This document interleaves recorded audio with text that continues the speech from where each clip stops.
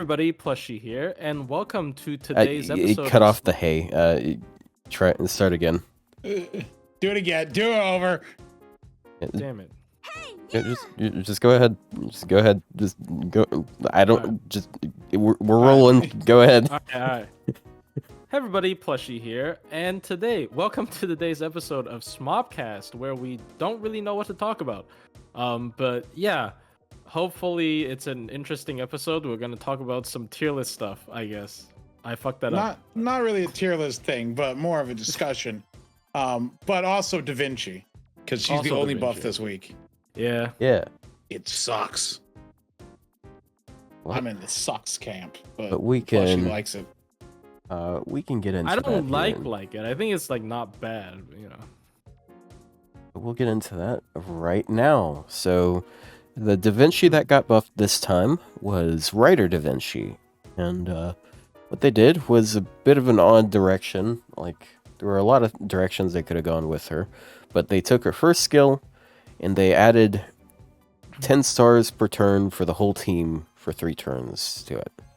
They didn't change any of the other effects. It would be pretty cool if they like made them like any of these targetable or team-wide. Like the team-wide HP would be a pretty interesting idea. I think that would fit pretty well. But yeah, it's just 30 stars per turn. Yeah. Which, like, I guess is like an arts character. That's fine, but like, she's already a writer. She's already gathering stars. Like, she's, I don't know. It just doesn't seem like it. It doesn't help her damage really. Yeah, if it was an MP upgrade, it obviously would have been best case scenario in my opinion. But like, yeah, I don't know. I kind of like this because I didn't really think she was particularly bad as was. I think this sort of pushes her a little bit more into the semi-support, semi-DPS role because she does have like a lot of team charge. Between like her third skill is being translated into English. Her third skill is like the 10% battery and then NP damage for 3 turns and overcharge. And then she NPs really often, really easily, which is another 20%. So like she's like it wasn't really a big step in any particular direction, but it is pretty neat that like now we've got a really easy 3 turns of 30 stars. Like it's similar to what Himiko has, except it's on a card type that doesn't have it generally. I would have preferred them do make her NP then closer to what Summer Jean's is, where she gets the star generation after like just Good interlude her point. NP and add the star regen as an effect on the NP. You still get it at the end of the turn, and it's an NP buff. So, I think that would have been. It's a bit more risky though, because as soon as you buff a servant's NP, like you have to start addressing the other characters that they're competing with. No, you don't. Yes, I mean like they can also just not, but it looks pretty shit for the other characters. Because like if they buff, have they addressed the other single target lancers? No. the other, hold on, they're like, I think they're working. I don't know. I mean, Melt also makes a lot of characters just look like fucking idiots, with her buff. Melt was really strong, and but sort of what I mean by like having to adjust other characters, like if you gave her an NP buff, like it would be such a value shift that you would have to then go over to Odysseus and then buff him. Then you'd probably have to go to Bakken and then maybe readdress her as well. I mean, hasn't this been their philosophy? They just don't address it. like Quetzalcoatl. Like, look, I don't think they address this. Like no offense, but like, dude. Well, yeah, but that's the thing. Like, if they're not gonna buff the other characters, I don't know if I really want them to buff this character. You get me? Why? Well, Writer Da Vinci is already. She's widely known as a potato. She's not really that bad. She is the writer Summer Jean. I mean, okay. She's- Here's actually my she's- take. After trying her out, I don't think her damage is worse than Odysseus. I think Odysseus is also pretty bad in terms of his damage. Like it's just like AOE arts writers are not the hardest hitting bunch. Like genuinely. Like if we look at damage, does Rider Da Vinci actually does that much less damage than Odysseus? They do basically even.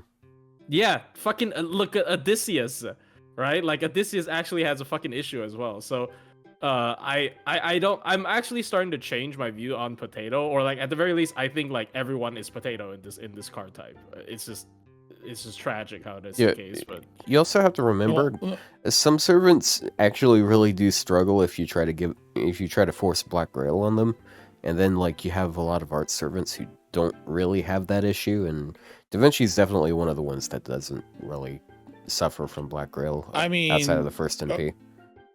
I know it's not the absolute, but on like Rat's spreadsheet, Odysseus is above. Odysseus matches Taigong and Takeda Shingen, a little bit below Europa. Like I don't know. sure. The only person like Da Vinci is the weakest SSR rider. That's what I mean. Like by she's like It's 2K below Bakken, 3K below Odysseus. The highest MP damage one being of course Iskander doing 20K, 22K more. Yeah. I mean, I guess. Well, I mean that's a Skandar's thing though. Like he's. I just think they could have buffed her MP. Buffing her MP wouldn't have made her the top, but it would have made her. It would though, in my opinion. Buffing her MP would make her the best AOE arts writer by a mile. Oh, the best More AOE than- arts writer, yes, but there's Well, you there's also only have three. to consider There's Habitat. Bakken, Odysseus, and Yeah, but then I mean- like if we bring in 4 stars, we also have Habitat she has to contend with. So Okay, here's the thing. I'm not against buffing her MP, but all I'm saying is if they buff her MP, I will agree with Otto on that. Like I think Odysseus and Bakken is gonna look like dog shit in front of her with a buffed MP. Like I'm sorry. Odysseus I would removes never use. defensive buffs. So like okay, yeah, sure, like good niche, right? I do more damage, And he has the taunt. I that do goes more onto the damage and an MP supports. like more. Okay, I think the taunt's also kind of useless. Like I don't think it is. I don't know why. My opinion of Odysseus has dropped tremendously throughout the past year. I don't know what he does. have Like you, he's have you used him? Yes, like outside of videos, like not on video, obviously, because I'm not doing min turns with him. But like I don't know what he does. Like yeah, he's tanky, but like what else? I don't know.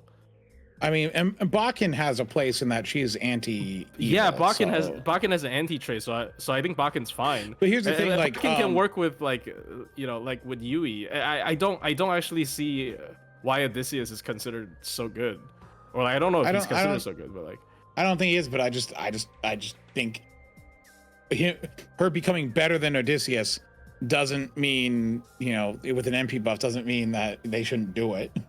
yeah, that's fair. Yeah, I don't know. That's my opinion on that. I mean, yeah, that's completely fair. I just feel like Odysseus is like, how do I put this? Man, how do I put this? I just feel like maybe AOE writers just suck. Question mark like. They do. Riders in general, I think, is my least favorite class. I mean, we have strong single targets like Ozzy. So it's funny that you say that because just the other day I basically maxed out Rider class score. There's like a couple command spell ones that I haven't maxed out, but aside from that, it's basically completely maxed out. But yeah, Riders are pretty cool. I like Suzuka. I like Murasaki. Yeah. Yeah. I mean, Rider Suzuka's fine. She has anti-trait. Indeed. I don't know. I just feel like Odysseus also isn't doing that great compared to like Da Vinci Rider. He's not that much better than Da Vinci Rider, honestly. It is how I feel like right now. So I don't necessarily think it's Da Vinci's like the worst. You know what I mean? But yeah, I do agree this buff is a bit like mid. So it just doesn't. It doesn't. The thing is, it's a buff that doesn't help her farming in any way whatsoever. And so, therefore, which is her primary use case, is farming. Because she doesn't have a trait, so she's not outputting enough damage to be used in challenge quests, really. I mean, you're not using her to min turn, but like you're using her as like a sort of an engine character. You know, she charges the entire party. She gives the entire party stars. Yeah, if you're using her with like say Proto Merlin Castoria in a stall team, she's gonna. Why even Proto Merlin? Well. I think Tom was just better because her skills are so. I don't know. Like depends, right? But like, I don't know. I think she. I don't know. Yeah, maybe. Yeah. I just don't think she's that bad, but like because I was also in that camp that keeps saying she's potato, but I'm like, these other characters are also pretty potato, man. I don't. Oh yeah, you know? Riders. The problem with Riders is that I would. There's so many alter egos. I would just take over Riders any day. I don't know. I just don't like. I just think the Rider class. I think the Rider class is. I mean, in fact, but that's a problem. Like with the whole thing is, and because there's like you never have that feeling with pretenders in the night classes because there really hasn't been like a standout pretender that's like crazy. Whereas when you look at alter egos, there are some where like outside of a few standout casters, for instance, or a few standout assassins, alter egos are sometimes just the better choice. But pretender doesn't have that, so you never feel that.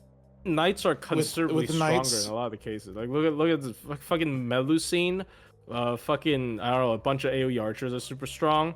Like Ibuki Saber, like I don't know, like yeah, I don't. I don't know what kind of. This is getting too deep. This is like I guess it's crossing over to the later content territory, but But no, I do think it is interesting that like as far as like the classes go, there is no standout pretender yet. We haven't had that one pretender DPS that like feels good to use kind of like everywhere that you can. I mean, I just think there's more strong night classes. Maybe I'm wrong, but yeah. Well, but like, what pretender do you want to use for AOE? Farm. Nothing. Farming? Yeah.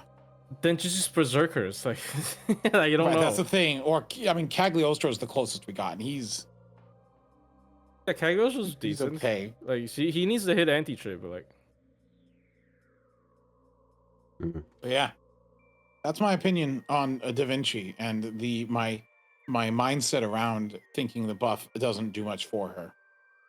The buff is kind of mid, but like, I guess I'm more so defending the character, not the buff. Oh no, I mean I want the character to improve. See, because I don't dislike the character. That's why I'd like them to improve. Oh, but I'm just saying I don't think she's that bad. Also because she's not my favorite, so I don't give a shit. If I actually liked the character, I would have said she's horrible. She's the worst character ever in the game. But Yeah, if you get a bad buff and it's that is funny. If you get a bad buff and it's your favorite character, Dioscuri. I like Dioscuri a lot, and they got the terrible buff. People keep saying it's a decent buff, but I disagree. I disagree. I mean that's the problem. It's like it's like because I TA, so like DVR's buff does nothing, right? Like it genuinely does nothing for me. Like if I main her in a min turn, I would have been livid. But like I feel like most people don't use her that way, right? Like most people use her in a slower team. And yes, the buff doesn't do much for her still, but like I mean, Habitat. People say Habitat, but Habitat does do less damage than Da Vinci Rider. The difference is Habitat is a free MP5. Habitat is the easiest effective rider to 120 as well. I don't think they're very comparable though. I mean, like they're not for farming. Yeah, Habitat doesn't even. Sometimes she doesn't even. I don't know. Like. She's more a slot in. Like, yeah, you can single core loop with her, but like most people just use her like a Narash. Like I don't think they're necessarily used the same way. Oh, but that's the thing is you can single core loop with her. I mean, I do on NA. I mean, that's why I'm like that's why I said like she's an easy MP5. She's easier to 120 in the sense that it's free. Yeah. In which case you get a big value. Yeah. Is Santa Nemo AOE? Yeah. I completely forgot. I've never used him. He's actually pretty good. I think he's actually pretty. Like, yeah, he has like 1-turn buff sucks, but like his internals are actually pretty good. Oh gosh, those 1-turn buffs. Yeah, I mean, his arts buff is 3 turns. Yeah, and he's actually pretty good, but and he's got slow charge. But yeah, her role in the team doesn't change. But like it doesn't. Anyways, whatever. Whatever. It's a mid buff. Anyways, compared to Bavanshi, it fucking sucks. Like, who gives a shit? Alright, so there you go. Yeah. The better melts this year were Balbon and Melt. They've been, the thing is, haven't they buffed a lot of quick servants this year? Yeah, and Skahawk and Satanta, which is kind of lame, but you know, everything. Satanta's buff was literally just there because they were buffing Skaha, and they're like, haha, what if we gave them both the same kind of effect on a buff? Satanta's buff is just there as a joke, I swear. Doesn't do anything for him. I don't think it's as bad as you think. Okay, it's like I just don't think it does like much if he for does a him. brave chain, it's 40% charge. Like Does it's it count not as MP? Yeah. Yeah, I remember it's testing and like it's effectively his brave chain already with crits mostly refunded, and yeah, now it completely refunds. well, no, most of the time did refund. And now you just replace Scotty with a Kazuradrop, and it's definitely refunding. It's like I believe that's a very specific scenario that you were testing it in, but I mean, he's a single target DPS. What other scenario is there? well, I mean, like if you're getting like a certain amount of overkill, if you're dumping in a lot of specific types of card buffs, that's going to vary how much NP gain you're going to get. He's not going to always just. But, like, it's not like he'll didn't- always get NP art, and then all of the time that's going to be enough. What I'm saying is unlike Skaha, where it changed how she plays that buff. This buff didn't change how you play him. It's an improvement to his NP gain, yes, but it doesn't change how you're using him. Well, I mean, hers is just a lot more. It's 20% per hit, and it's 20% it's up to hit, 60%. The Like, power mod lasts 3 turns. Yeah, there's So, yes, and there's that's but that's what I mean. Like they made it so it was like, oh, Skaha gets this buff, and as like they're having a giggle there, and they do Satanta with a similar but weaker buff. They should have given him the same 20% per hit. Now then you'd be in business there. Maybe. I don't use him enough. Anything there. Yeah. Yeah, I don't care about single target quicks today. I want to talk about AoE quicks today. All right. okay. Well, and then that's where this comes in. Ta-da! It's a tier list. We're putting Yay! them on a point scale. Start with 4 points to 0 points, just because I don't like A through F. Why? Because I feel like it undermines What are the individual value of points? some of them. It's just what tier they're in. Isn't that the same? Okay, whatever. You're It's just fine. being, Whatever. Same, you're but it just feels being less a bad. contrarian But now, if you say someone's C tier, that feels worse than saying, oh, they're sitting at 2 points instead of 4. Really? 2 points sound like shit, dude. If the max point is 5, that's like lower than half. No, the max point is 4. Okay, that's a half. Look, yeah, but it feel, you know what? It doesn't matter. Who cares? All right, let's go. Who cares? You're. I think you might want to zoom out on me or extend the top a little bit more. Yeah, don't worry. I got it fixed already. All right. Well, the Yeah. first one we're gonna go into is Achilles. Yep, these are randomly sorted. Yeah, So, they're just to make it life by harder for randomly. It's he means he slightly shuffled it after he combed through and guessed which ones were AOE SSRs. Yeah. But yeah, first up is Achilles. Obviously AOE quick writer. I do think it's a pretty good idea to divvy these up by card type, because oftentimes, as we saw with the Mist tier lists, there were a lot of times where art servants ended up just getting ranked higher because Their arts. And because they're arts, yeah. which I disagree with, because that's only look at a farming perspective. As Plushie pointed out today, Achilles did manage to min turn Wood Woes, the super recollection, Didn't you say which that does means mean. nothing? No. Well, no. you just said it means nothing. All right, But I want to point out that means that he does have like strong cards and works well with his supports. Yeah. You know, for an AOE. Yeah, and the Like, reason that allows him to do stuff. And a big reason why is because his NP, his overcharge, increases crit damage, which is a pretty nice thing. Good NP upgrade overcharge.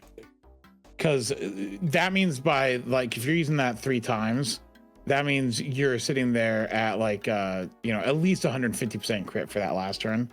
And also his confusion skill seal I like. I think that's a good one. Yeah. Yeah, especially for I'm in the camp of liking skill seal. Yeah, me too. I think I mentioned that in my Bavanchi video where I feel like it is generally a positive. Like, yes, you can say because you like TAs. It's generally a positive for TAs. Yeah. That's but still, I feel like like characters have more and more devastating skills as time goes on. Like, for example, let's take a recent one. For example, Barghest skill 2. I would rather get hit like 3 more times before she casts that fucking skill 2. That is horrible. Yeah, because her skill 2 will remove any defenses you put up. Yeah. Or it removes your attack buffs if your defensives are layered. Yeah, like, obviously that's a particularly bad one, but like there are a lot of bad skills. Like MP charging skills, for example, that can immediately, like you just can't predict it. There are skills that buff remove. There are skills that give them Invo Pierce for 3 turns that you have to like go out of your way to remove if they actually cast it. I do feel like there are a lot more like nowadays there are a lot more bad, like really devastating skills that can fuck up your entire team compared to like inconsequential skills where you feel like you would rather not take a hit and instead let them just use the skill. So I feel like as the time goes on, I do prefer Skill Seal. It could be that my perspective is skewed, but I think Skill Seal is generally still better, like in my opinion. I also think he does have one of the effective uses of a self-taunt because he has an invincibility. Or at least it's a 2-hit invincibility. So it's not a pure thing, but he also increases his defense and stuff like that. And it increases his MP generation rate, so as he's getting hit, it refunds the MP more. That's I'm really actually surprised. Is his like attack stat very high or something? I'm still surprised because yes, it's 11,883. Like I don't get it because like yes, we did look at what makes his damage so good, but I still don't think like it's that good. And it's not just crashing. Sorry. I made the mistake of trying to run FGO at the same time. It's not just Wood Woes, by the way. Like, is the stream running still? Yes, Yeah. but our PNGs are. Oh. Yeah. Hold on. But yeah, it's not just Wood Woes. Like I was also surprised when he did full gauge Kama and he broke like a bar with like 1 fucking quick card. Like his damage is better than I would have expected even after reading his kit. So just a moment. Oh, there we go. To when the source isn't active to turn it off. You figured it out. Okay. Yeah. Yeah, You did I just it. waited You and did then it. did it. Let's not cue the Dora the Explorer song. We did it. Dora. Yeah. Apparently I had to wait for your stream to the window I had your stream open and to crash. Hold Now on. I'm curious. When was Achilles' comma 4 turn? Is that recent? No, it was not recent. It was before class score, I think. It was before I'm class. not sure. I definitely think that it might be due to the crit ramp up because with quick, if he's ramping up his critical damage, I you're could be putting wrong. Scotty into the mix here. I remember seeing it so early though, like so early on. It might have had a class score because quick, I think, quick does benefit the most card wise from class score because remember. Yeah, because they try to Quick balance also- out they get more. Yeah, credits. it gets 60% critical damage up So whereas Arts gets 40 and Buster only gets 20. Yeah. So it's actually 70% once you have full class score. So like imagine, him sitting there, Achilles sitting there on turn 3, he's got 150 from his NP. He's got another 100 from Scotty. He's got 70 from his from class score. He's sitting at 320% crit damage. Like it's gonna hurt, right? But like, it's gonna hurt. What's his quick up again? Is it 1 turn 50%? It's one turn. It's 1 turn. It's 20%. 20 to 60. Oh. But it's only 1 turn. Yeah, it's sort of like, I guess it's sort of like Kentucky's. It has above normal scaling because usually you're gonna see like 20 to 40 these days, but it's 20 to 60. Yeah, he's just kind of an abnormal servant. His card gains are really good. I think he's good. I don't know if I would say he's like the top. No, he's not the top tier. I think upgraded. I think this really shows like MP upgrade power as well, because and it feels right here. It feels weird because like we're not talking about like A or B or stuff. Right. So we can put him at a 3. Let's put him at a 3. Yeah, he's a level 3. We're thinking differently this time. We're thinking differently. Think smarter. Are there any servants here that are a 0? No, I think SSRs are not generally that bad. So probably no, not. I'm joking. For farming, yes, but not actually for farming.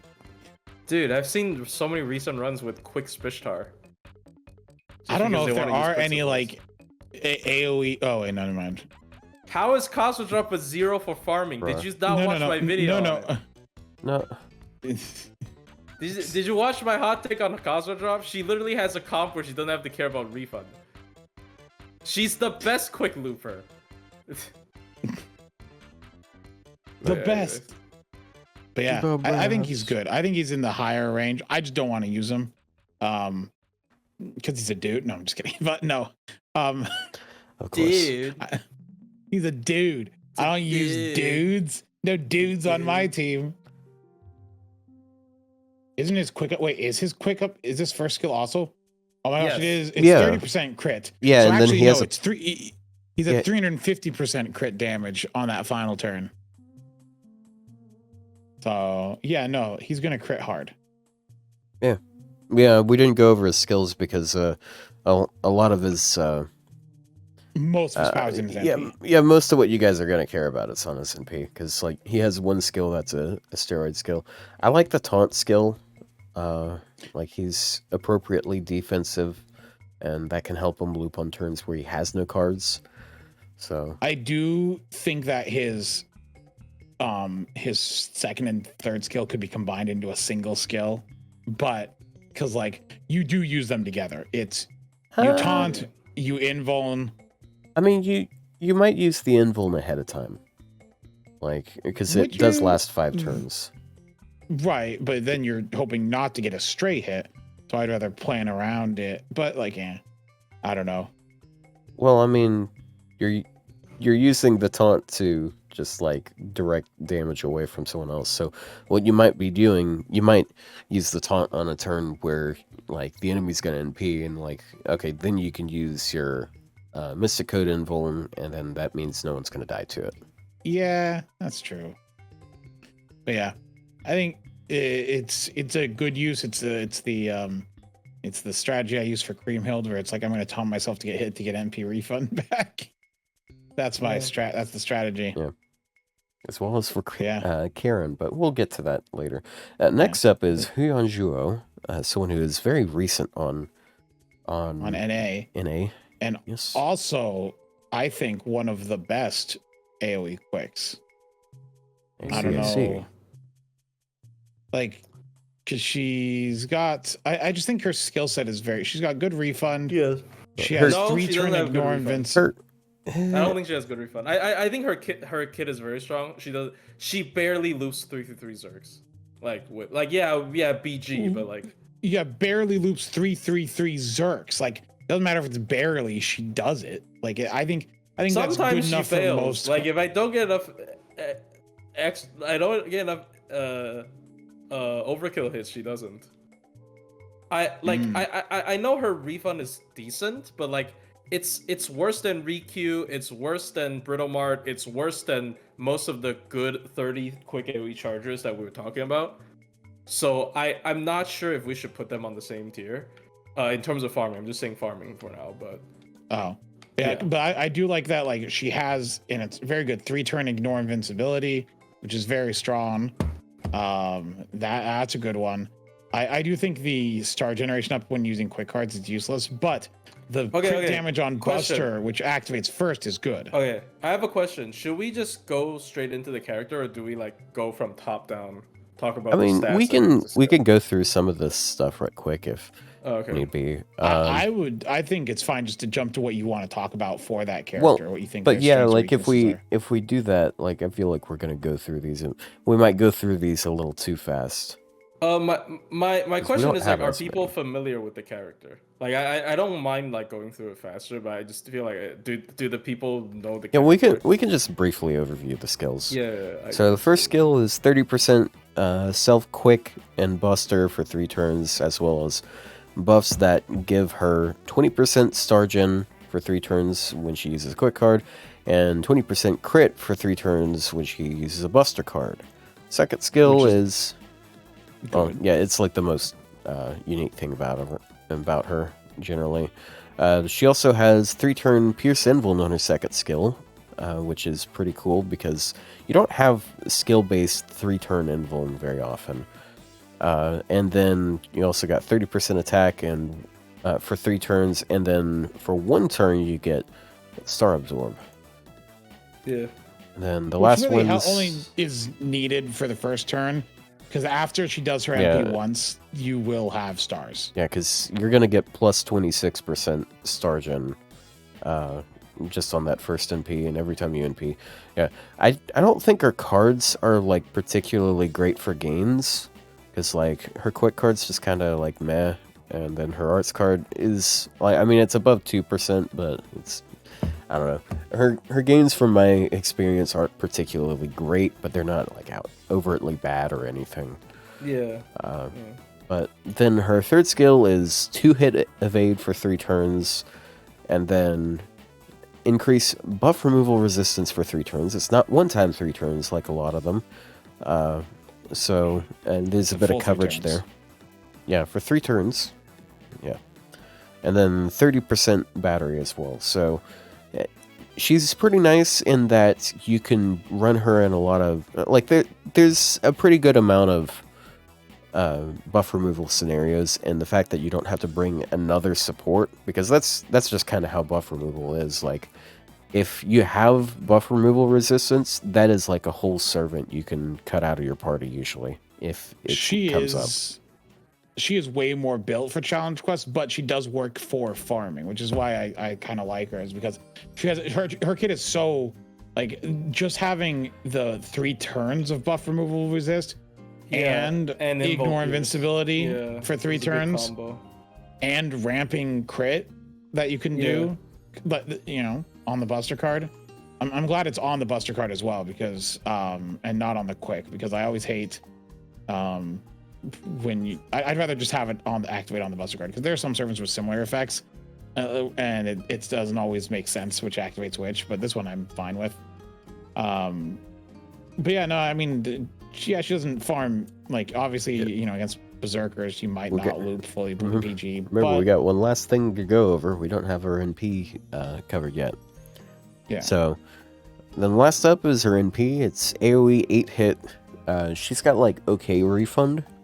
It's not bad refund, and the fact that she doesn't rely on any NP gain buffs does give her some potential for, like, if you want to, like, switch it up to, like, have a Castoria in there, it's going to make it more...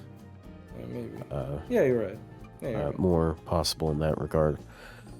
Because when you already have, like, a mixture of NP gain and quick to make them work, then that means introducing NP gain to them is not going to be as impactful, but yeah, since she's completely quick dependent, yeah.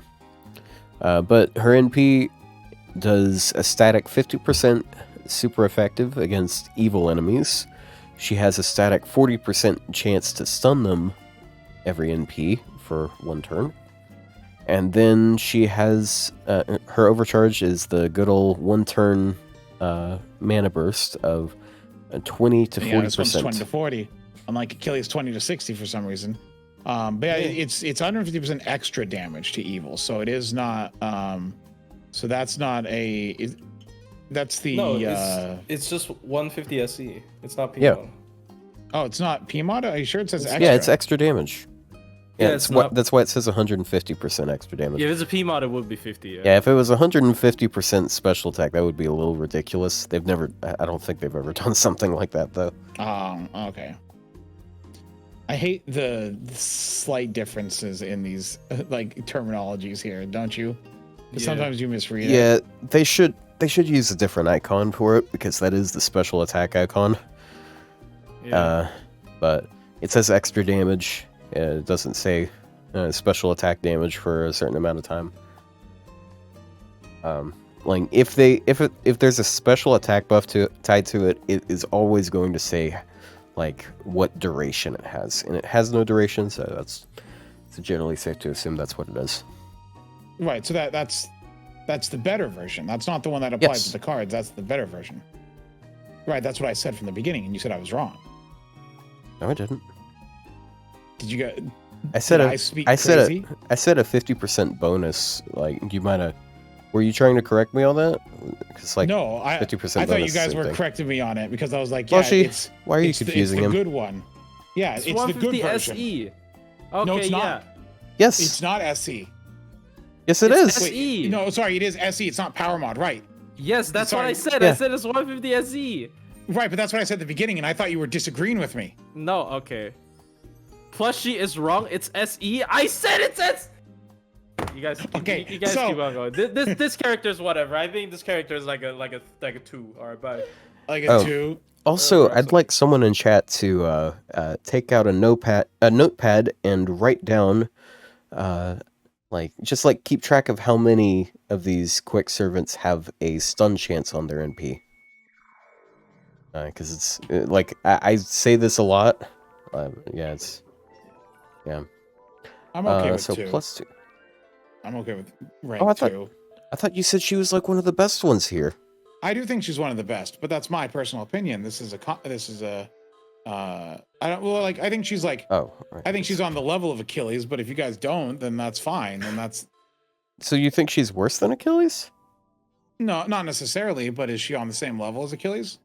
Probably. In your opinion? I lied. I think she's probably 3. I mean, we can tweak this later, but I do think maybe. Because I do like that she has more defensive utility with the buffer where did resistance. Ryou put her? I was never saying at 2 right now. Because you were saying +2. I think it's debatable. Was I saying +2? Because her skill set is really good, like better than Achilles for sure. But she doesn't have an upgraded MP. She doesn't have enough. That's what makes Achilles so good is the upgraded MP. Yeah, I think yeah. But yeah, also Achilles is completely depending on one buff type as far as NP damage goes. She diversifies a little bit more, and also something we forgot to mention. She's also chaotic evil. Oh, she works with Douman. Yeah, there we go. She fits really well with Douman. We love Douman synergy here. Yeah. Yeah. That's her. That's her. I think she's really good. I think she was a servant I considered grailing for a while. Oh. But then I was like, grailed her instead. I didn't even he grailed her to 120, but left her skills at 121 for 6 months, which was crazy. He only leveled her skills so he could make his video serving guide. Which is crazy. It is fucked up. Oh man! So he had her 2K forward as well. He dumped in a ton of resources into this character. Yeah. Dude, I see her on his fucking friends list for so long. And it's just 1-2-1. You got Cheetos She's there? running in our chat. No. Right now. I'm Chinese, so it's egg rolls. Is it really egg rolls? Yeah. Oh my gosh. All right. Next is a really good one, in my opinion. I mean, it is a really good one. Yep, and it's Okita Alter Saber. The best.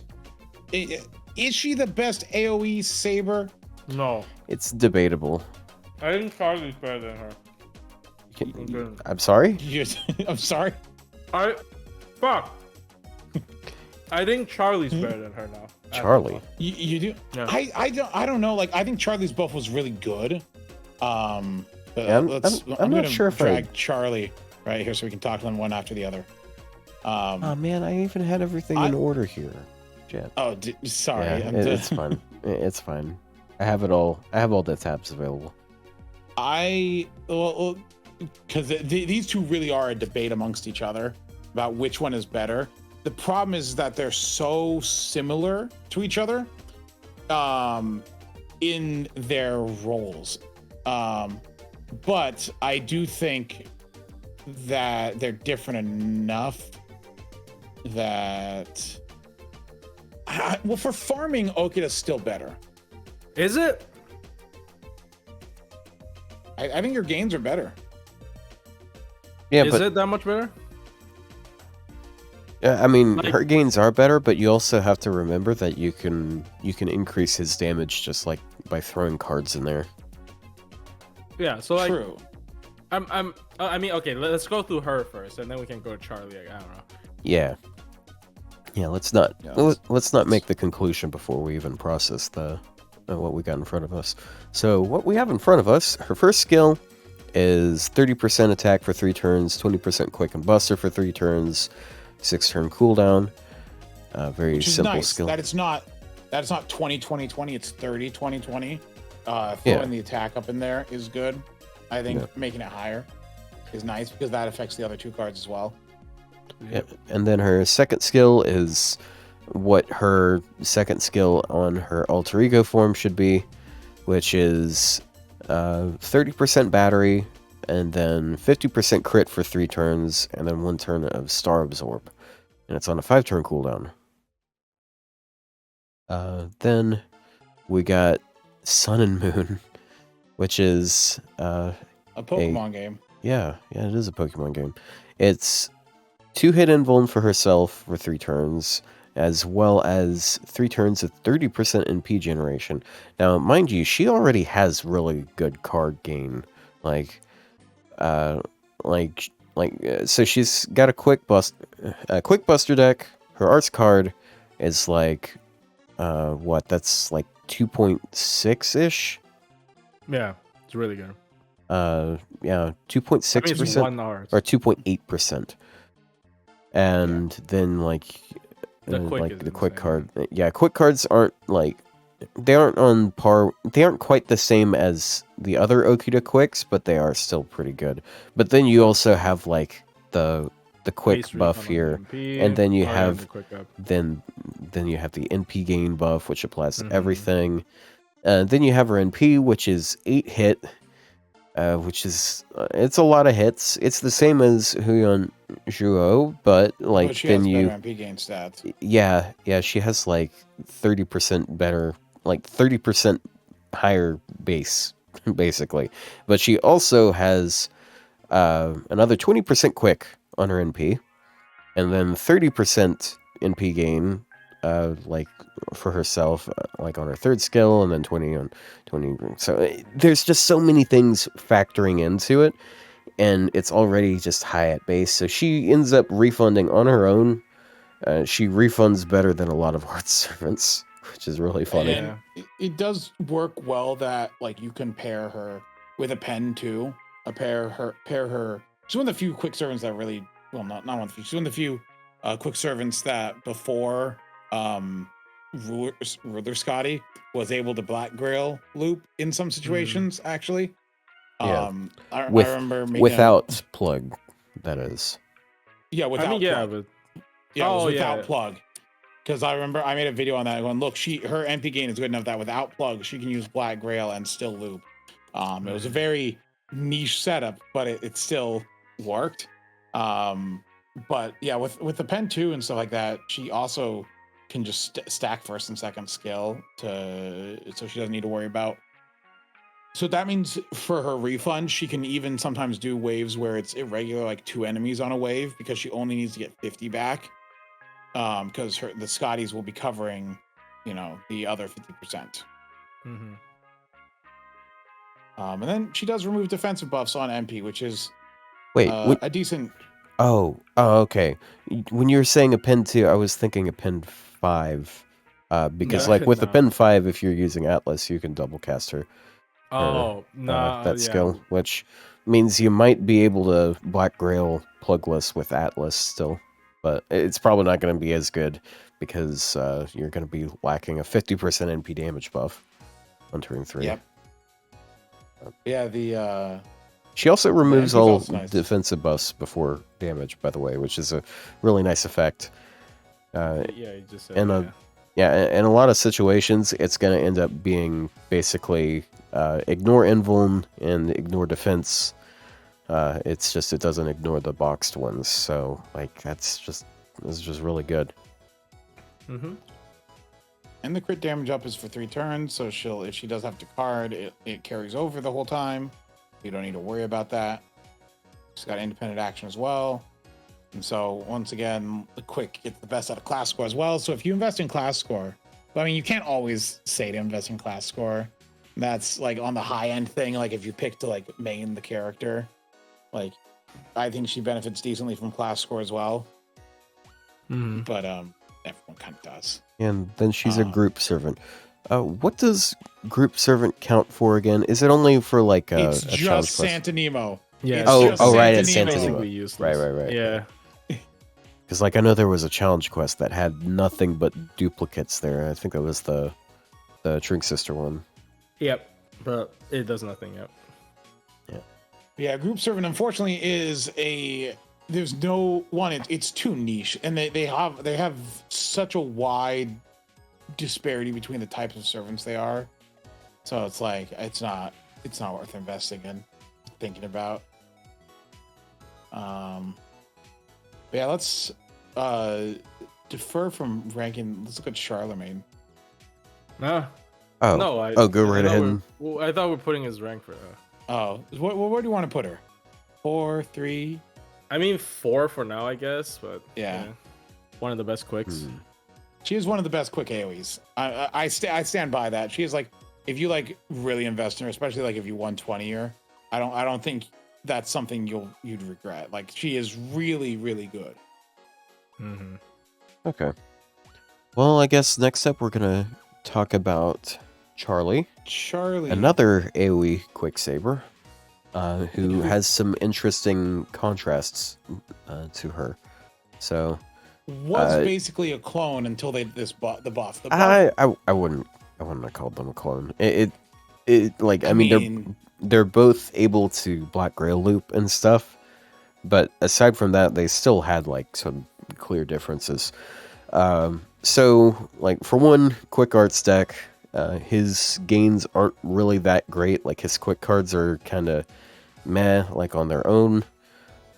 They turn out not to be too bad because he has other things modifying them, but then you go over and before his buff, he had like a targetable 2-hit invuln, and if he targeted it to himself, he would NP seal himself, but if he targeted someone else, he would get NP generation of 20% for 5 turns. Sorry, not 3 turns.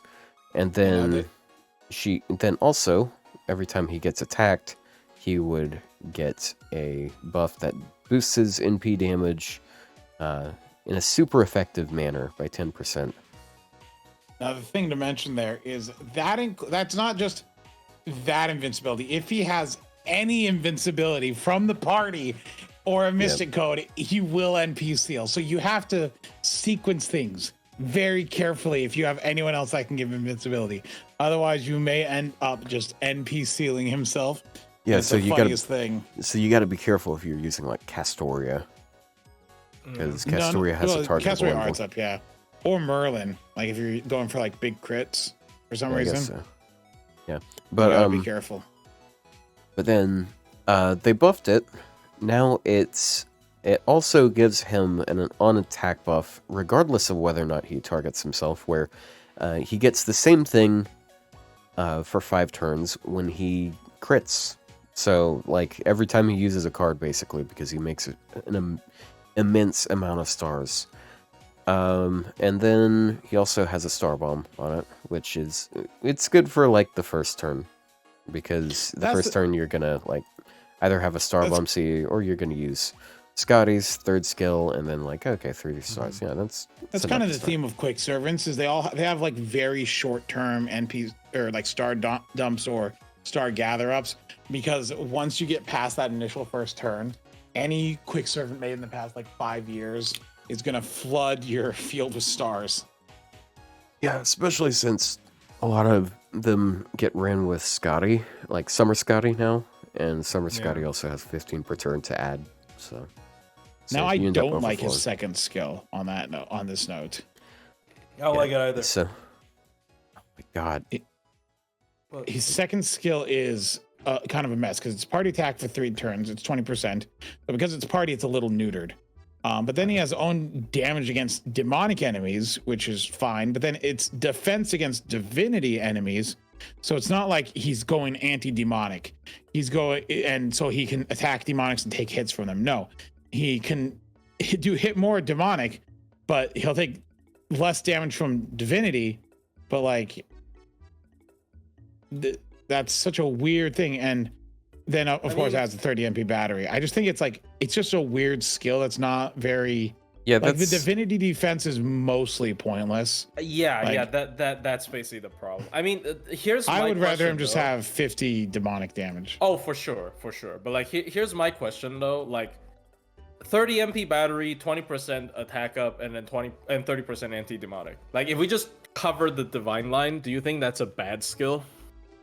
It's not bad. It's it could have been better. Okay. Like, yeah, like I do think, like, I also don't like the skill, don't get me wrong, because like it's really weird to have 2, like, one fucking offensive one fucking defensive one, but at the same time people are easily blindsided by, like, you know, it could have been better kind of syndrome, right? Like, I feel like people wouldn't actually hate the skill as much if you just remove the line of the divinity defense up, even though it would objectively be a worse skill. Yeah, that does happen with a lot of, that happens with some servants where they see the extra thing and they're like, okay, well, if I want to get maximum value, I need to have this, and it's hard to get maximum value, so I don't like this. Well, if it was just that syndrome. If it was just that, it'd be fine. But then it compounds again on the 3rd skill, which has a separate trait, which is then anti-evil crit. It's not that any of them are bad. It's just that he's going in 3 separate directions here, and it just feels like it's not cohesive because of it. Because I'm like, okay, so I take less damage from divine. I have a power mod against demonic, and then if they're evil, I can hit them. How many divine evil enemies are there actually? Divine there might be a evil. couple. Say something though. Divine demonic is a very common combo. Takeru and Taikobo both have divine. I wouldn't say divine, demonic evil. Yeah, demonic evil. No, Yeah. I mean, it's a common combo put together in skills. Oh, okay. Okay, because like as far as occurrence, like on enemies, it's not as common for them to be merged. Like obviously they have bigger numbers, right? Takeru and Taikobo both have 50% on each, and it's both offensive. That's obviously a lot better than whatever both the fuck offensive. this is. It's the mixing the defensive and that makes it feel weird, I guess. Yeah, and the evil crit, honestly, like I feel like there's a lot, because like last year I was really shitting on Charlie, but like. This is a lot of crit. Like, if you're against evil, this is what, 70%, 80% crit for 3 turns. It's not that rare to fight against evil. An 80% crit on one skill. Oh yeah, no, it's a good skill. It just that it feels weird how he's being pulled in 3 different ways. Yeah, it feels weird. But like I also fall into that trap a lot. So like I do feel like sometimes I have to ask myself, like, yeah, it does feel weird, but does it make it bad? Not necessarily, right? No, like, yeah, the skill could have had more things on it, I guess, but like it's quite a bit. Like obviously, I think it would have been better if they flipped the numbers for the generic crit and the evil crit. Then it would have been probably better because like, oh, then I don't have to necessarily care about the extra 30. I could just get 50 anyways. But yeah, I don't know. I think his skill set is very awkward, but it's not as bad as I thought it was. But I don't know. But yeah, that's just how I feel. If anything, I'd hate his deck more. Like, oh yeah, only having one Buster card. Having one Buster card and like, because this problem is always twofold. Because if you only have one Buster card, if you have 2 arts too quick, they also nerf your base gain, right? Like the problem is always twofold. The reason his base gain is not as good is because he has fucking also maybe he has like 200 hit on his MP, but like another reason is, in my opinion at least, is because he has two arts too quick deck, right? So, yeah. Anyways. Yep. And then yeah, there is his MP because we haven't swung down to that also, yet. Also, I'd like to point out that if you cut out the evil on this skill, the anti-evil crit, like this is not that bad of a skill because like you guys weren't complaining about Achilles' first skill. It's literally Achilles' first skill. It's 30 quick, 30 crit. It's just it has an added bonus on there sometimes, and then it's just a bonus. But yeah, and then his NP. Well, that's because Achilles' crit comes from his NP mostly, not from the skill. And whereas this is Charlie's main source. Yeah, of but crit it's still damage. a pretty like widespread skill. But his NP, Charlie's NP is probably the most unique thing about him because he does the normal damage plus 10% for every one of those stacks that he put on himself, be it from being attacked or be it from critting, and it basically is always applying. And then he reduces the enemy's quick resistance for 3 turns of 20% after damage, and it's also a 12-hit AOE NP. It's the highest hit count on an AOE NP. Like, it's tied with Passion Lip, who is a Buster Servant. And she's not refunding anything. Yep. So, even though his base gain isn't really that good, he refunds really good because it's just the sheer hit count. It's a bit hard to utilize the King's stack thing in farming because depending on the wave, you do run the risk of accidentally, say, killing an enemy. Oh my god. And then your refund is ruined. Nah, bro, this guy is right. What? Divine Demonic Evil. Koyan Sky of Dark. Yeah, also Oh shooting. no. Oh, shooting. Yeah, because shooting has every fucking trait for some reason. Charlemagne walks into a dark room and it's just shooting in Koyan Dark. And he's like, it's my time. And he does a beat down. Wait, Ushi Gozen as well? Hold on, these sound like characters. That is a very scary room. That is a very scary room. This sounds like characters you two like. Thank heavens none of my characters are on here. Yeah, thank heavens, oh man. They Wait, are we only talking about quick today? Yeah, for the most part. No! Where's my Buster section where I can bitch about Koyan Dark for 20 hours? Okay, let's well, we can do that on a different one. Like you you complained enough about her before stream, alright? Okay, I'm joking. We'll be fine. Okay? Yeah, Charlemagne's NP good. But yeah, in farming, his NP gain is slightly worse than Okita's, but his damage is higher. Is how it works out in the end. So it really depends on what you're going for there. Okay. Yeah, the room would probably be less scary for me if I had a like special defense against divine enemies. So my argument for Charlemagne is just the MP damage. Like I think the only nitpick I can have for Okita Alter is the lack of an anti-trait or an upgrade MP. So the MP damage is good, but it's not like it's very hard to push beyond a point. So I do very much like the Heroic King. Like, I know it's not the easiest to stack up, but it's also not the hardest to stack up. Like, you just use a card. It's kind of like the Archer Bavanchi, but like you don't have to worry about debuff resist because like because you know she can only use it from command code, so you only get 1 stack per card. But like it's not like too slow in terms of a ramp up. So I don't know. I quite like the ability to push damage. But yeah, I really dislike his deck. I dislike his base gain, which is a consequence of his deck. So it's a close one. But I was looking just at Rat Sheet, and for example, like Okita does like 5k base more than Charlemagne. Charlemagne does do more once he has 3 stacks. Of his buff. But I do feel like that's a consequence, because like when you start to ramp up your buffs on a character, SEs scale very good, and this is SE. Yeah.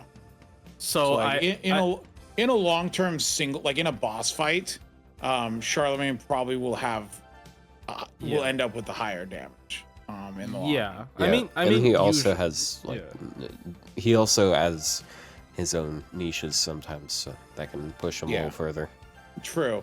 Yeah. So I don't think I still think Okita Alter is overall the better character, but I still think Charlemagne is like a top tier Saber.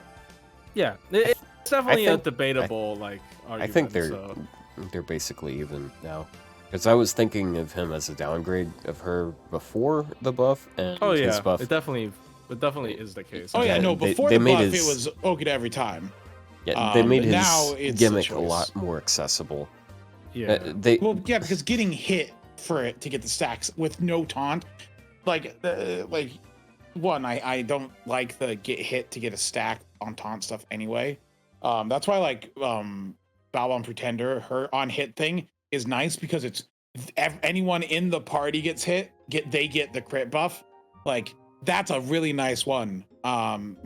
Versus and that's part of why you hate Super Bunions. Who else? Oh, Summer Talalak, where she has to get hit to get the MP damage stack. That kind of sucks. She has a taunt. I know, but she still has to get hit. She has a taunt. Anyway, the point is I hate Summer Talalak. Anyway, let's talk about Bradamante 2, Electric Boogaloo. Damn. Okay. Well, Also, there's Britomart. In NA. Yep, Yeah, very relevant. recent one. Relevant Very relevant. This is relevant. She sucks. I mean, she doesn't suck, but she's definitely on the more irrelevant part. I mean, okay, let's just go into it. But a lot of quick AoEs are, because I don't know. Anyways.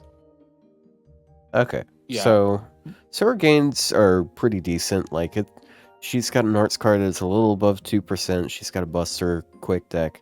And her quick cards are just under 3%, and 3% is pretty solid.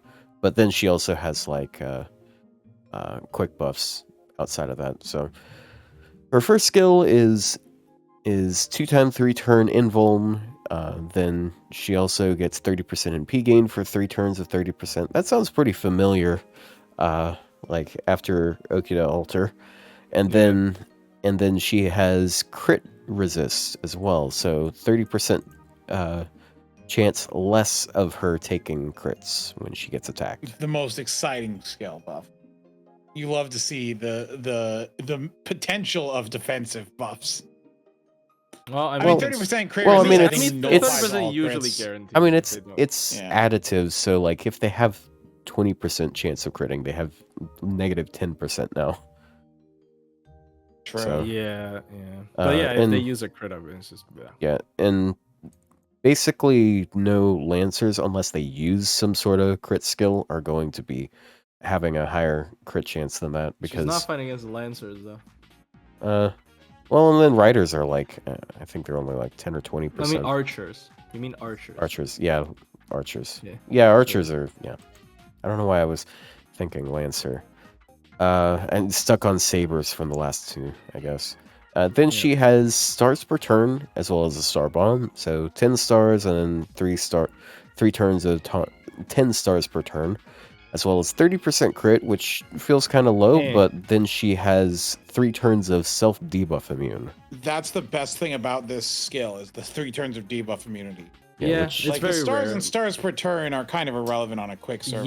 Yeah, especially after Summer and the crit Scotty, damage it's is just- bleh. 30%. It's like, yeah, but It's like kinda the debuff immunity for 3 turns is a little Very bit good more niche. rare. Yeah, it's it's a a good very rare niche. niche. Yeah. And then the third skill, It's pretty simple skill. It's 30% quick, 30% buster, and 30% battery. 3 Kind of turns and then 6 turn cooldown. yeah. And someone mentioned, you know, how would we say that she's, you know, mid, but Huyan is good. The skill set's The skill set's better. Because if we look at her MP, Britomart's MP does have Ignore Invincible, yes. But Huyan has it on a skill, which means she doesn't have to use her MP first. She can use cards, and there are situations where sometimes you just need to smack down with cards first before you're using your MP. But yeah, if we look at her MP, it's Ignore Invincibility for a turn, increase damage against riding enemies for 1 turn, which it does affect cards. And then she has super effective against rider, which basically makes her a berserker against riders, essentially. That's like Or an mathematically alter what it works ego. out to. Right, those are the Oh, same. because there's no 1.1. Is that why? Yeah, Oh, well, the thing is, alter egos take neutral damage, so does she. But berserkers both take Oh. neutral damage. Yeah, But- so she's closer to an alter ego against riders, though most riders do have riding, so there is an additional 50% power mod, but that doesn't make it 2.0. That makes it, it's 1.5 times 1.5. And- So it's going to be 2.25, which Yeah, which 2.25. is larger than 1.8, which is what assassins do. Is that what assassins do? Yes, but Because they have Huyan a has point. They have anti-ego. 0.9 Like, mod. my bigger issue with how Britomart works is that Of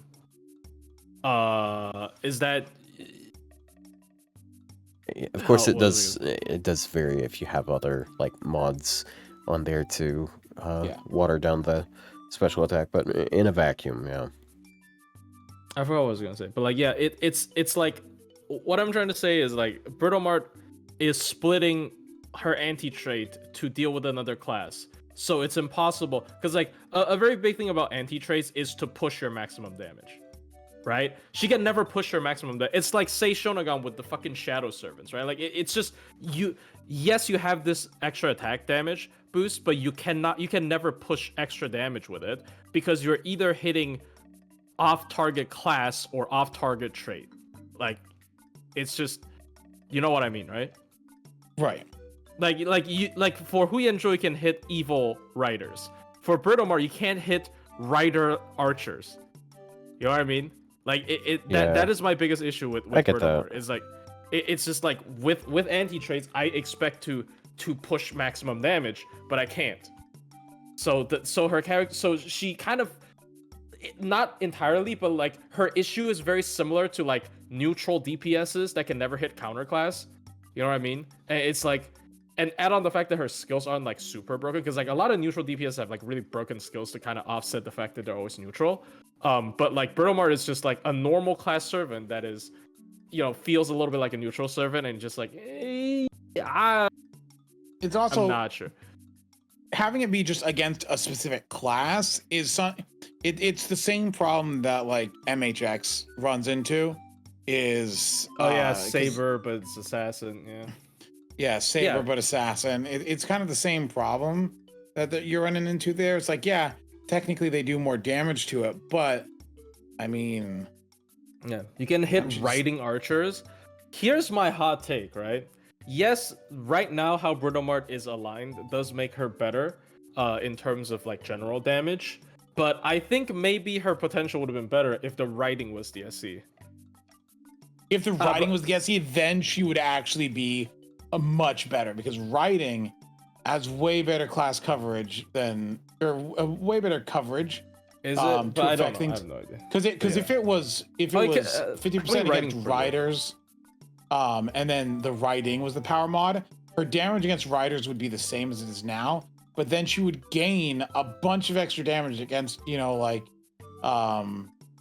actually a lot of them are sabers, but there's There's 40 archers, there's some sabers, lancers, but there's also like 40 riders with there's a couple berserkers, some like avengers. so there's only I'd say there's only like 43 of these servants that you just wouldn't use her against. Yeah, that is the other thing, is riding is a lot of sabers. Now, if it was the but there's if it was there's the- there's like well over 100 people here. There's like Yeah. 1, 2, 3, 4, 6, 7, 8, 9, 10, 11, 12, 13, 14. Yeah, I guess that is a good way to put it. It's just like she's very decentralized instead of in 115. terms of knowing what she wants to do. And it's just like, okay, sure, whatever. And like I would have like, it's like, oh yeah, you can hit riders. Well, I'm just gonna use a fucking alter ego or assassin or berserker. Yeah, I'm just gonna use an alter ego. That's Like- the thing. I'm just like- gonna take one of my Like- many alter egos. Yeah, so the like if she has really good like innate damage, then whatever, sure, good coverage is good coverage. But then she doesn't have good innate damage, right? So like her damage is just not good. So I think that this type of stuff only benefits hypers, right? Like if you have a 120 fully maxed out Britomart, then yeah, maybe then instead of just doing CQs against archers and berserkers, now I can do it against riders too. But like for a lot of the cases, it's also just gonna be whatever, right? Like, It's like, it's very here's- unfortunate.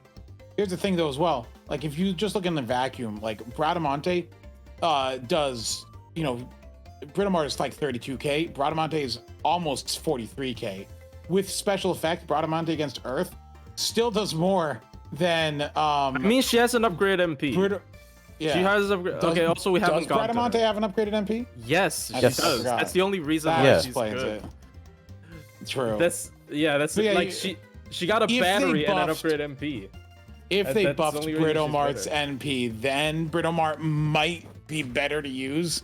But as it stands now, the general pool Bradamante, yeah. Anyway, Yeah. but yeah, where do you guys feel about Midomart? Fucking 1. 2. Yeah, I'm going with 1. I One's a I bit rough, really but, like the debuff immune. And Yeah. the pierce The symbol. debuff immune is her one like main thing. Like if you're against like a boss that's spamming, debuffs, then yeah, The- that's gonna Yeah, work. then you're not gonna It's have the any same issues with that. problem And it's with also like ABCD. it's also basically the only card type where you're going to be running into issues with debuffs as often, because if it's arts, you're probably not going to have issues if you're using Castoria, and then I mean there's What's her some weird picks like Nightingale for Buster, I guess. But I mean, okay. See, 1 looks very bad for it, but it's just because AOE quicks, like there aren't really super bad ones, in my opinion. Yeah, I Like think even the worst one is fine. she's on the lower end of them. I think She's definitely on the lower end, yeah. in fact, If you look at she everyone on the chart. might be the lowest. No, Yeah, debatable, but yeah, maybe. she might actually be the lowest. Yeah. All right. Well, let's I move on. I still to... don't Oh, I sorry. still don't see why her No, actually, no. I performance is think really that low. I think there's one that is. I still Okay, don't see her at Otto, one. where do you think you should? Where put do her? you think? Where 2. would you put her? 2? You think she goes in?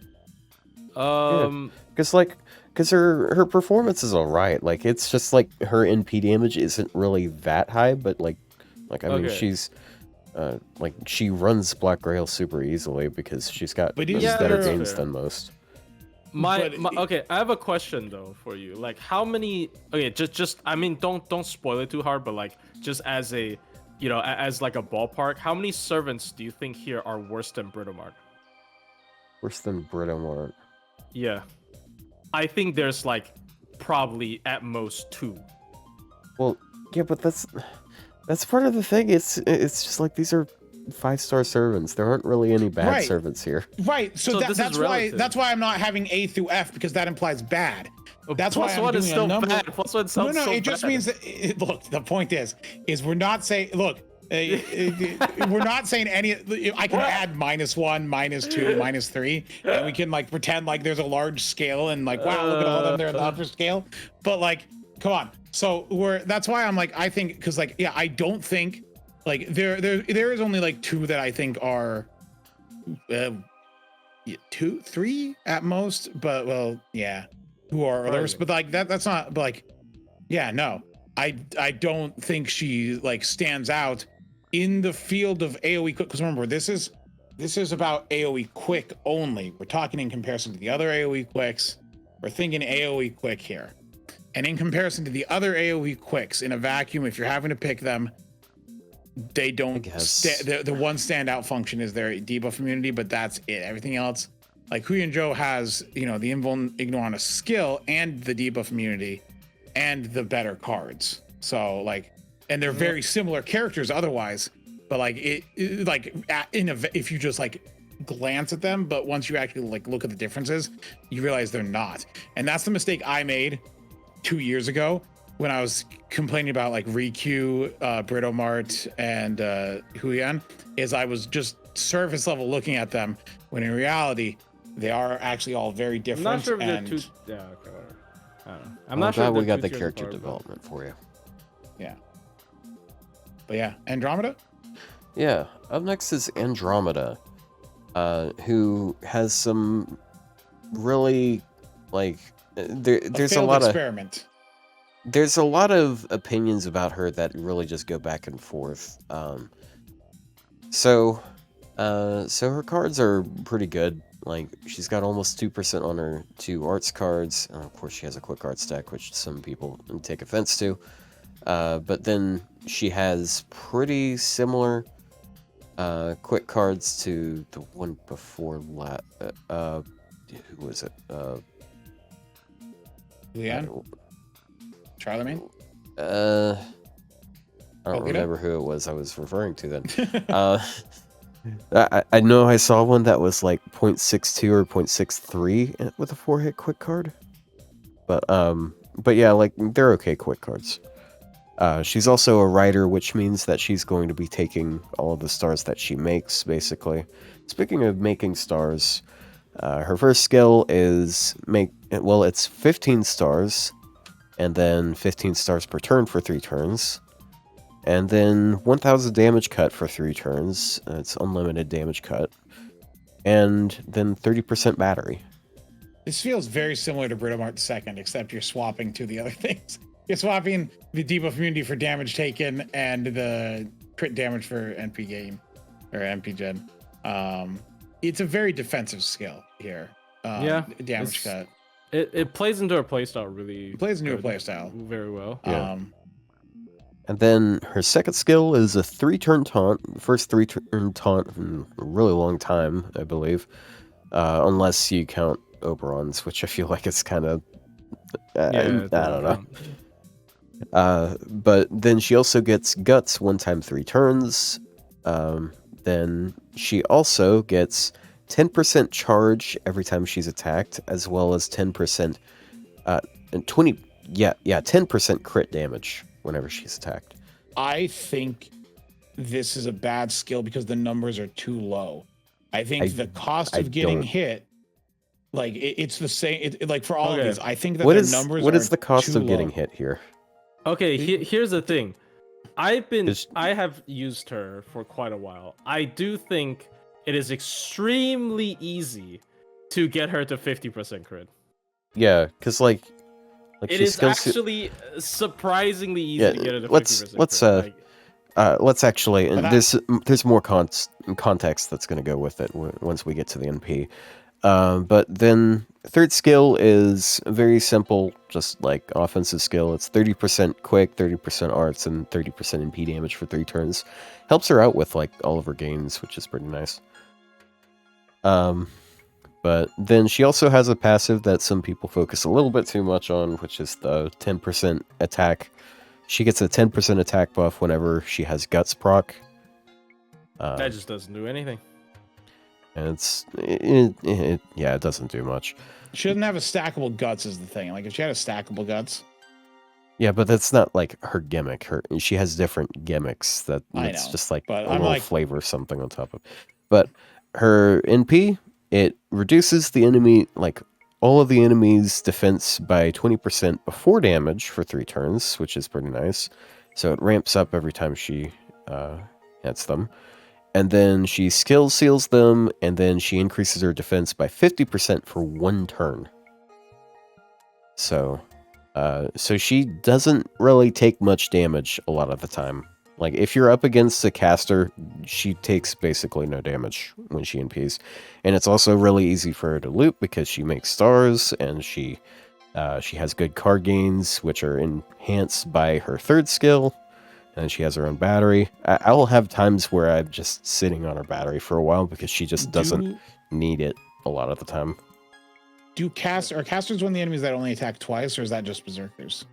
Well, I mean, they don't always only attack twice, but yeah they... Usually modern, they all attack 3 times, I'd say. Oh, okay, because I was concerned there. But no, I do think, because she has a very low attack stat is the problem. She has a 10,000 attack stat. That is like a 4-star attack stat. I don't think that matters that much, honestly. I feel like that's something that's just a little, like... No, I feel like attack stat. No, I feel like attack stat is you're actually going to feel big differences on attack stat when you're talking about like low stars that have like 5,000 attack. But if we're talking about the difference between like a 10,000 or this is going to be 11,000 and like 12,000, then it's not that big of a difference as far as I see it. You do because feel it though. It's like they're also like giving her higher buff values as a result of it, because they have like all 3 buff types here. We've got defense down, we got card up, we got NP damage up, and then also to some extent we've also got crit damage. So like she has a lot more modifiers offensively than you'd expect. Yeah, I mean, and as far as low numbers, I disagree. It's obviously going to be low numbers for her crit damage at the very start, but if you NP 3 times, you're very likely to have the enemy attack her 3 times each time, and after the first one, it's a 30% crit buff. Like on turn 2, she has 30% crit. On turn 3, she has 60%. It's pretty modern numbers. I don't think it's that bad. I mean, I tried quite hard to make the character work because Lack fucking tweeted one of my runs against Kamazotz with her. And I was like obviously really happy because it's the artist. But my problem with her is honestly not even low damage or low numbers on her on this crit and whatever. My problem with her is despite how tanky she makes herself, she dies. Yeah, I was about to say, because I'm like, by turn 3, if the servant uses an MP or is not a caster, I don't think, like, yeah, if they use an MP, she's definitely dead. But... Okay, so my experience with this is I test her on the BB one where you keep looping your MP, right? Like the advanced request, right? So she can live quite well from normal hits and whatnot, because it's 50% defense up every turn from and the 1,000 MP. damage cuts. And 1,000 damage cut. That's like you know like how Bavanshi makes you like take a lot less damage. It's basically the same thing, right? Because 50% defense up, is the same thing. So it does make you very tanky, but I feel like if I want that to continue, sometimes I do feel like how do I put this? Because she's also like double buster, my team build eventually gravitates towards Scotty plus Castoria, and at that point the taunt really just feels like, huh? You mean double arts? Oh yeah, double you said arts. Double buster. Yeah, sorry, double quick double arts, and then like my team build like naturally gravitates towards Castoria, and what that eventually leads to is like, then the taunt really doesn't feel like, like it doesn't feel like a defensive tool anymore. Like it doesn't really do anything other than ramp up my crits. It doesn't entirely have to be that, because it's also going to help you get your NP more often. Because basically every time she NPs, she gets another like, I guess you could say at least 40%, because she gets like the normal attack amount of at least 3%, then plus another 30% because she gets attacked 3 times. You know, if I was gonna buff the skill, I would buff her skill 2 and add into the on-hit effect like a 2k heal for it. That's how I do it. That's how you fix it. So The taunt should have been on her MP. So that's something that kind of I think I've talked about it before. That would be like, like I know a a lot. workable, I know a lot of people King Lang Yu. are saying this because I know a lot of people say, like some people in chat are saying this. I think the idea of like, okay, like if you look at this servant that has like all of these defensive things and you're like, you know what, she should be able to heal herself. I feel like that's just kind of a fucking lame way to buff her. Like, it's not that hard to heal a servant. And also, But part of the entire, like, if you guys have dies. used her before, you'll realize that, like, in a lot of teams, she'll just stay at full HP most of the time. Yeah, like, she'll take 0 damage. Like, healing is going to depends do on the nothing fight. most of the time. It depends on the fight, because like it's a very polarizing thing. Because like if you're against like very hard fight gimmicks, then you like it's not enough to block it. But yeah, I will admit against some stuff, maybe because the only stuff I can test against is old stuff. But like when I'm testing her against like Gaetia, I guess Hamazat's not really old stuff. But like Gaetia, like Prison Tower, she does just like not take damage, right? Like against normal servants that don't have weird gimmicks, it's very often that she takes 0 damage, like for sure. But I just feel like I don't know about like modern stuff with her. Especially like taunting yourself is quite dangerous in today's, you know, like, how do I put this? Taunting yourself is quite dangerous with like, you know, bosses with so many weird fucking gimmicks. I don't know. I just think it's a bit dangerous. I guess I'm a bit hypocritical as I think Bazette is good, but I don't know. It's just I just feel like turtling. Bazette is more complex. Bazette, you like make a game plan around, and Bazette's on a time. Bazette's on like a time limit. Bazette is like you have to kind of rush it, and plan around it. No, I'm just saying. I think like trying to tank stuff, with like taunted servants is a very dangerous game plan nowadays.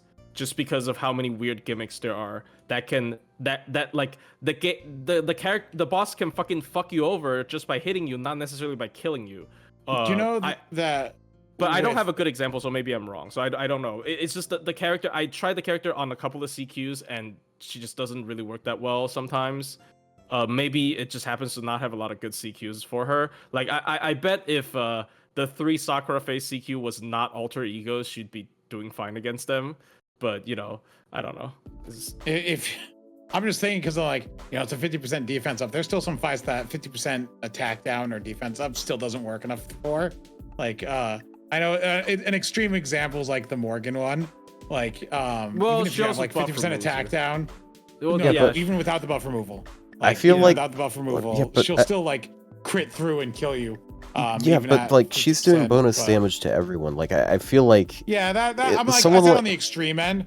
But like if you're fighting like a berserker boss or I'm not sure if I'd use her against a berserker because her gimmick is like reducing the enemy's damage and taking advantage of their hits. Yeah, but like I just can't find. I think I did try to use her against most neutral stuff recently. Like at least once or twice, but it just doesn't really work. I think she's a character that if you want to use her, you can have fun using her, but she's not it's not like an optimal. It's like one of those situations where there's nothing wrong with liking her and using her. It's just that the way she operates just isn't an effective method of going about playing the game. I just feel like sorry, my dad walked in. Oh. Okay. Pop out for a second. I just feel like 50% defense up is not tanky enough. That's my final take for this character.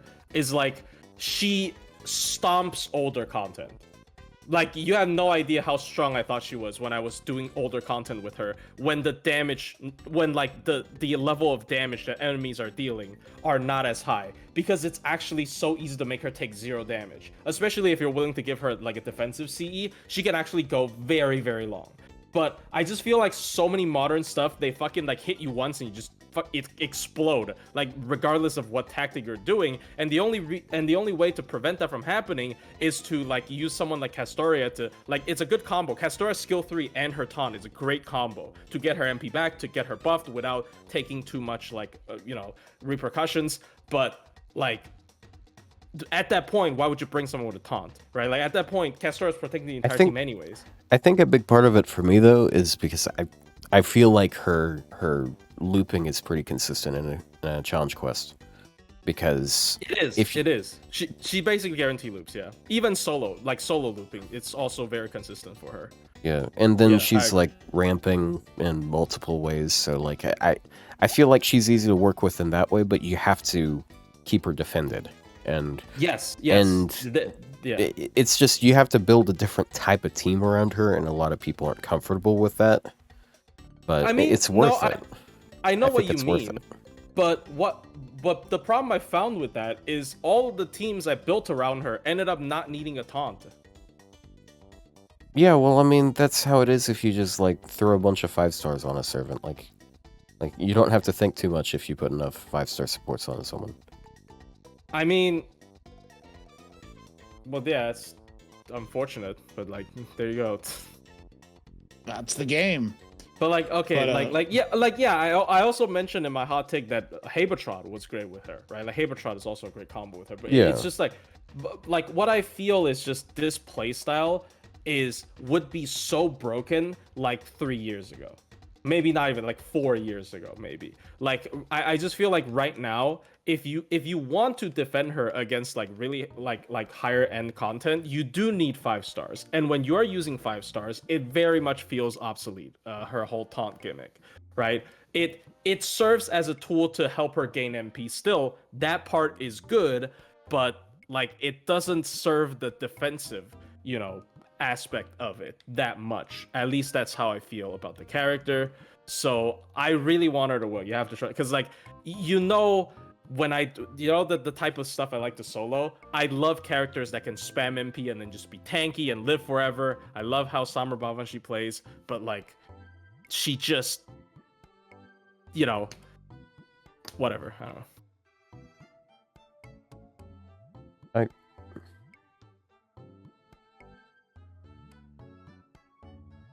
She is definitely not zero. She's not zero. I think she's more interesting than Britomart, but I don't know if she's a better character than Britomart. Yeah, because Britomart still has the offense. Because like, here's the other thing with Quick. She's defensive. Quick should be offensive. I just really like offensive in Quick more than defense, because like with how the support, like yes, the problem is the 5-star supports. All 2 of them. Well, no, Kazuradrop. I guess. I feel like Kazuradrop would probably synergize decently well with her, because she helps her with like all of her cards. Yeah, you're right. Down. But like, I don't know. It's just.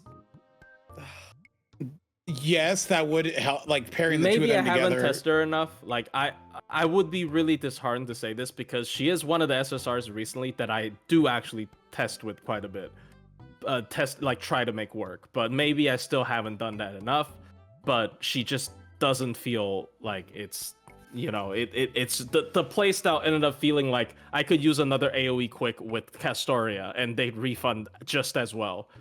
And and it's just like, okay, so now what? So when you're talking about the refunding, like how many turns are you talking about the looping? Like, are we? No, I guess I know what you're gonna say, because this is very sustainable, right? Like this is. Yeah, but like how long are you gonna last with this?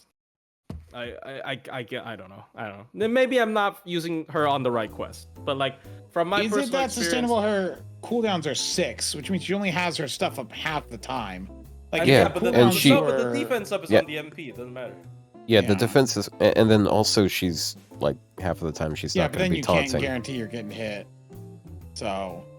Yeah, and at that time, that's the point when you're going to start using the battery skills, because she loops really easily. I mean, defensive-wise, she's no Constantine, but I mean, I just feel like the playstyle itself is a little bit weak right now. I don't think the game's designed around. They don't build fights around that type of thing. I don't know how they would, because it would have to be something where defense up and like redirecting hits is more valuable than just outright blocking hits. Because outright blocking hits right now is really easy to do, or just bum rushing the thing is also really easy to do. But there's that middle ground of like stalling out without pure invincibility. Kind of just falls into things like Balvan Summer, and the thing with Bavanji who Summer else? is it's essentially party-wide 50% defense up. yeah, and it's party wide, and Right. also So she does get her own heal. I will say Andromeda's similar is a- because she's taunted. Yeah, so it is she's like all of the damage But, like- that's happening is going towards her anyways, so it's effectively the same thing. Right, but well, she's only taunted half the time. That's the thing. That's what I was mentioning. Whereas Balban, it's every time she uses the NP, it affects everyone, so she doesn't need a taunt, and so she can hit anyone. Plus, Balban also then has the effect of anyone on the party who gets hit gets a crit up, and so it really doesn't matter who gets hit. You get the crit up for whoever gets hit. But it's Yeah, only so one yes. turn, not 3. I will say I think Andromeda, like if we were to do that challenge with Andromeda, she'd probably perform actually pretty well. Because like Summer Bavanji, as good as she is, I will say in a traditional like Buster. No, but she's Muramasa is broken an with alter Merlin. ego. Remember, Muramasa would also Oh. actually just slaughter her. Okay, Yeah, well that's a class issue. That's not a. that's a class issue. Right? Yeah. So I don't know. I feel like the character definitely has potential. It's just like right now, like she's not tanky enough. Like as weird as it might sound, I don't think she's tanky enough. Like there's a lot of things that can break her, and when they break her, her entire thing is gone because her MP charge is based on that. Her team protection is based on that. Her critical damage steroid is based on taking hits. Like she's banking everything on that one like taking hits, and like when she can't take hits, it just it's. I mean, that should be. I guess that should be like no shit Sherlock. I just think that like if she's in a situation where she's going to be dying that easily, I feel like you're just trying to force her in a quest that might not be her type of place. Because like a lot of like main class servants, I probably wouldn't want to try to use them in like neutral scenarios unless they're grailed anyways. So But that's the thing is being able to use a servant in a neutral situation. Like a lot of servants are usable if you just only counterclass with them for other things. But the fun part is being able to take other. The fun part is being able to take. yeah, but the thing is, servants. like, if she's counterclassing, she takes absolutely no damage, and it's a cakewalk. Yeah, but how Yeah, often I are we guess. fighting casters? I guess. I mean, there's a caster right now. I do actually want to try her with against Woodwoes. I'd love to be able to do that Woodrose right now. removes But defensive buffs on his MP. He It doesn't will could matter, figure it's after something out. damage. right, It's and after then damage. he'll keep hitting her and she'll die. Would she? You can bring Magdalene. So Maybe. So I would like to point out that there was this really funny clear that the 1 to 2 star guy, the Japanese one did like a long time ago with Woodwoes. The way he beat it, he used Hans double George, and he just had them swapping back and forth on taunts. And they were just constantly removing buffs, and they were getting healed back. So, like, I don't think it's entirely. Was this the going- super recollection or the original fight? It has to be. It was. Remember It was his the damn- original. It was the original fight, but like the super They recollection. buff his damage in the super recollection. Yeah, but like the super recollection, like it's. I don't know. Like I'm not saying that she can definitely beat it. I want to see If what I that can laser get though. crits, it does like 30k damage. I think it's gonna kill Yeah, but anyone. that's only if you're not removing his buffs, because he's constantly putting like 30% attack, 50% crit. Then he's got like his bar break gives him 100% crit. So if you deal with that, then it's not really as much of an issue. Yeah. Yeah. Well, His I mean, damage output, his damage output really isn't that bad if you remove all his buffs consistently. Because Yeah, I he's a mean, caster, and I just feel like her playstyle is not tanky enough. Like I once again I could just be using her against the wrong fights. but you know, when you use a character against the wrong fights too many times, I wouldn't say they're great. That's my take, but you know, I don't know. Maybe I haven't used her enough. Like this is, who knows, right?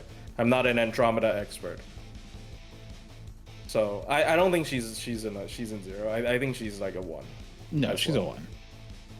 I'm Taigong. Speaking of zeros, Taigong. No, I'm just kidding. Up next is Taigong as a character, I think is all right, go through skill. Yeah, let's go over it. Yeah. Yeah. So, I'm gonna be honest. I don't really worry about his card gains that much. They're all right. Like 1.8% arts card. Then he's got a 2.4% quick card. It's pretty middle of the line. He's quick arts deck. His first skill is kind of interesting. It's team-wide 15% quick attack and NP damage for 3 turns on a 7-turn cooldown. So it affects a lot of people. It's not like huge effect, but like it's going to multiplicatively affect most everyone. Then person in chat, I'll respond to you in a minute. So it's sort of like Voyager of the Storm if it was a decent skill, I would say. Because Voyager of the Storm being 1 turn and being 15-15 is usually... Like, this is just going to be a better version of that. It would be cool if it was 2020, but I feel like... I do wish it was 2020, yeah. I don't know, because like he has a lot of other modifiers going on that might push his damage too excessively. Because his second skill is 50% anti-divine enemies and 50% anti-demonic enemies. When those overlap, it's pretty crazy, but even if they don't overlap and they're only divine, it's still pretty crazy. But and then his third skill is 30% self-battery, 20% team battery, so he's a 50% charger that gives the team 20. So he's very, very farm-coded. And then his NP also does extra damage to divinity. Yes, because that is super effective damage. So it's gonna, that's a lot of damage for divine enemies. So, So here's my opinion on Taigong, and then he's also got quick resist down after damage. Yeah, Taigong is never the star of the show. He's always in the middle, doing like he may be there to take out a wave, and then assist someone else in doing stuff. But I don't think he's a servant that takes the center stage of the team a lot of the time. Am I wrong in feeling that? What if you're against divine? Yeah, if you are against if you're in something where it's like you're against the divine or demonic, yes. But like in farming especially, he's usually there for like, say like one wave has like a bulky divine or demonic enemy or something like that, and you're using a quick team. You send him in there and he nukes that one wave. Like I've used him before, like as a a 1 turn in a multi-core situation there. But he even like if he is like taking out the big wave, but he's never like, I don't know, he just feels like he's always like has to be paired with someone else. But what like unless you're doing like a challenge. Okay. I mean, he's a multi-core quest, servant. yes. In a challenge quest, yes, he can work on his own. Like in farming situations, I don't think I ever see people loop, which is correct. Yes, he cannot loop. You're absolutely correct on that. He can't loop. Right. So yes, he does need someone else. But like, if the last wave enemy is divine, I don't know why you wouldn't clear the last wave with him. He can loop. It's not great numbers, but he can. Yeah. But barely, right? With a 50 starting charge C. But like, yeah, I don't think he's gonna ever do like 3 turns of looping. But like, what if the last wave enemy was divine? Like, why would you not? Oh no, then it's fine to take him. Yeah, that's well. I mean, if you have a single target that hits anything else, then that's fine. He's a multi-core servant. That's just generally how you're going to be looking at him. I'm gonna say like you don't see a lot of like I don't see a lot of like crazy things coming where it's just like even in like challenge quests, unless they happen to meet the trait. He's usually not. It's just divine, which is everywhere. What do you mean? Have you seen him do like fucking full gauge Kama? He just fucking melts her face. But Kama is hitting like That's Oh, hitting you're her- true. his Kama's thing. hitting. Yeah, you're right. Kama's hitting. He's hitting everything on Kama. Like, Well, but come like on. even on Divine, can we not find a super like TA in Lost Belt 4? Like I feel like he's Oh, in Lost everywhere Belt in 4, Lost Belt yeah. 4, no? Yeah, But like he doesn't. I don't think he shows up at all in Lost Belt 6, for example. yeah, because Well, there's yeah, no because there's no divine in it. There's no divine. Yeah, Does he show up in Lost Belt 5 at all? Oh yeah, I Yeah. think so. Yeah, I for think. sure. Yeah, I wouldn't be surprised if he did the Let's see, Lost Belt the Korean 5, one, because that's another. Canis. I remember someone posting like a run or two of his in my server. I remember seeing that I think it was Neja. He definitely did. I'm not sure about Lost Belt 5, but there's like a bunch. So he did Oh, I didn't do. miss that. Okay, so he was able to do, for example, the it was with a full party, but he was able to do. Or not, no, not full. Chiron. It looks like a five man against the four-man Chiron. the Sugaraku or Sugoroku challenge Oh. quest, the alter ego one. He was able to do those because they are, I believe, they are, except for Kazuradrop, divine. He all did the four-man alter egos. Chiron, I guess. Four-man Chiron Poseidon, and then let's take a look here. Did she do she didn't. He didn't do taming, unfortunately. AOE neutral, too tough. Yeah. Wow, he only did Chiron. I don't know. Yeah, that's what I mean. don't Like know. it's like he's like, I'm not. He's definitely good, but he's not. It's rare to see him take center stage. I is know what I'm your saying. point. It's because his skill set is a whole lot of nothing outside of the anti-divine. Like yeah, his that's what it is. skill set is a whole lot of nothing outside of anti-divine, right? Like it's a battery, which is, you know, if you're using him as a main DPS, it's just a 50 battery that does nothing. You know, he has a party-wide chart like attack boost that is like 15% in terms of like each number, and then he has the anti-trade. So he is really like completely leaning on the fact that he has that anti-trade, and his card damage is still not going to be great because it's only 50% PMod, right? With nothing else. So I understand what you mean, but He's one of those characters who's very good in his niche, but outside of his niche, you don't really end up using him much. yeah, Which but is, like it's good to yeah. have niche characters that absolutely decimate a niche, but it's still just niche. Yeah, I mean, do you have a link to the spreadsheet? I mean, they do it for like every different quest, so you Yeah, should follow now on Twitter. Can I link his Twitter here? Sure. Okay. But yeah, so I understand your problem with him. He's like the Koyan Dark problem, but 20 times worse, because like he literally just, well, I guess not really, because Koyan Dark doesn't have a strong anti-trade, but like it's like the multi-core problem, like the multi-core DPS problem, where like their steroids are fucking AOE, so the numbers are bad, right? Like it's just, yeah.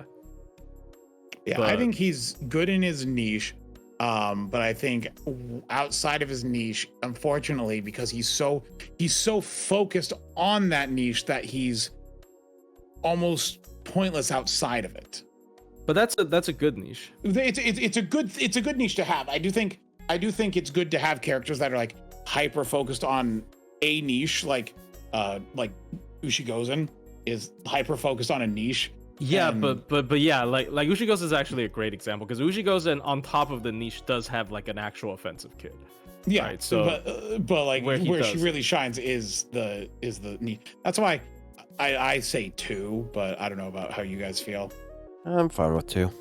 I guess that's fair. Bless you. Like, I guess that's fair, because like here's the thing, right? I think he's a great pick for like SSR tickets. I think he might be a better pick than Achilles for an SSR ticket, because for these like, how do I put this? Because like, for this kind of stuff where you're only picking for like more of a utility pick, rather than like if you're picking someone to His like, utility comes way more handy. fully 120 or whatever, I think Taikobo is better. I think Taikobo's better. Like maybe all around Achilles is a better servant, but like in terms of like how usable is he if you're not 120ing him? I think Taikobo's Okay. a lot more usable than a lot of these. Person in chat who was asking about the 1 to 2 star guy, I got a link to his Yeah. channel in chat.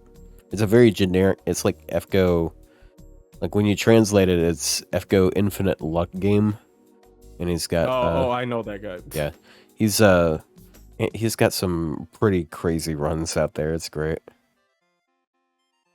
Yeah, the next servant is a good one. A good one? A good one. Dallas. Alice. Nah, okay. Kuonji I mean, Alice. 2 people voted 2 for Taikobo, right? Yeah. Okay, fine. Well, what's your opinion on Taiko? What did you want him? 3? 1? I honestly wanted to put him 3 just because, like,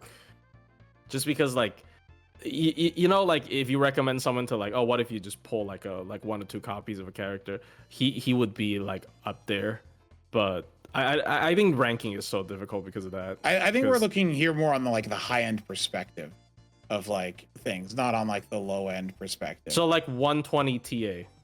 Yeah, like well 120 or like, you know, normal grailed farming. You know, like you've rolled multiple copies, like you've invested a bit more, so not just like your MP1 copy. Because yeah, MP1 to MP1, Taikobo is better than Achilles. But like when you start investing and stuff like that, I would say class score and stuff like that, but they're both riders.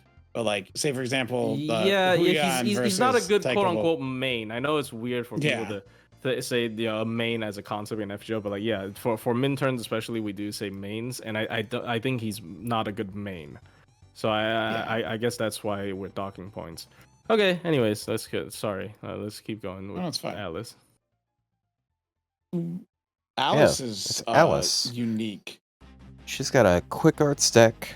She's got really high hit counts on her cards, and her card gains are absurdly good.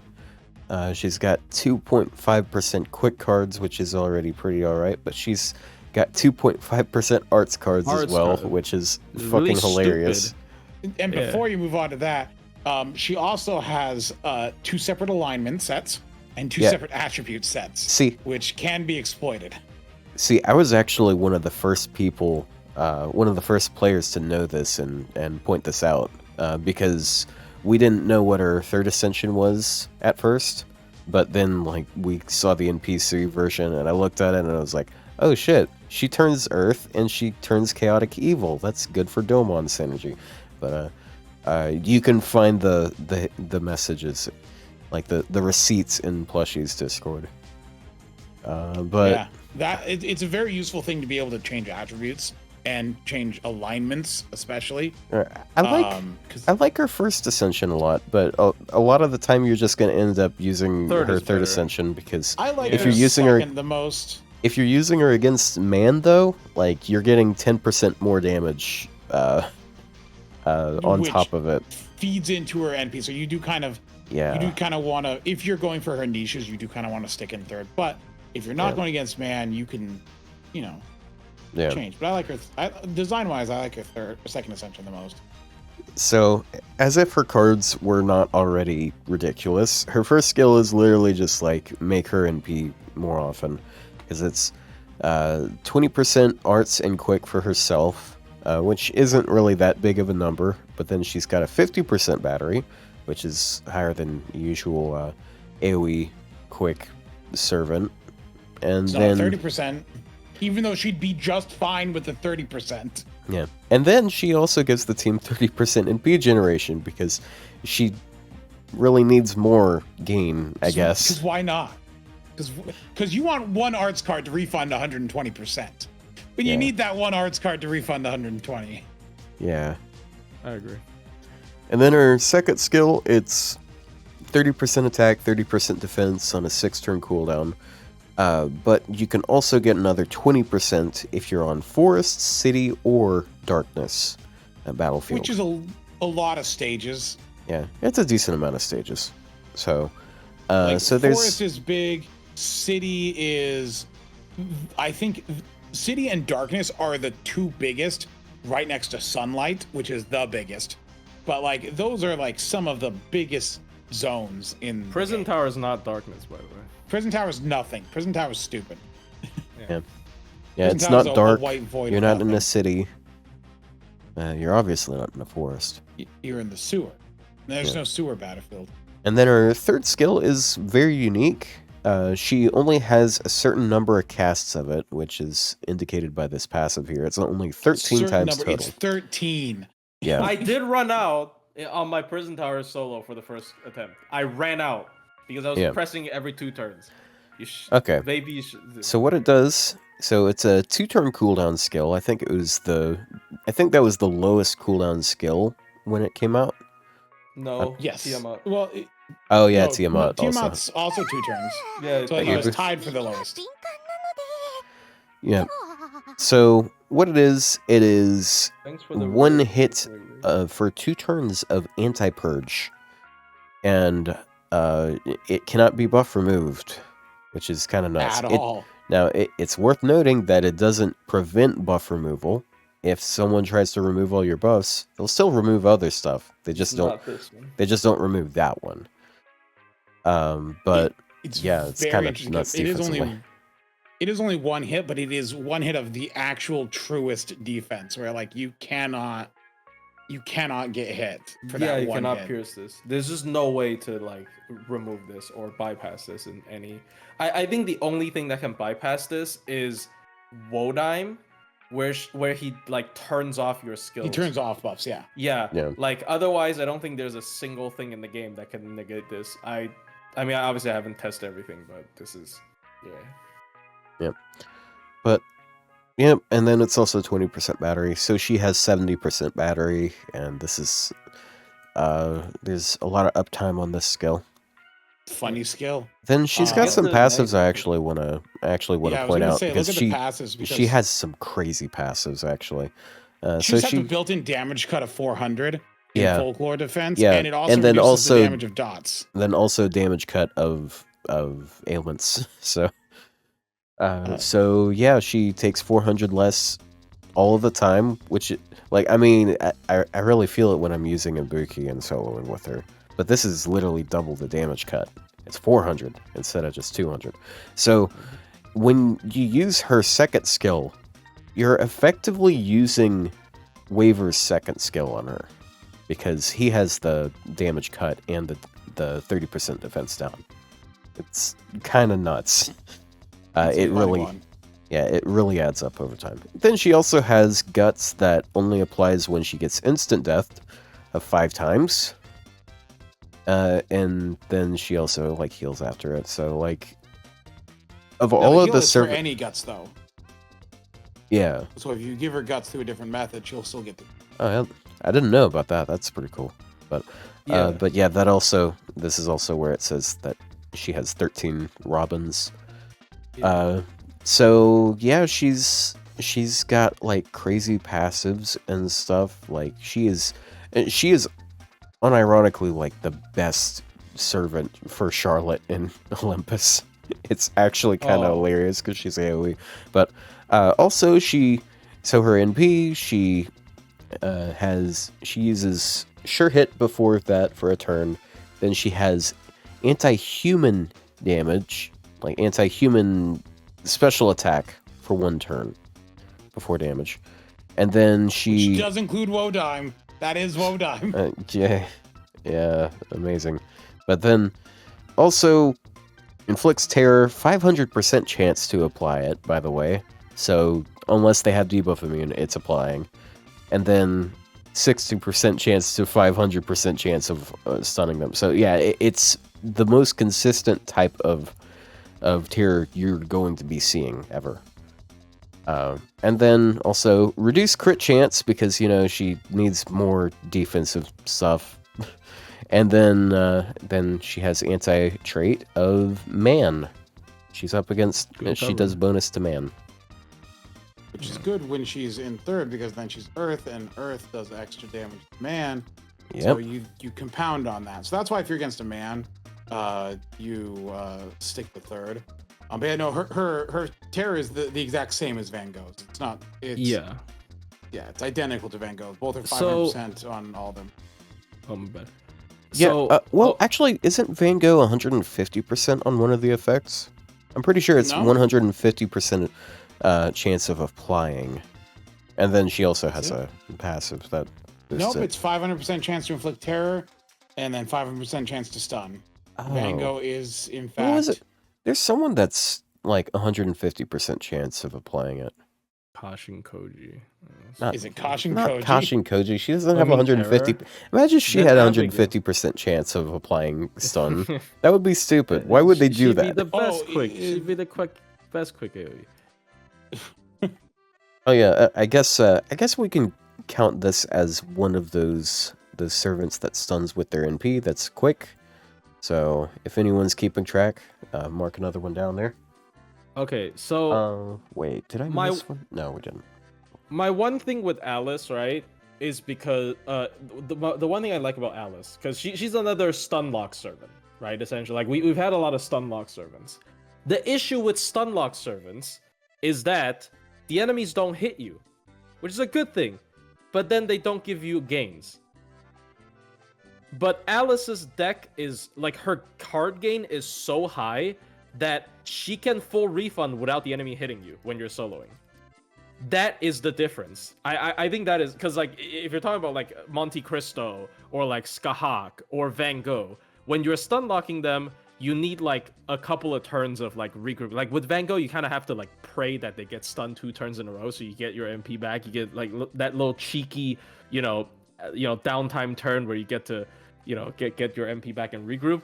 This character, like, at least it's a terror, right? If this was like a 500% stun, I mean it's AOE as well, so they're not gonna do it. But it's just over because this character can full refund, just with her own cards, which is once again very important for a lot of this kind of strategy. It's a niche strategy. It's not great. Like it's not necessarily great. It's really funny when it works. But even in general, just stunning the party is very like it gives you a lot of survival, right? Because like you're skipping their turn, which is just good. Really good. And then on the turn, if the terror does fail, she still has a block, like the best block in the game. Yeah, she does have a block. I do think it's kind of funny how the terror spam character has the best like hard defense in the game. So you don't really run out just because she's also a terror spam character. It's not like you're gonna have to be blocking all the time. So it's very rare that you actually run out of the Robin. If you're conservative about it, but yeah. So fun character. She also has like the anti-trade makes her damage like not too bad, I'd say, when she's hitting trade, despite being like AoE a caster. But yeah, fun character. Sorry. Did any of you want to say anything more about her? No, I think she's. Not really. I think she's great. She's a character. I would, if I didn't already have an AoE quick caster 120'd, I'd probably would have 120'd her. I feel like you would have been happy if you went. I feel like I would have. Daikoken unfortunately doesn't do jack. Like, I'm fine with that, like somewhere near the top. Oh, top, dang. Somewhere near the top. I think like she's 3 or 4. I think he's 3, but because I still think her damage is not great if you're not against trait. But maybe that's because I'm used to doing neutral. Like I'm used to ranking characters on neutral because unfortunately Korean Dark always does neutral, so I'm not used to counterclass. I apologize. But I think just based on her kit and her gains, how much she can spam, like I think she's one of the best AoE quakes we have. Like especially for a caster, like she kind of. That's fair, I guess. Otto, do you agree with the placement, or do you also say 3? Yeah, I'm fine with both of you it. say 3. I'm fine with it. Up to the next trash pile. Wow. This one's actually trash. Uh, Spoiler alert. I think I just don't agree with it. if anyone goes to 0, it's them. I don't think they're that bad, but they're not great. But Well, yeah, it's Look, Kashin if we have Koji. to give a 0, it's them. Is Kashin Koji. So she's got pretty solid card gains. She's got a quick art stack. Her arts cards are 2%. Her quick cards are 2.5%. It's easy to calculate that because she's at like exactly 0.5%.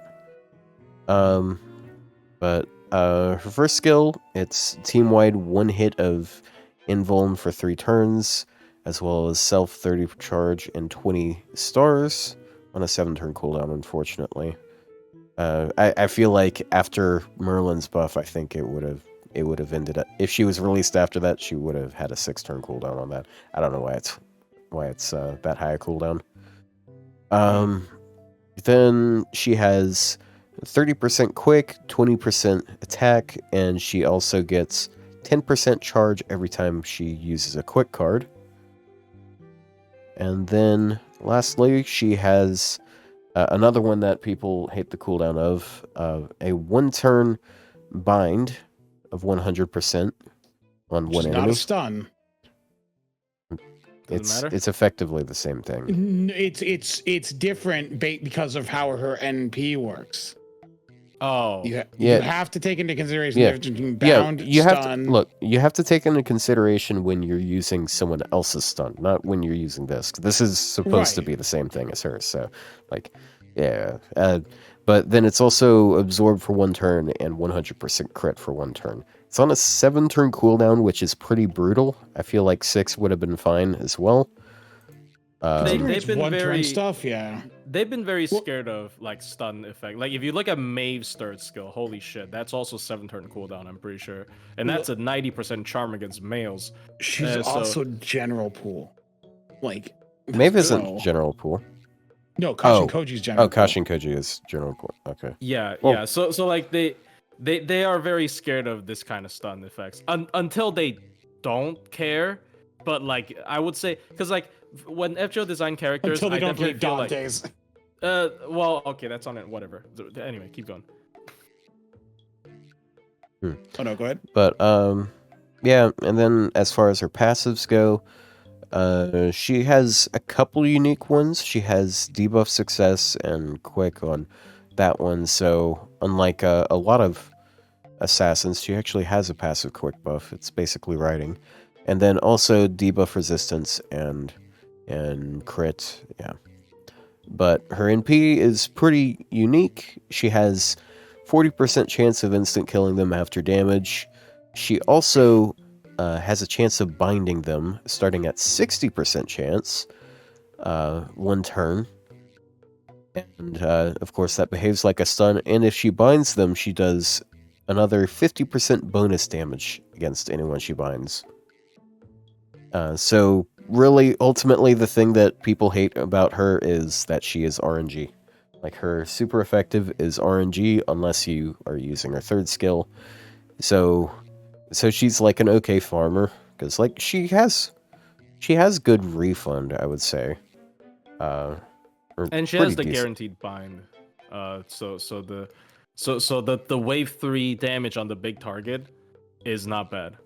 Yeah, because but, she does have 106% chance of applying it. Yeah. The at least she can guarantee like one of them, right? But like her issue really is just like she's way too all in my opinion, on the bind gimmick, because her damage is tied to the bind, her whatever is tied to the bind. So if she misses the bind, you're looking at a hell of a lot of no effects. So If you miss the bind, you're looking closer to Okita J Soji damage. You know.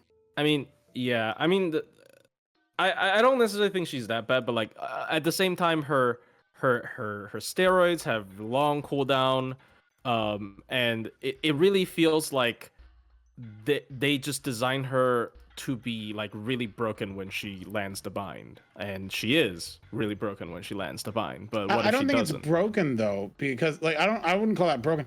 It puts her damage in a respectable range, but when it's not, It's universal anti-trade, it's universal SE. Like, come on. right? But If she lands it consistently, wouldn't she be the most broken character? Because she can spam an AOE bind.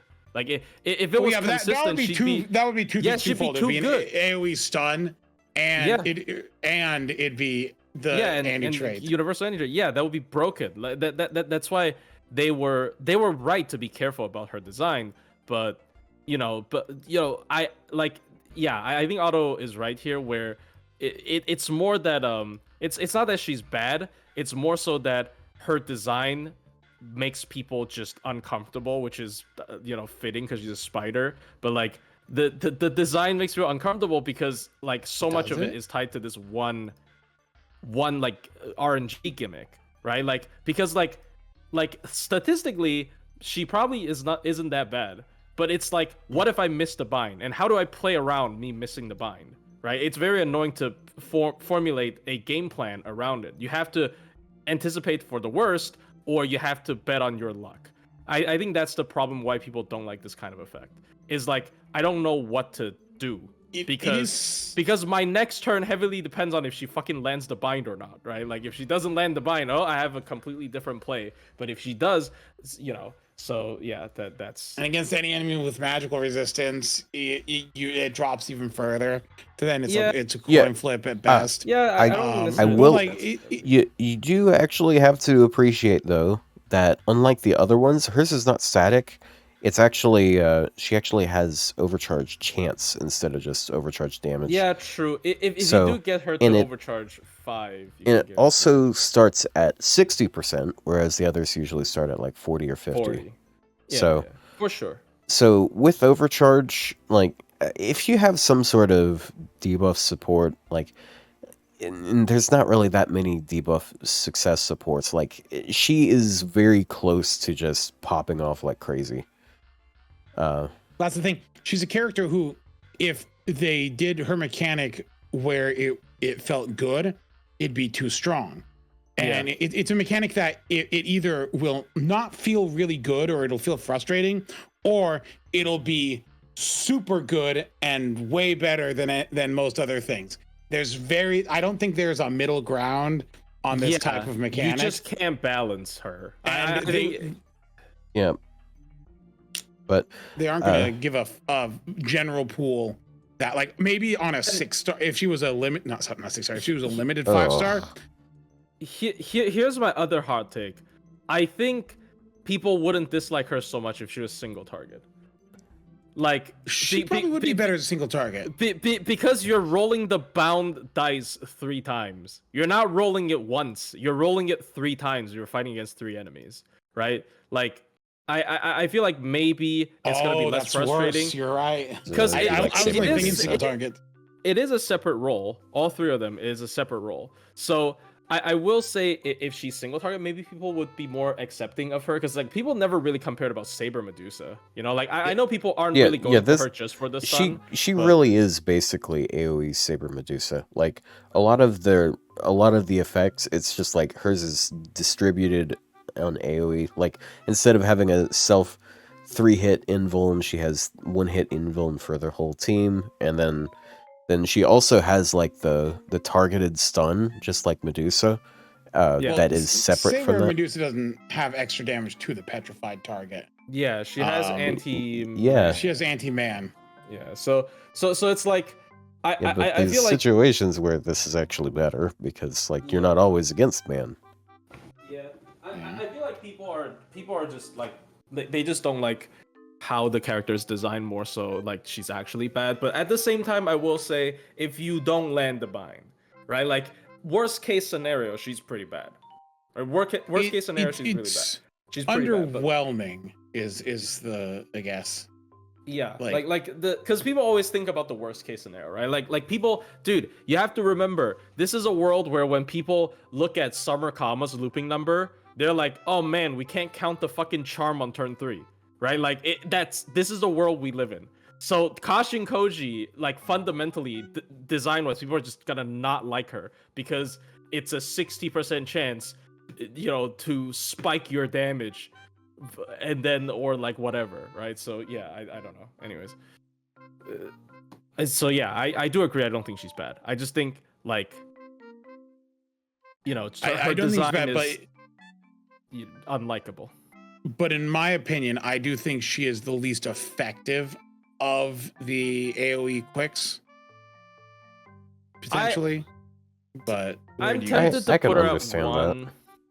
I'm tempted to put her at 1 because I do feel like if we balance out the highs and lows of Kashin Koji, maybe it's about on par with the other 2 quicks.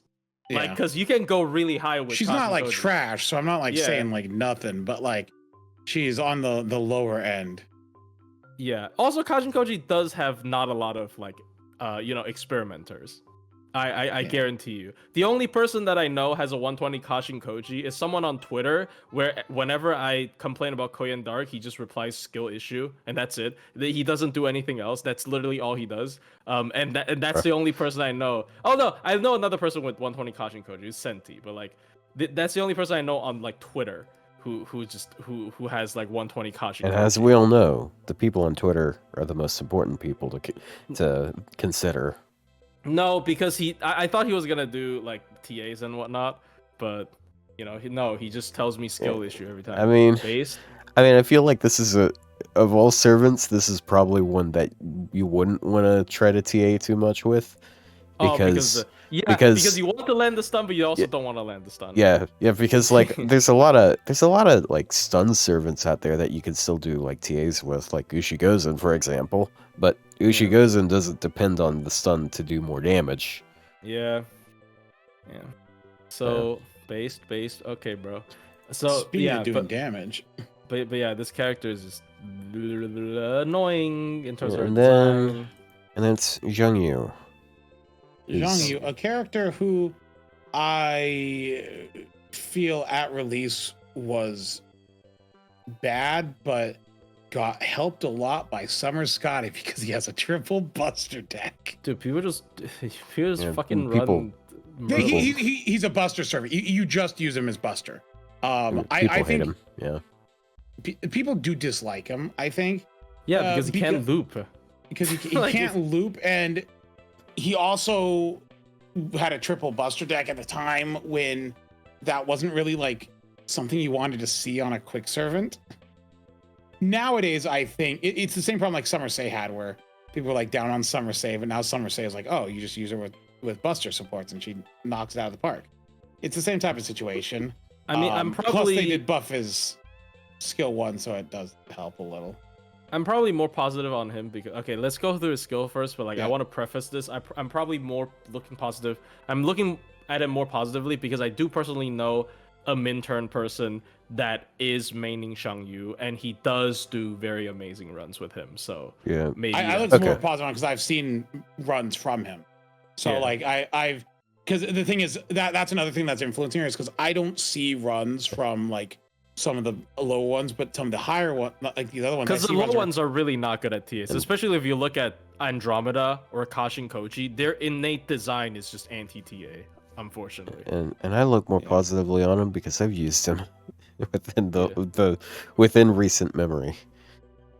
So he has some kind of interesting cards because like he has like a 6-hit quick, which is very high hit counts. You don't see 6-hit quicks very often, but yeah, it's a 3% quick card. His arts card is like 2%, so it's like okay gains. The 6-hit quick is probably to make up for the fact that he only has one quick card. Yeah. Second They Lancelot. definitely.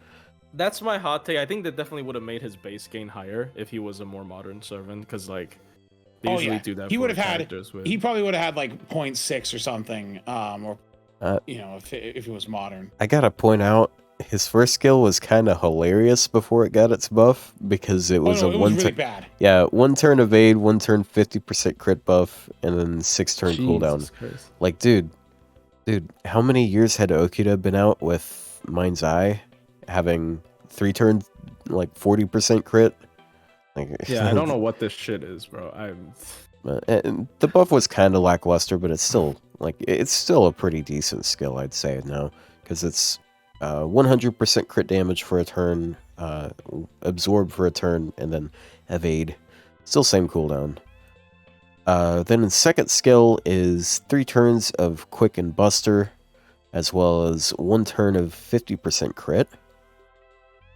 And then third skill is stars per turn, and Pierce Invuln for 3 turns, unless you played in A when he came out, and it was 3-turn Invuln. Really? Oh, That it was was a bug? bugged? It said that it was Invuln. It didn't say Invuln Pierce. So it was still Invuln Pierce, but it just is a typo. Oh, that'd be really funny. That if would they have actually had, like, a made different him really good. Just like how, tankier. to the best of my knowledge, Jufu still hasn't had her second skill fixed on an A, because it still says that it is 30% crit, or is it 20% crit damage down when it's supposed to be crit rate down, and it still applies as crit rate. So, yeah. But I don't know if we'll ever see that fixed, because I know no one cares about that effect. But then he also has passive buster with a passive crit buff, so yeah, he's got like 158% crit for himself. And then his NP is kind of funny, because it's like, okay, it deals damage to all enemies, and he gets 1 turn of NP damage before. I think the NP is the most irrelevant part of his kit, Yeah. because, like, if you look at, like, I remember I saw like an Aphrodite run from the Lost Belt 4 recollections. Yeah, and he didn't even use Lost Belt his 5 NP. recollections. Didn't use the MP. It's just like Unga Bunga Buster Go. And it wasn't even a Buster support. It was what Summer Scotty and Carmilla. So it was just like, it's not even using a Buster support at the time. I mean, Summer Scotty is a Buster. Would have been actually would have been better if Kazuradrop was out at the time, because you replace Summer Scotty with Kazuradrop, probably. No, you probably maybe replace not. Summer Carmilla. Oh wait, you can't, replace Summer because you Carmilla. die. He dies. Well, I mean, Yeah, you could kill yeah. Summer Scotty instead. That's how you do it. Yeah, probably yeah. better that way. I mean, no. there was a script that didn't work out. It was possible as a Beast of Taming, Xiang Yu, and it is triple buster for 4 turns. Oh, That sounds horrible. jeez. That sounds like I want to die. No, I think Summer BB comes in on 2. So you only need triple Oh. buster 2 turns in a row. But Okay. I think he still didn't get it, which is unfortunate. That actually sounds Nice. cool. No, maybe it's very bad damage roll on turn 1 as well. I don't remember. Whatever. So yeah, the character, you know, card-based invul pierce, thank fucking god, not tied to MP. Yeah, that's another thing. That he's the type of servant who needs it on the skill. So Yeah. like and it's 3 turns. So like he can. Now that is to say, I mean, if you're doing card stuff, there are command codes now you can do for that. But this allows you to put other command codes on there as well, instead of having to dedicate For normal that. play, he's not great, because like for normal play, you're not gonna be doing whatever the fuck people are doing with him. Oh yeah, no. Right, For normal but, play, like- he's pretty bad. C- That's the c- thing c- is because I don't dislike him, and I don't think he's bad. But I understand like Yeah. for like the player base, he's probably the worst one here. For like Because the general player base, right? yeah, because here's the other thing with Summer Sei. Summer Sei was doing single target damage anyways, so it doesn't matter if she's doing her MP or if she's doing her triple buster, right? Like it doesn't matter. Like if you're doing Xiang Yu, you might have to, I guess you can space out his buster cards or something amongst different targets, but like you're gonna be hitting one guy really hard, and then the rest of the guys where the fuck with the MP, right? So it's I will say it's not great. He is a pure card servant that found a niche in TAs because he's a pure card servant, but I don't necessarily, and also he's Berserker. I don't necessarily think this actually makes him that great, like in a vacuum, unfortunately. But yeah, there you go. That's my I take on him. respect the runs he does, but I don't think he's good per se. Yeah, what does he have a star return again? Right, he Yes. does. Right? Yes. So Um, yeah, so he has a very good crit kit. Yeah, and combine it with Summer Scotty, who gets star returns, and then he you- can jump start on turn 1 with the 5,000 star absorb. So Yeah. like, Yeah, He Yeah, jump I starts guess it? his MP makes stars. That's it. Oh, sorry. What are you gonna say? yeah, basically. I generally just use him for like single target stuff. Like Yeah. oftentimes if I use his NP, it's to make a brave chain, because I'm probably not trying to use other people's cards. yeah. I will also say I actually do want an NP buff for him. Like you can like upgrade his NP and like Get add an some effect. sort of effect that buffs his card damage. I like that Oh idea. yeah, that'd be 'Cause, like, great. You could do like an Honestly. attack buff or a defense debuff. Something like Yeah. that would be If- really impactful for him. Even if you're not going to be NPing very often, like the 2 of the biggest supports you're going to use him with give him like 50% charge, and you're not using the charge anyways, so might as well. Give him a buff to his skill 3. Let him choose to change to Buster MP for 3 turns. No, no, Would stop. that No, would fuck that you. would No. that make him want to use his NP still? Yeah, because then getting Buster Brave Chains would be easier.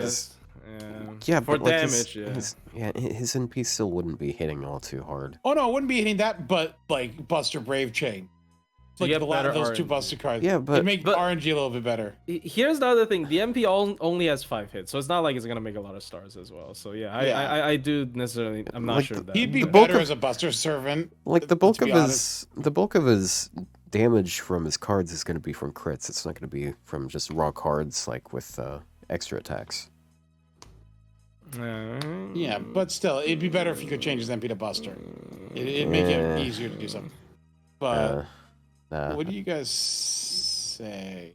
I'm fine with +1. Like Yeah, I know I don't really want to compromise with all the plebs out there that don't use him because they don't know how to. So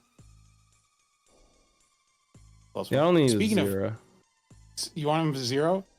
No, I said I don't think he should be 0. Oh, I don't think you should either. Mainly because just like on a technical level, he can do some fun stuff. Just in general, he's always garbage. Speaking of garbage, I gotta stop using that segue. boy. Well, She's not even garbage though. No, There's so she's many not. She's runs good. there. She's good. But Yeah, I regret depends to on who you inform you, ask. she's actually good. Yeah. Very how's So- her unfortunate. looping? Like, because when I used her, because like I have a couple of people, She I tried doesn't looping loop, with though. her, and So- it didn't seem to work out at all. So, she So doesn't- her gain is pretty poor, but you can get her to Black Gray Loop if you're using like Bride.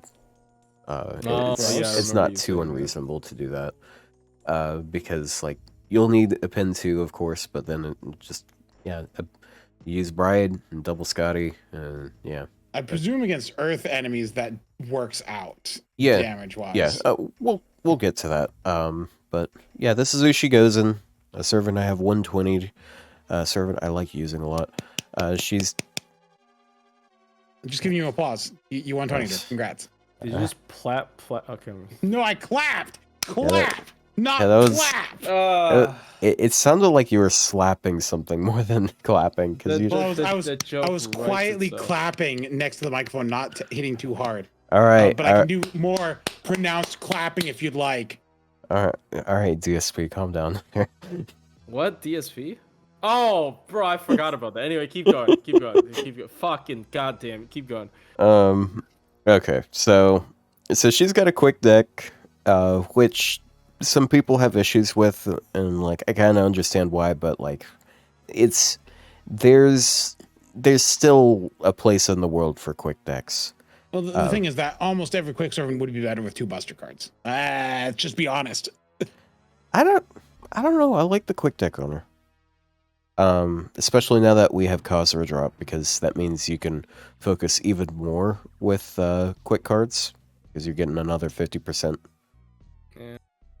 But Kazuradrop also helps Buster up as well. So I mean, Yeah, but, it like- makes it less of an issue. okay, Like, a you- big- it makes it less of an issue. I guess it makes Yeah, it less of a decisive issue. A big part of it is because not only are you going to be doing good card damage with the quick cards, you're also she going needs- to be getting she a needs ton to of ramp gain. crit. Yeah, she also needs to ramp crit. And yeah, also she really needs to use quick cards to Yeah, make she- herself yeah. work. That's one of her that's things. right. Yeah, I she needs forgot to Yeah. that ramp the ramp effect. quick. Never mind. Continue on with the skills. Okay. But yeah, her gains are pretty good. Like she's got a 2.2% arts card. She's got 3.3% quick cards, which is I think that's about like on par with Van Gogh, but Van Gogh doesn't really have much to boost her card gain. So her first skill is 3 turns of 50% anti-demonic special attack, 3 turns of 50% anti-earth servant special attack, and then 3 turns of 30% crit. So it's a variation of Raico's, where she's trading off the Sky Servant for 30% crit, which I think that's all right, because like a lot of the time you're not going to be up against Sky Servants. It's one of the least common types of attributes. It is one of the worst things to be up against. So it's a fair change, usually. Fair exchange. I will say, unfortunately, it is kind of in farming, if you're not against Earth or Demonic, it is kind of a dead skill, but, you know. I mean, It is I nothing mean, but we have traits. people like this. We have Taikobo like this. We got Taku. Yeah. Yeah, but like No, usually- Taku has a battery on that. For real. Like, usually if you're going to be using her, you're going to be wanting to use her against Earth, because that's when she is very worth it. But more on that later. I would, yeah, I'll say what I would have liked a change to be, because I think there's one swap on effects between the 3 skills that would be better. But anyway, go ahead. Yeah. So her second skill is a quick buster buff, 30% quick, 30% buster, and then also a 5-time 3-turn effect, which gives her 3 turns of 20% critical damage every time she uses a quick card. So if she uses 2 quick cards, she gets 40% crit out of it. Some people, again, like, I feel like some people just, like, don't look at it correctly when they're like, okay, like, it doesn't look, like, the numbers look small, because it's like 20%. But it doesn't say normal cards. It says quick, so it includes her NP. Yes, yeah, it also includes her NP. That's another thing. You can get 60% a turn, and on that last turn, you're hitting, because like melts is good because it's 15% per hit. This is 20%, but you got to use quick cards, but you're already buffing your quick cards, so it's like, you know, it's a lot of crit at the end on that 3rd turn. Yeah, so like, yeah, you get the 20% there, and like a lot of. So if you look at it in comparison to what you'll usually see these days on 5 stars, what you'll usually see is like 30% or 50% crit. And then you look at what she does. Okay, so you use 1 quick card, you get 20%, and then her first skill has 30%. So bam, you have 50% crit. That's normal. But then you use 2, you're at 70%. 3, you're at 90%. So you go well over 100%. Just with a few cards. And it's pretty easy to get her to NP back-to-back. Speaking of NPing back-to-back, this is the skill that people have the most issues with, yeah, I definitely like some things to be changed about it. It's a 1-turn absorb, a 1-turn 50% crit buff, on top of all of the other crit buffs, and then 1-turn 30% NP damage buff, as well as a 50 battery. So I would rather them have moved the battery to the first skill.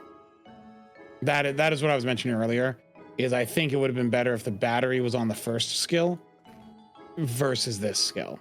I feel like that must be annoying. Here's my rebuttal for that. What if you're TAing and you're using 2 Scotties, and one of the Scotties needs to die on 1? Well, so then you're you gonna only float use 50 battery. Then you you just save one of the. You just save one of the Scotty's batteries. I keep going. I'm stupid. I keep going. Okay. Yeah. Checkmate, atheists. So yeah, I can kind of understand that, because like in farming, like if you try to use Oberon for something with her, like it oftentimes you're going to be choosing between using her 3rd skill on a different turn, or trying to use Oberon's 2nd skill on a turn other than the last turn, and getting more gain. Yeah, that presents some issues, because you might not have enough charge. More often than not, you're going to be cutting it close with charge, because she just doesn't refund that much.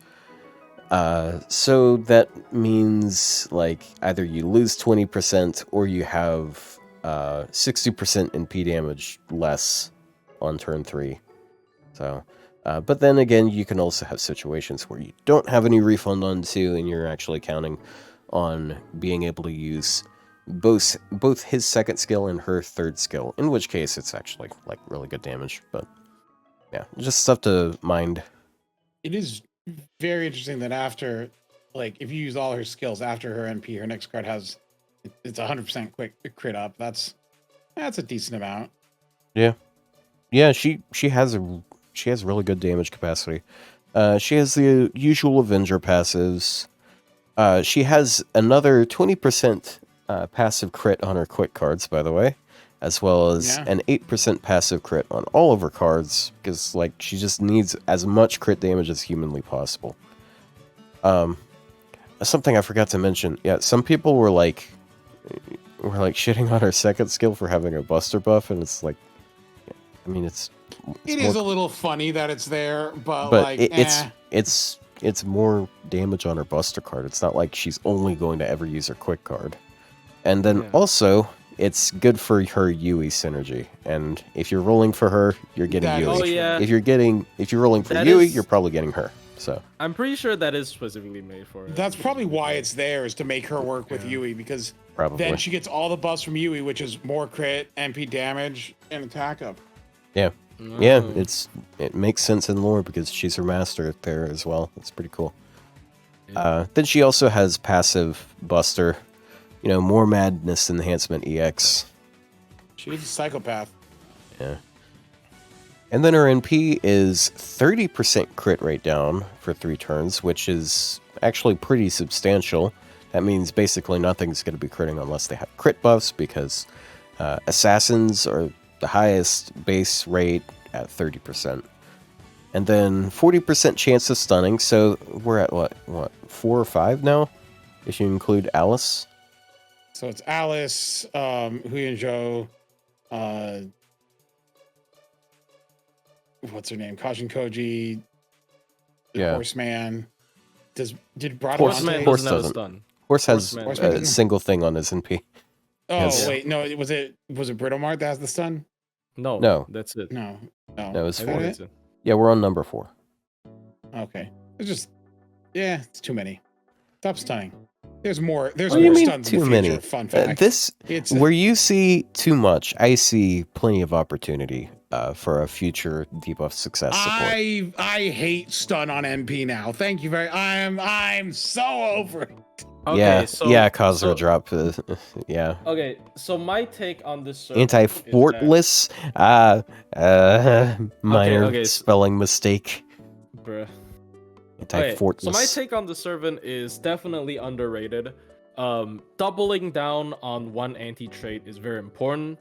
Also, she has anti-earth damage. Yes. Yeah, on the MP. So it's that's extra. the overcharge. Okay, back to what you were saying. Yeah, so like I think it's very important for like servant, especially for AOE servants. That's why she showed up a lot in like TAs. Obviously, it's not just for TAs, but like it's like a good proving grounds for how good she is, regardless if she's doing card damage or MP damage against Earth, right? Because inherently she is a servant that feels very card heavy, like despite being an AOE servant. That's why she can do good card damage, and like because she has an anti-Earth power mod, it means that she is fully anti-Earth and not just anti-Earth on an MP level. And I think that is great for a character like that. An AOE anti-Earth servant that is card-based that can also take advantage of more damage against Earth servants. I wish that can happen more in the future in this game. And there you go. That's Yep. So here we are. Tons of damage. And I like that her niches aren't like super rare either. Demonic is fairly common with like random mobs, like in farming, and then a lot of basically anything. Basically anything that's demonic is also Earth, and then like also you have servants. Oh yeah. Oh yeah, she's Sky. You're right. Or Koyan, she's Beast. But I mean, you win some. Speaking of Koyan, like she's not actually. Oh, Kama also isn't. She's basically actually the gods and beasts aren't, but the rest of them are. Like this is the best of both worlds, because like if you're like anti-Earth power mod on MP, yes, you also take advantage of the cards, but it scales bad. But then she has both. Great. Anyways, I'm very jealous. Is there anyone else that doubles up like this, that they have a power mod and an anti and a special effect? Taikobo. Murasaki as well. Oh, Murasaki, you're right. Yeah, another Did Murasaki servant. always have that, or was that an additional? Well, she always had demonic. Yeah, she has 30% anti-demonic special attack on her first skill, as well as demonic super effective.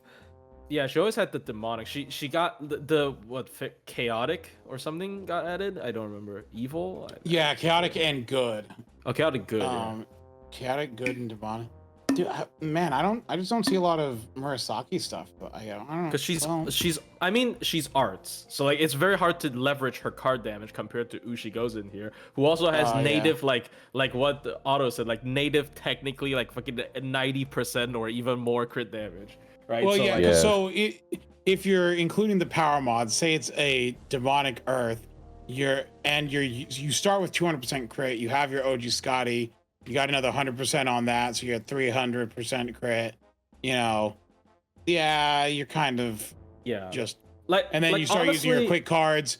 That last turn, you're nearing the crit cap. By the way, Yeah. if you so Yeah. it's Yeah. well, except it's not the crit cap, is because you're using power mods. So actually, you have room to grow. So if you can bring in more crit buffs, feel free. But like, I think she still would have been decent, but like it genuinely would have sucked if you're like an anti-Earth AoE servant, but you're very card focused, but you can't do anti-Earth card damage. You know, like that's. I also, it's Oh, also. none of you picked up on the joke. Okay, keep going. I was only half paying attention. Okay, because you're, like I know it's a bore when Koyan joke. I It's- understand. Yeah, She yeah, I'm sure. Okay, keep going. So, so also I want to point out that the idea of her being a bad farmer because her refund is bad, I think is a little behind the times. So in in our current year, we use multicore a lot. We use multicore in this household. And doubling down on a trade is really good. Yeah. Yeah. So what you want with multicore, a lot of people have the more early perception where it's like, okay, something that's good in multicore is generally something that supports the whole team, like charges the team, gets their NP easy, and can clear wave. One of the most important things, though, is being able to do enough damage. And being without able to help do it with triple supports. Oh, sorry. yeah, and she has like 50%. She has 50% self charge, so she NPs fairly easily. Even if she doesn't boost the team's damage at all, she also has the highest potential AoE damage without support help of any servant. And now you might think, well, okay, surely there's some exceptions, right? Because there's some ridiculous ones like Romulus, right? Because Romulus is like maximum capacity. She can act like at neutral. Romulus cannot outdo her at the maximum capacity.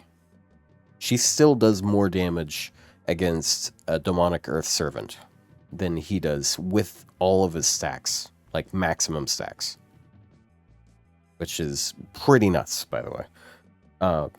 But yeah, like if she's getting her niche. Sorry? If you sort A to Z, if you sort like from top to bottom, the against traits, it is like Ushi Gozen, followed by Tonalico, and then Kukulkan below that.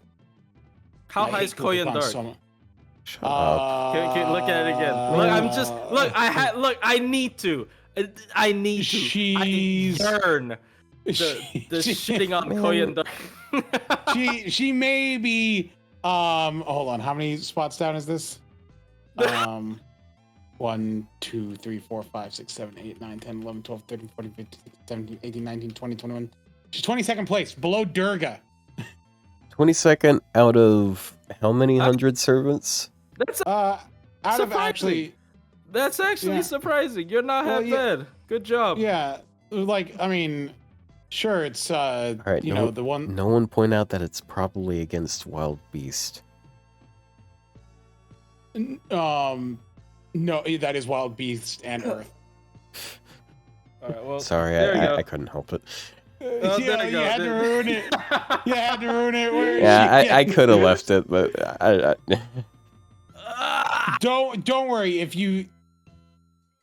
I mean, She's also her damage isn't supposed to be that bad. Do you know why? Because she's not even doing 150%. She's doing 175 because she's overcharged +2. oh yeah. They're counting her with OC +2, man. Anyways, I mean, there you go. anyway, Okay. but Okay, I got my fit. I got my drugs. All right, there you go. Keep going. but yeah, like also if we're talking about single core farming, so most people would hate to hear this because like obviously it's the case. Like if you are a servant with 30% battery, you can K-scope, plug, and then you can loop anything. I think that however, sounds the damage, disgusting. yes, but if she's up against Earth, she is capable of out-damaging Dantes with Black Grail when she has K-scope. Good point, actually. I think So- my pride wouldn't let me do that. So if you're willing to put Black Grail on your Dantes, there are situations where she is better with K-Scope. So just putting that out there. Because like she doesn't even always need that. Like sometimes you can like make do with like a 50% CE. And those are pretty common. Like a lot of Buster servants get a pass because there's event Cs with 50% charge. But yeah. But I'm fine. I'm down for like 3. That's what I was thinking. 3. Yeah. Because Yeah, like especially when we're looking at TA, she is top tier. I kind of want to move Achilles down to 2. Man. I'm doing it. I did feel like I did Let's feel go. like he Let's got go. placed pretty Let's generously, fucking go. especially We when love you put It's especially once when you start put talking. Andromeda on +1, and it's like, bro, like why is he so high? We love shitting on Achilles in this house. Damn. Yeah, Sorry, yeah. serious. So you did. Speaking of Woodwell taking a so dump well. on someone, how about Rikyu? Anyway, Who is that aimed at? Who is she dumping on? I don't know. Don't you like Rikyu? Otto? Yeah, I do. I like Rikyu a lot. Thank you very much. I think Rikyu's good actually. I don't know. I don't know who that was aimed at, to be honest. I don't know. Yeah, I don't know. Like dumping tea, maybe. Is that a thing that they do in Japan? That's a Boston Dumping tea on team- people? No, thing. it's a Boston Remember- thing. Yeah, that's more of a it's more of an We here in American America thing. hate tea. We like to And pour taxation it into the without rivers. representation. I'm pouring your tea into the river. What the fuck Wait, is the wrong harbor. with this anyways, keep going.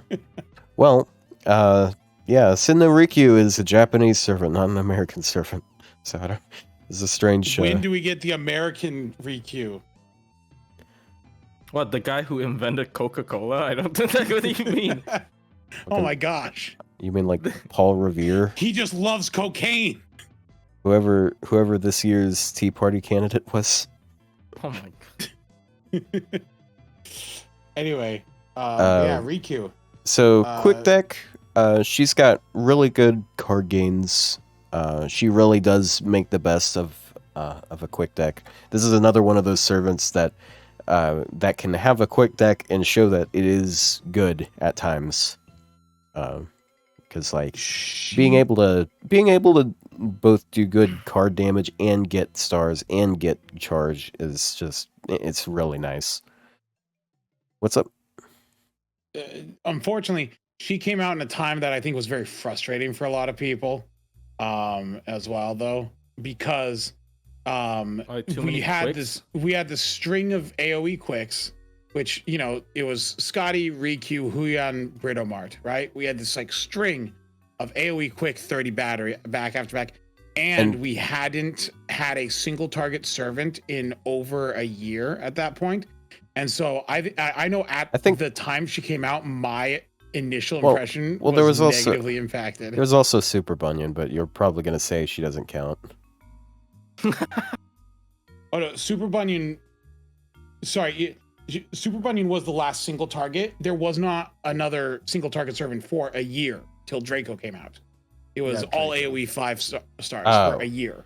Yep. That's what I mean. Like right. it was in that. She came out in that year-long gap of no single targets. Because that was only like 4 months after that. But No, but that yeah, was like that one was more like thing. 6 months. One more thing Four to months? Yeah. one more thing to be pointed out is that she came out immediately after Summer Ibuki. So like a lot of people were high on the arts farts still. So it was like, yeah, this is just a worse version or something.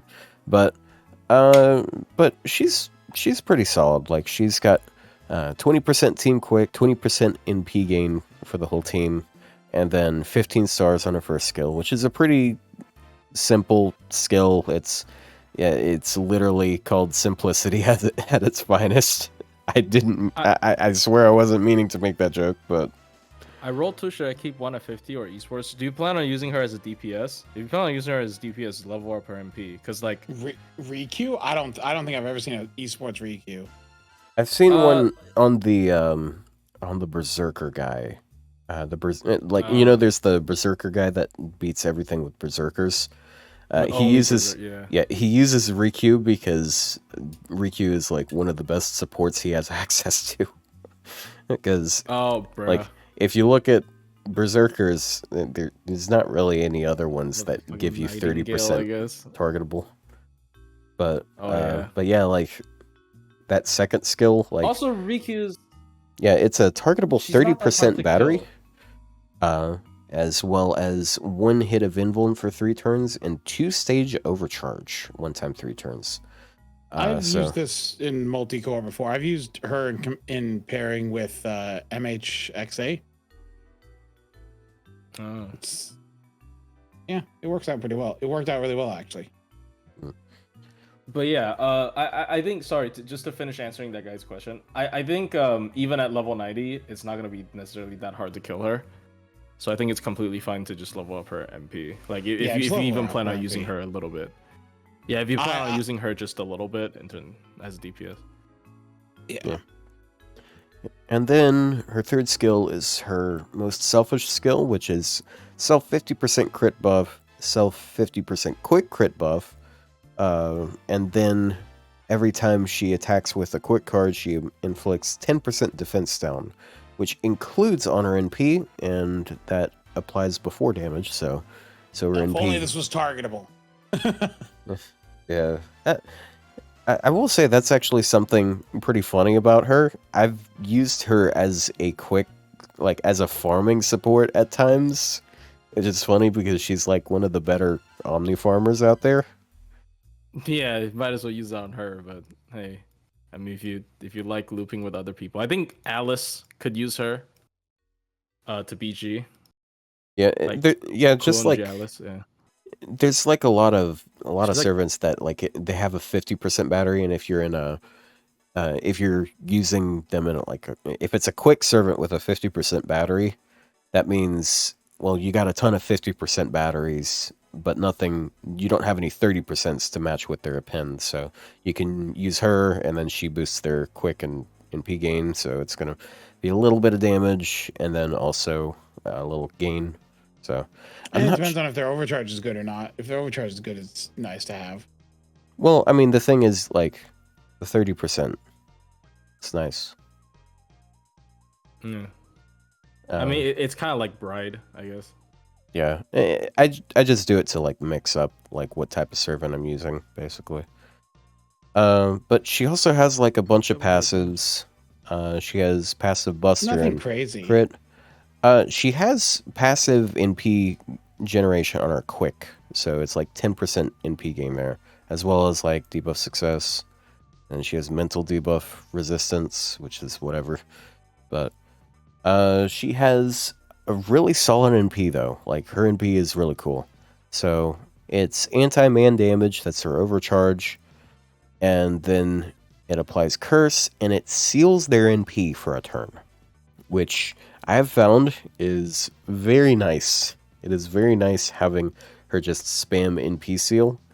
It means that you don't really have to build around like tanking NPs. You just have to build around her surviving and normal attacks. So if you're doing some sort of setup where like you can bring someone to taunt and stuff and just direct damage away from her, if she's able to keep NPing, the enemy just doesn't get to NP. It's no stun, but it'll do. Yeah, it's also barrier type. What? Barrier type? Well, yeah, it does say no barrier type. My barrier type noble phantasm. Is it supposed to be like because she's like summoning them into her little tea house? She bans you from the tea house if you don't know like tea Her etiquette. NP is actually the room. Oh, hi, Mark. Oh, hi, Mark. Yeah, Yeah, I think there you she's very good.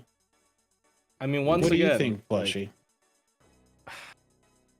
I mean, I already knew she was good, but then I saw the extent that people were able to push her damage, and she doesn't even need to be hitting man. Oh yeah, she's Like, she's also chaotic evil, by the way. Yeah, so like, Which it seems you don't crazy, but yeah. yeah, it seems crazy how much damage she's doing, like even without anti-trait, and it's just, I mean, obviously that's a 120 guy, and you know the guy also is like very dedicated at doing runs, but the fact that she is able to do things like that, right? Like there are runs that are just straight up impossible because your character just doesn't do enough damage. Like we do calculate whether it's possible or not. We don't just like try it out like all the time, right? So like the fact that this character is able to do so much single target damage, you know, maybe because we also have really strong quick supports now to push damage. Maybe that's another big factor. But like, man, this character is kind of crazy. I guess Berserker diff, because like if you really look at her like self steroids, it's not that much. She actually barely has any self steroids. Yeah, in a vacuum, her damage is actually kind of low, but like she has a really common super effective, and then also it's super easy to evil. yeah, and she also like again another servant that's very compatible with Black Grail. Like basically all of the setups, all of the farming setups you see her calculated with have Black Grail in them, so her damage doesn't really look that bad. Yeah. So good character. I think this character is obviously really high tier. Yet another really powerful AOE berserker. Like I feel like she's better than Ushi Gozen. You do? You think she's better than? Oops. Whoa! Chill out there, Sorry, bro. I like all the mouse too early. I mean, I'm gonna put her in 4. I'd be You fine think with she 4. should be 4? Zerk difference. If she's not Zerk, she's not 4. Zerk difference. Like, genuinely. All right. I'm sorry. It's genuinely because of Berserker. Yeah. Yep. And then next up is. But speaking of wanting to kill myself, let's talk about Sei Shounagon. Wait, who was talking about that? What? No, I just like get depressed every time I think about Sei Shounagon. Anyway, I 120'd her. She's fun. Yeah, And by fun, I mean terrible. Like no gains. So Okay. So first skill, I like her first skill a lot. It's team wide 20%. You didn't talk about her stats. Stats. Well, I mean, Or like her base. card gains are fine. Like her quick cards kind of like meh, but her arts cards are like also kind of okay. She's an archer, so she crits. She gets like her stars and crits. Like ultimately, when people talk about her gain being bad, it's her NP. It's not her actual cards. Her I cards don't are okay. understand how her MP generates so little sometimes.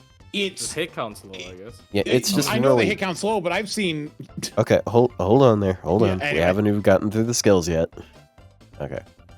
So reverse skill, it's 20% team attack and then 10% charge per turn for everyone for 3 turns, and then 1,000 HP per turn for 3 turns for everyone. So it's a pretty nice, just like general value skill. It's like 30% charge for everyone. I like it. And then her second skill, it's 3x3 turn evade, which is it's not very common, and it's got 3 turns of 30% crit damage and a 30% battery. And that was it used to be 3 Scared me. hits of crit, yes. and they buffed it to 3 turns, which is Yes. really good. But wow, it was just like nothing before. I mean, it's still better than what Xiang Yu had. I mean, it was a lower value, but like, if you didn't crit 3 times in 1 turn, then like it was still a bit more valuable. And it's also 3x3 turn, yeah. But then her third skill, it's 20% battery, then 30% quick, and 10 stars. So a very basic skill. This skill was the most frustrating skill before her second skill got buffed, because it's a 20% battery, and with a pend and the way quick servants work, it actually, you 99% of the time were not able to use it as a battery, like because you either needed it for the quick damage up front, or you needed the stars on turn 1, and the quick up on turn 1, or like it wasn't enough to like fill the gaps later. It was just so frustrating. Such a frustrating thing to have it. Them buffing her to a 30% battery took her made her like somewhat usable.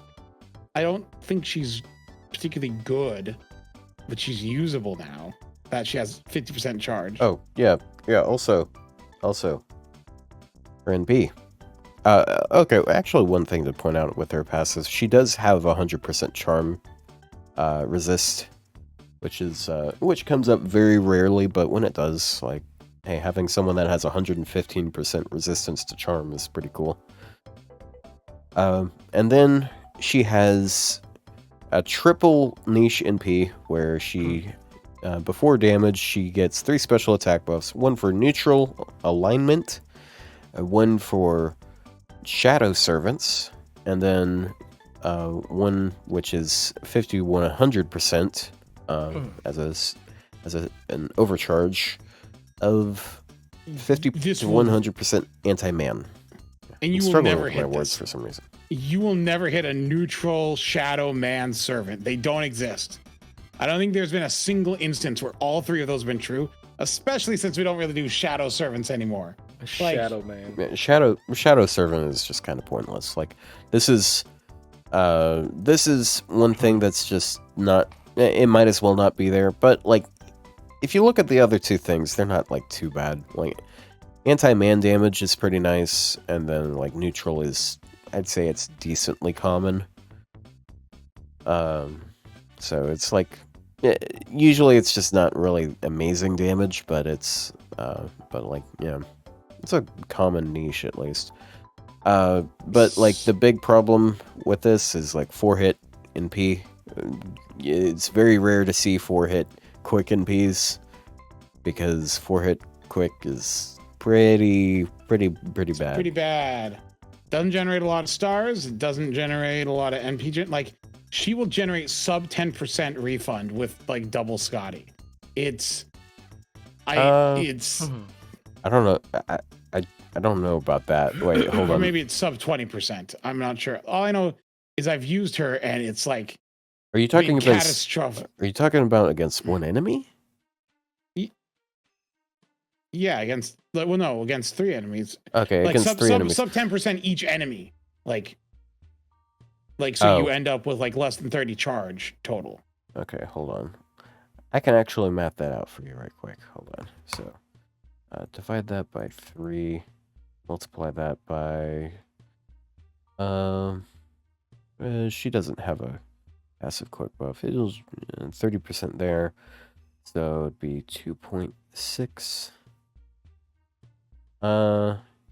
Yeah, it's gonna be about 6% per enemy. So that's what I mean. I knew it. I see under 20% all the time. I swear. I use her. I use her in like challenge quests and I drag her into these fights all the time because I like Sei. I think Sei is a really fun character, but man, does she suck. So the one thing I would like to point out though is she has a ton of charge. Every single skill she has boost. She gets her flat charge. So she's got like 10% per turn. So whatever she refunds, she gets another 10% on it. Then she has 20% from her 3rd skill, and she gets 50% from her 2nd skill. Or not 50% total between those 2 skills. But I hope you see where the problem was, because if you calculate that and you end up at 6% per enemy, that's 18. That's 18%. Plus 10 is 28. And then you use her battery, her 20% battery. That's 48. You use Scotty, you're at 98, and then you just get mad, and then you quit out of the fight. Congrats. Ryou, do you never hit overkill ever? Sometimes not. Like the point is that I feel like you gotta be. I feel like that's just gotta be really unfortunate for you to never hit a single % of like a single hit of overkill. Look, I'm just saying, like in farming, sometimes it's come up to that where like there's not like you're just 1% off or something like that. I don't know. It just seems she's like I think. Auto. What? Yeah. A man only sees when they fail. Shut up! Stop making about Korean Dark. I didn't say it's conduct. I'm just saying that's. I know that's where this is going. I'm not going to. I'm just saying I can understand where he's coming from. Yes, because you're talking about a Korean dork. Okay, I'm just saying. I'm not gonna say. Okay. I whatever. remember I was talking. I think it was an Atlas. I was like, "Yeah, I'm gonna 120 say." Someone says, "Don't." I have a 120 say. She's useless. And I'm like, I understand. This is a dark path I'm going on, but I have to fulfill my purpose. It's hell. Something. Anyway, I think she's a 1. It works. 1? I don't. Yeah. Really? I don't think she's as bad as you act. Like, I feel like you're focusing way too hard on like her farming. What do you think she's a 2 then? I think I'm fine with compromising on a 2. I do think she is pretty solid 2's because fair. she's got like good team support. Like her niches She can at help least- a little bit. I mean, She at least has she is Andy. fine in challenge quests. I do admit I don't. And her I don't have that second much of a skill, problem in challenge quests. her but- second Like, she skill at is least has really good good stuff. for defense. By the way, too. Yeah, she's got 3 times 3 turn evade. Yeah. It's I mean, like she at pseudo least PFA. has anti-trade. Yeah, and good survival, right? Like it's not horrible. I will definitely say that the gains are not the best, and I don't know. I don't use her enough though. I remember I used her when she first came out a bunch, but then never after. Yeah, no, that's my opinion. I may be too harsh on her because I've tried to use her for a lot of things, and most of sometimes it's on doesn't NA, to be fair, right? it is on NA. Yes, So- my 120. so you don't She have hasn't access gotten the to buff yet. She hasn't gotten the buff yet, so Yeah, true. I'm speaking from the plebeian experience here. I understand Yeah. that once she gets the battery, a lot of the issues probably go away, but in fact, I think most of the issues go away.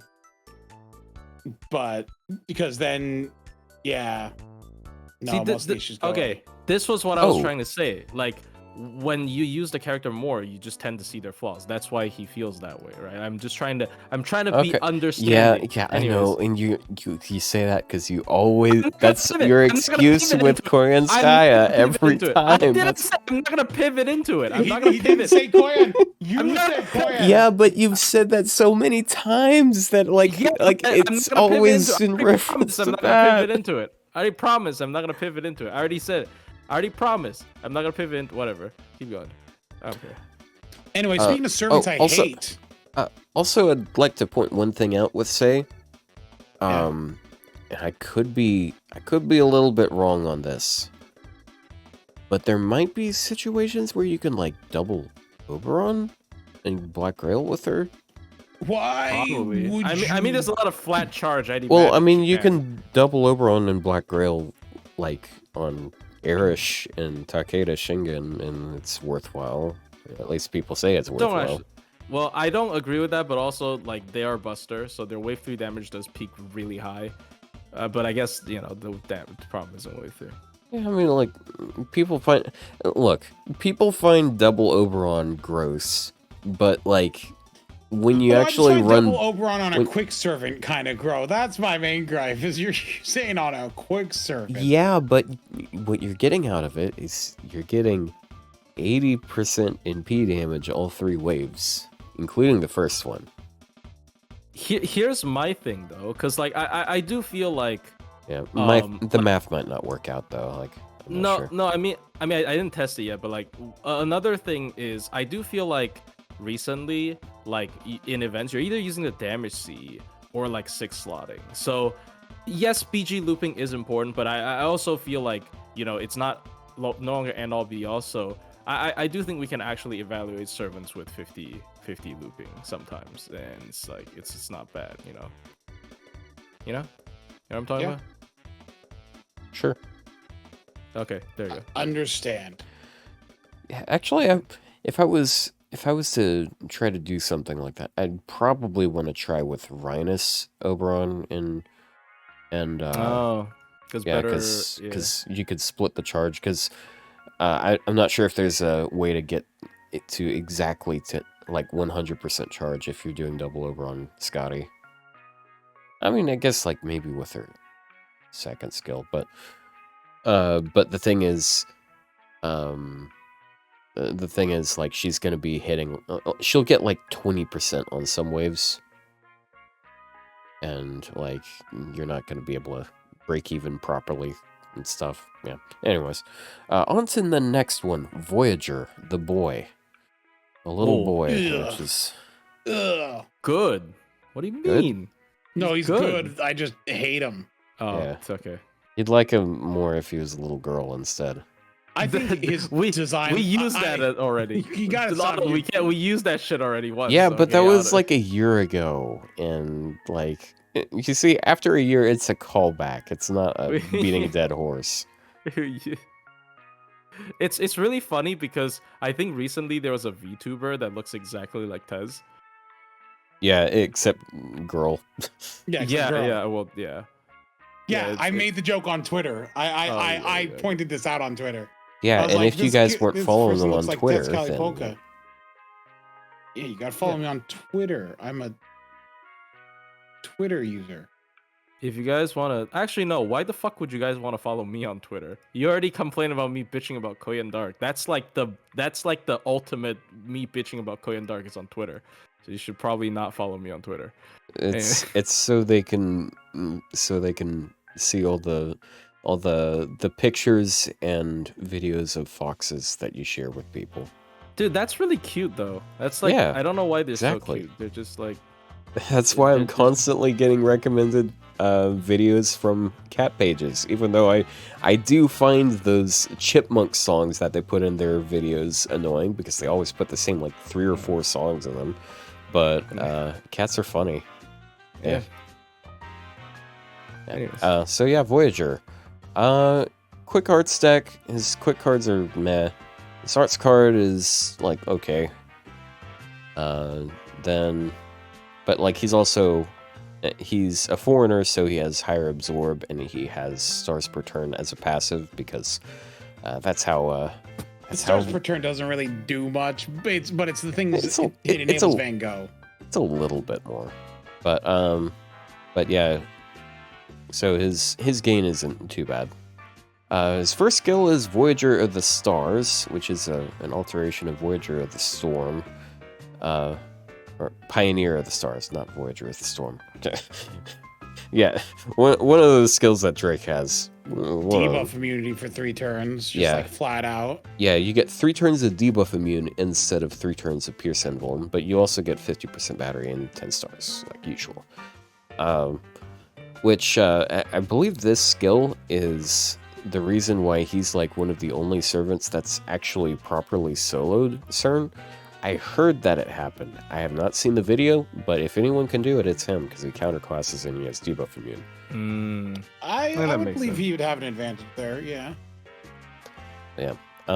Then he has an evade skill with 20% quick for himself for 3 turns, as well as 20% quick resist down on 1 enemy for 3 turns. And then they buffed his 3rd skill. It used to just be targetable star absorber 1 turn, crit damage of 3 for 3 turns of 30%, and then party gets the whole party gets 30% crit and 20% crit chance resist. They buffed it. Now it's it also gives them 3 turns of quick 30%, so he can give himself another 30% crit and 30% quick on top of his 2nd skill, so he has 50% That's quick for 3 50%. turns. And 7. Now the unfortunate thing is his debuff is only on if you use it on the first wave. It's only going to be, the 70% for 1 turn. Yeah, but something 100% for the rest. something that you may find is that if you're looping with them, a lot of his damage does not come from a lot of his refund doesn't come from the cards. A lot of it comes from flat charge. Yeah. Speaking of flat charge, his NP. No, I was thinking more of the just the damage. Yeah, in that situation. yeah, but like you could also save it for turn 3 and get more damage. True. Yeah, but it's only 20%. It's probably not worth it that much. But he has an NP upgrade, 150% extra damage to sky enemies. It's one of the very few Anti-sky. like super effectives against sky yeah. enemies. Yeah, because Durga's power mod. It's not even a real one. Yeah, and then Yeah, speaking of Durga, 20% charge for the whole party after damage, of course, and then 20% charge for living human allies. It used to be 10%, now it's 20%. So if you're doing some sort of multi-core setup with a living human ally, then they get 40% when he does it. And it's a lot. And then he also has NP damage for 1 turn before that. And as far as living humans go, one of them is Tez. That's pretty cool. Would you That's pair pretty them Durga. together I that often? I do feel I think the extra gain for living humans actually doesn't matter. Like for most breakpoints, it actually doesn't help. I think for like MP charge breakpoints, I think like it just overflows in a lot of the cases. Because I did try to build a couple of teams with him when he first came out as like a demo, and then like every team I built with him was like, oh, you know, he just got like 10 extra MP or something that he didn't need to use. Not 10, they're like how much is the living human extra? I forgot. It's 20%, so you get 40% total. It's good. Yeah, so he'd overflow by 20 is what I'm trying to say. Like a lot of the time. So I don't know. Something worth noting actually is 2 of the servants that are living human are Waver and Rhinus, who both fit pretty similar roles if you're lacking like a Scotty. And since he's not super he's not really high on his own refund, and it's more so like a lot of it is flat charged, and sometimes slotting in a Waver or Well, he only gets 20% flat charge himself because he's not a living human. Yeah, but what I that will means say, is if he's trying to get to 30%, like if he's starting at like 15% normally, and you have to get him to 30%, it's not going to be as if he only gets up to like 28% or 27%, it's not going to be as bad as someone else who's like only getting up to like 40%. There are also some other quick AoEs quick AoEs and single targets that are also living human. You got Alice, you got Caren, you got Kuro, you got Bizet, and Hibiki and Chikagi. Yeah, so you could pair them together. I will say there's like this one multi-core comp I figured out a while back, which is it's like okay. You can use Summer Kuro because she gets the bonus charge, and you can have her like do damage alongside him on one of the waves. So you can have her give him like 60% charge on wave 3, and that's usually enough. Yeah, I could see that work. I could see him working with Summer Kuro pretty well, actually. I believe I used them for a setup on the QP node. Of course, he can single core the QP node, the one with the coins in Vegas, because they're Sky. Oh yeah. Oh, Sky. true. Yeah. And I he's mean, his neutral, and damage it's pretty is- impressive that he can do that. His But- damage is pretty good in general after the upgrade. So It is an MP upgrade, so take Yeah. that as you will. yeah, even though the added effect does feel kind of like, yeah, we did try to make it work, but like, in general, it's not that big of a deal, but it's still great.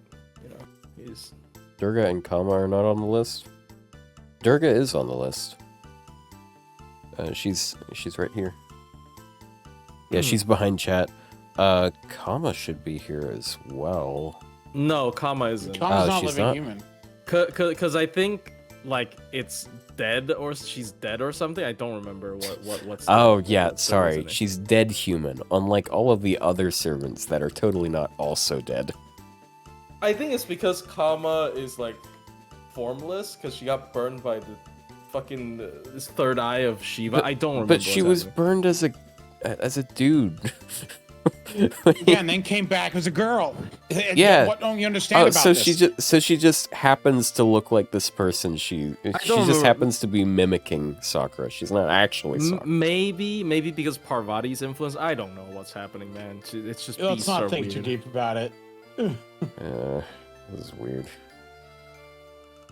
Yeah, where do you guys feel about Is Mystery House Crafter? I'm gonna put him because of the MP upgrade. I'm actually inclined to put him in 3, but I could be wrong. Like low 3, I don't know. high I 2. think 2, high 2. Yeah. I guess yeah. I guess he's in a similar. I do think he has way better skills than Achilles, but then he can't counterclass most of the time. So I guess it balances out. He counterclass, and he has a fun gimmick, but it's not like. He also has an anti-trait. I do think it's important to have an anti-trait. It is anti-sky. Well. Anti-sky, I think, though, is the least useful of the anti-traits. It's also the rarest, though, and it's against like most divine gods. Like if divines aren't uncommon, sky shouldn't be uncommon either. You know what I mean? Like most of the Olympus people are divine, for example, right? So true. So I think it's better because it's rare. And also, it's rare on servants, and also it's not actually that rare in terms of curse. I do like his anti-sky a lot because, dude, God forbid we get another fucking anti-earth character. Like, holy shit. Like, there's just so many of them. I don't know why there's so. I do not like, and like, I hate that Ibuki, Summer, and Melusine are both anti-earth. Like, why? Oh, okay. I'm not gonna say anything. Anyway. I know. Anyway. Thank you. Anyway, we all know how this conversation. We didn't need another foreigner to be your anti-earth, right? So next up is Bradamante. Yeah, Britomart. I mean Bradamante. Bradamante. Did you do that intentionally? Yes. Bradamante.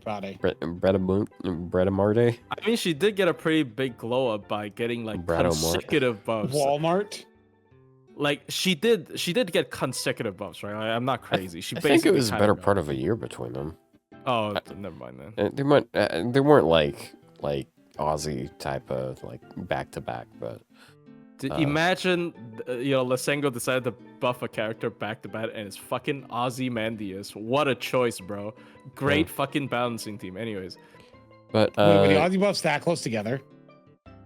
They were like within 6 months apart. I mean, the true back-to-back was Saber. Yeah, Suzuka. Yeah. Which was like 2 months apart. Hey, like the less time there is between that last buff and the next one, the better here. I am waiting. So Bradamante is like her gains are actually not really that great. Her quick cards, they're like a little bit below 3%, so they're like okay, but her arts cards are 1.4%, which is for a quick arts servant, that is just bad. Generally pretty slow, pretty low. It's bad, dude. Yeah. But yeah. But then she has like a 30% quick arts buff, which helps a little bit. It helps. So her cards aren't as bad because of this, but this is also a pretty bland skill. It's question: Is there some sort of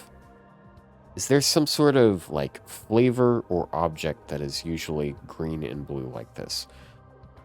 Because I wanna make nicknames for these types of icons, like the red and blue one could be Superman icons or something.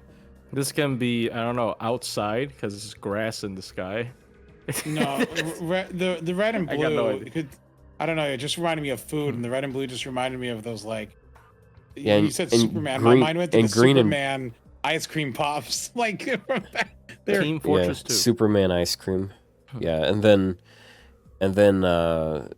you got the Quick and Buster, which is just Christmas colors. Oh yeah, true. Christmas colors I do like. But what is blue and green?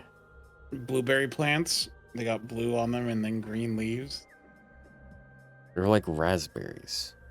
Or like, yeah, kind of like blueberries, but raspberries aren't quite. Anyway, that's a weird thing. Blueberry. What a weird thing. Look, I want to make funny names for something, okay? Sorry. Ludicolo? I think Ludicolo is Ludicolo. Colo, Ludicolo. I don't know why that... Second skill sucked. It's meh. Like, it's 3-turn 30% defense buff, and then 1-time 3-turn guts, all on a 6-turn cooldown.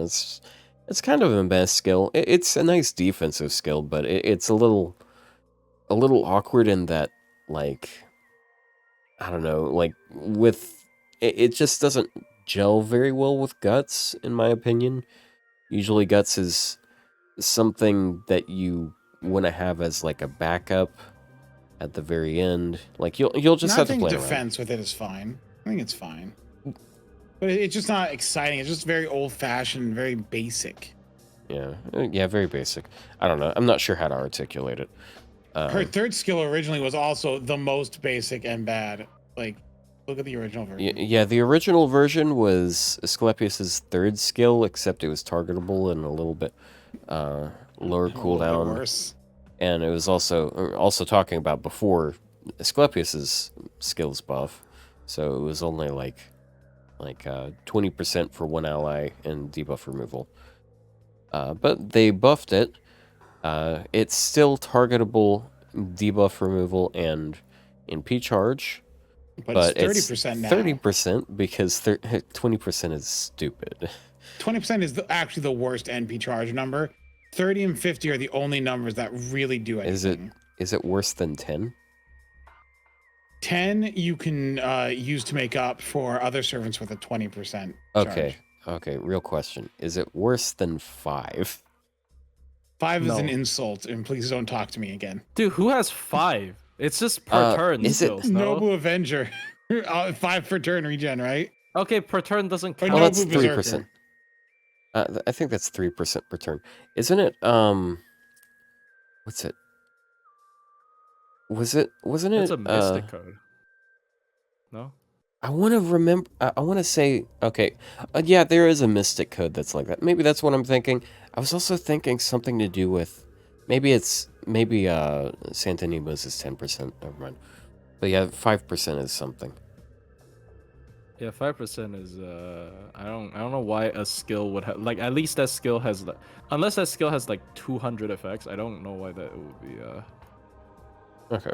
Well, it also increases her own damage against Earth enemies of 30%. So even if she How targets original. someone else, it's going to be targeting. That will always apply to herself, as well as a 30% NP generation buff, which helps her with her card gains and with her NP refund.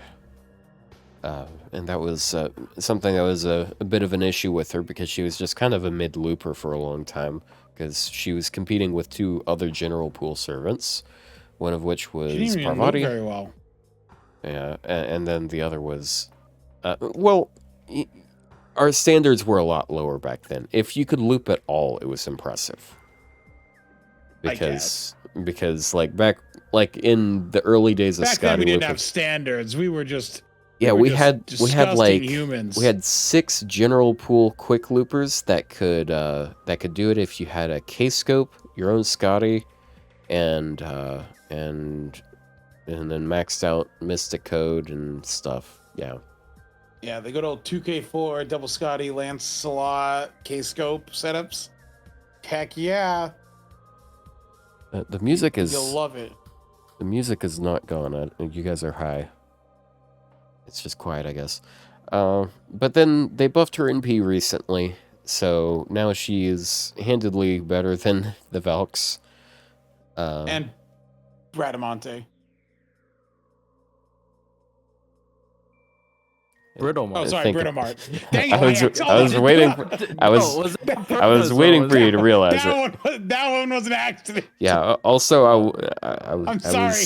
I was wondering if you actually meant Parvati, because you guys paused and my mind was going, why aren't they responding? I'm like, did I say their wrong name? And then I look up the URL and I see Bradamante and I'm like, crap, I said the right name. Yeah. I actually said, look, years of making jokes about them being the same person has done nothing but ruin my mind. Yeah, I mean, I guess it's lore accurate, because one is a character based off of the other, so Yeah. it's kind of crazy shit. But yeah, now it's 30% crit damage before damage, which doesn't really matter whether or not it's before or after, because your NP Yeah, that's isn't a going to be critting. weird thing to activate Unless, what if they make NPs able to crit? What if the stupid NPs crit? It's a terrible Stop. idea. Then they It is such a kiss. terrible idea. What if the NPs kiss? Because like if you make it so NPs can crit, then like, okay, well, cool. Quick NPs can crit now. They do more damage. Okay, well, now the other NPs are gonna be looking worse. Well, then Arts would actually suck because Arts has the least crit support in the game.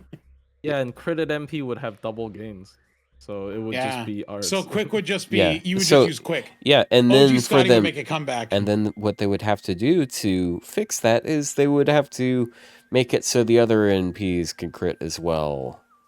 And then we're back hear at me square out, one. hear me out. The MP can cooldown reduce. I don't know what that means, but that's what Buster needs, No. or something. No, there's there's a lot of Pandora's boxes out there that we should just not even acknowledge exist. let's Yeah, not like think about class this. change. What the do you fuck? mean? Class? Why is it? Why? Okay, anyway. Well, Anyway, class so class 60% change. chance to see, stun, huh? see, class change isn't as broken if you can't choose to counterclass every time. All right, True. because like the balancing aspect with like Kazuradrop. Okay, cool. She can turn it into. She can constantly get bonus damage against like a caster or something. Well, she's still taking neutral damage though, so she can still die. But yeah. Not if they get stunned every turn. Okay, I hate well, that stun for that so to happen, much. they have to get stunned every turn. Which Okay. is more likely than you'd think. Anyway, but yeah, 60% chance to stun on this one. Yeah, 60% chance to stun on this NP, as well as 20% crit chance reduction for 3 turns, and 20% NP damage before damage 1 turn. So it's Honestly, pretty they solid fixed her NP. up pretty well. Like she's pretty solid now, I would say. MP upgrade. Like that's the magic number. There's not a magic word. That's I the don't know. magic. I'm just thinking 2. 2, I guess I'm okay with that. I'm not I was super- gonna put her 3, but I guess yeah. Yeah, I mean, if I'm not Voyager's 2, committed. she's 2. I'm not Nah, if super Voyager's committed. 2, she's 2. I We think. can- Like, we can I think put both. Voyager's better than her. So We can move Okay. them both here. Yep, You good and with that? for those keeping the tally, there's another debilitating. You know, I can AOE fix quick. this. I can fix this. We can actually. No, There. See, I fixed everything. no, put it back. Put it back. We gotta maintain the 0 for the server that really deserves it. Okay, just so it's What do you mean- funnier. What do you mean the server that really deserves it? Well, you have to remember, we're only doing quick this week, but we might have Buster or Arts ones later that would in the very least be funny Oh. to put down there. I know who to put in 0. Okay, keep going. Yeah, 0 shut for up. quick. Anyway, Caren, a servant who I fundamentally dislike her mechanics. Why? I don't like the. Oh, you mean the backline Amor? gimmick. Just use Black I'm- Grip. Okay. Yeah, Amor or Caren. So her arts cards are kind of like standard, and then her quick cards are like a little bit above meh. But most of her gain is not going to be coming from her cards, I would say. It's from her thieving nature, as she Her- steals from everyone else. Her thieving and ruins the masochistic lives. nature as well. What's wrong Because with that? Melt does that. What the fuck are you talking about? Yeah, but Melt has the decency to only do it once or twice per battle. She robs you fucking clean at once. What do you mean? Actually, let's be honest. Melt Yeah, now since with a pen 5, Melt now steals 120 charge. Yeah, In, just in 3 rob you turns. Twice. Like, what do you mean? yeah, And see, for larger Caren amounts. Caren is nice enough to like let you pay back over time, whereas Melt just like takes all of it at once. But that's because she knows if she only takes a percentage of your income every amount of time, she's going to get more out of it instead of just bankrupting you. She's the actual scammer here. So Like, scam going artist. over the first skill, yeah, it's So, an yeah. invincibility, 3 attacks, 3 turns. It's a regeneration buff that drains 10% from your allies and gives it to you. and it gives To the me? party an invincibility for 1 attack 3 turns, and increases the party's MP generation rate except self for 3 turns. The idea of this is that you're supposed to use your allies' cars to generate charge, so she can then steal it. What it actually ends up being is your Scotty better have a pen 2 unlocked or you're dead. Man, if I knew more about economics, there would be some sort of loan or some shit. Like it would make sense because like she's even giving them NP gen to try and compensate so they make more charge for her to take later. No, it's an allegory for the US government and taxes. Yeah. And the MP gain is the public services that they provide. But it's never good enough. It's never enough. Because they take more than they give. Yeah. Okay. Well, her second skill reflects her masochistic nature, of course, where she draws attention to herself with her own taunt for 1 turn. She charges herself 30%, regardless of whether or not she drains anything. Speaking of drain, she also reduces all of the enemies' charge by 1, and then she reduces their attack and defense by 20%. And it's not really an issue for her she's a ruler. Like, she takes half damage from pretty much everything. The only risk you have with it, 1, she has an invincibility skill. 2, she's a ruler. So even if you're not using that or it's already gone, it doesn't matter. Like it's such a the taunt is meant to be the demerit here, but it's such a no effect demerit. I mean, I guess it's just supposed to make her like kind of a tank, because she's like masochistic or some shit. Maybe. I don't know. Oh, anyways, that's not the point. But yeah, this is Then the third skill. And the third skill is 20% quick arts and buster, as well as 20% charge for herself, and she reduces 1 enemy's charge by 1. So she can stall stuff out. I don't think because quick has actually so many good supports for min turns. I'm not sure if you would ever use Yui with her, but this is Yui synergy. Yeah. Anyways, What he said. Yeah. So like the taunt is really nice because like even if you don't have her first skill up and active, like she's not taking much damage. Like she's got the attack debuff on them, and she's also a ruler. So yeah.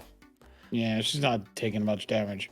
Then So she has her she has a funny passive where if she has a debuff, she has 20% attack passive. So if she has Black Grail, she constantly has another 20% attack. Also, if there's an Avenger unfair. on the field or off the field. No, in the backline. Yeah. If you just have an Avenger in the party, she also gets a 20% attack buff. So during lottos, people will slot Angra in the backline specifically because of this. It's so funny that she has Goddess Essence, which is debuff resistance 22%, and then reduces it 20%. So she actually has a 2.25% debuff resistance stat. Oh yeah. This is really funny. And she also has another random thing where she has Buster resistance of 10%. Yeah, just 10% less damage from Buster cards, please. But thank you. Here's the thing, guys. I actually didn't pay attention if you guys mentioned already, but Black Girl counts, right? So Yeah, we did. Yeah. Oh, you did. Said that. Yeah. I'm sorry. She also He's dying has here. Terror Immune and Charm Immune, which is cool. That's better than what Sei has. Haha, get dabbed on. And this servant doesn't stun. Oh She yeah. deals damage. This is also the character that taught me that even if so you remember that Valentine's challenge quest where you fight her and Angra? Yes. Yes. And if you attack one of them, they make you evil, and you attack the other, they make you good. Yeah. So I discovered that this debuff success rate that she has will actually it actually applies even if it's a reactive debuff like that, because I was using Kiara there, and there's like like ultimately she has a 50% chance of proccing that on someone, and so it's 50% chance to apply every time she gets attacked. And it applied on Kiara even with her 50% debuff resist up. And it's because she had a passive 10% debuff success. It was annoying. I swear, I feel like Kiara's third skill, like the debuff resistance on it, just never does anything. Every time I use her and I'm like, oh dude, I might resist this debuff, it just doesn't work. I hate corrupts. I don't. No, sorry. I don't think you know, her skill like that. I feel like that's just a problem with like a lot of these goddess metamorphosis skills. I mean, it's not goddess metamorphosis for her anymore, but like it's just like 20. It's like 10 effects, but like only 5 of them does something. Or actually, no, it's like 5 effects, but like only like 3 of them does something most of the time, right? So it's just, I don't know. Yeah, that's kind of what it is. Yeah. Okay, and her NP is good. She gets 10% NP damage for 1 turn before she deals any damage. Then she does 50% bonus special, super effective, not special attack, super effective damage against chaotic enemies, which are pretty common. And then she reduces their quick resist by 20% and applies buff block. So, pretty, now, pretty the high buff value. block is useful. Buff block is such a useful thing to have if you can Indeed. reapply it consistently. I'm a Murasaki fan. I definitely know this. Yep, buff block is really good. Upgraded MP with anti-trait, you can't beat that. Like that is, in my opinion, like every character that I feel like, oh, this character doesn't have a definitive role. This character feels like they're lacking a little bit of damage. Just MP upgrade, add an anti-trait. Boom. Best MP upgrade ever. Just whatever. Now they have a purpose. They have a purpose. Given They purpose. do good damage. That's just exactly what Caren needed, in my opinion. And then that just makes her like an offensive powerhouse on top of being a really tanky ruler that, you know, can manipulate charge and whatever. So I don't know. I like this. This is really good. But yeah. I think he's very good. Now, What the fuck is a agape? Hmm. Because I thought it What? was agape when I first read it, but she says agape. Calling Isn't that some agape. fucking God? I don't know. A type of love that is not sexual.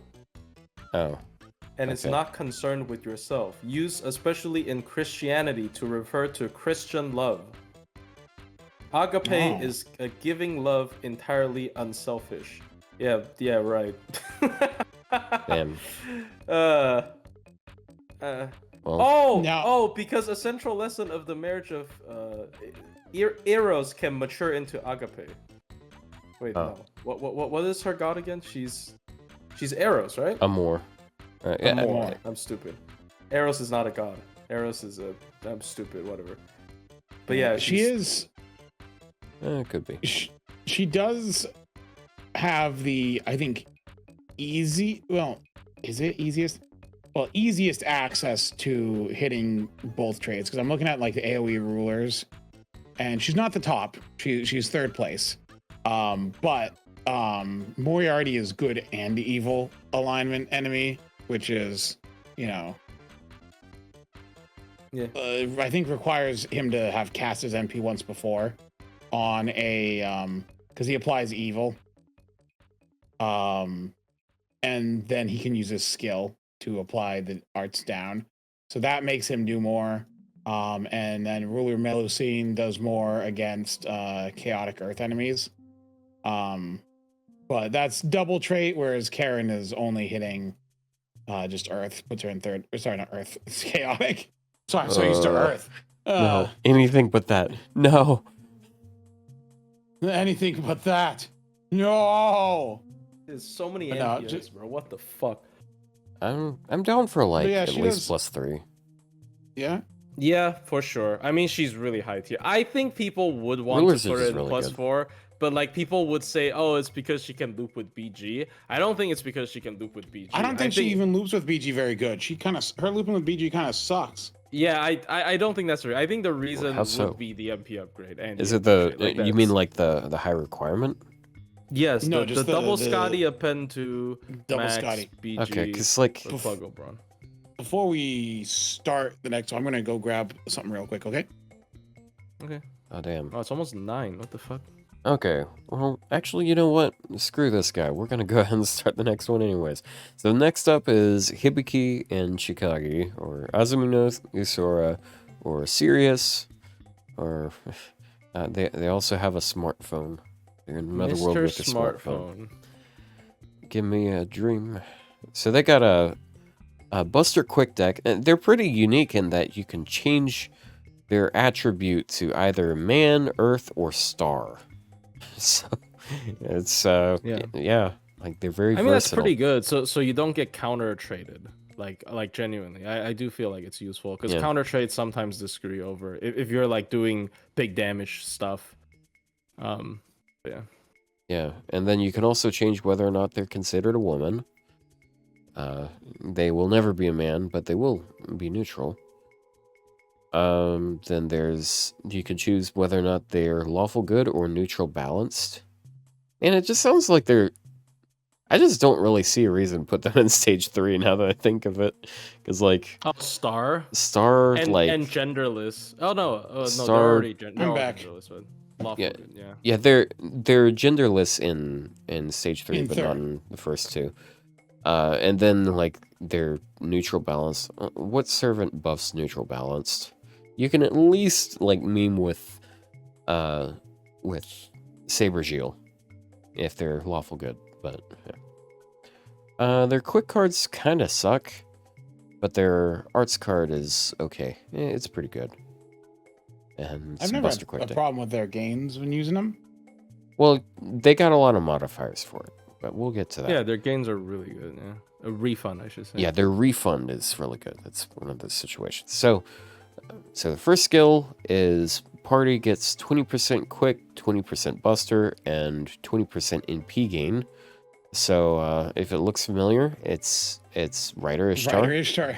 Except But they with also evades tacked get on. their own evade. But that's not the extent of their supportive aspect.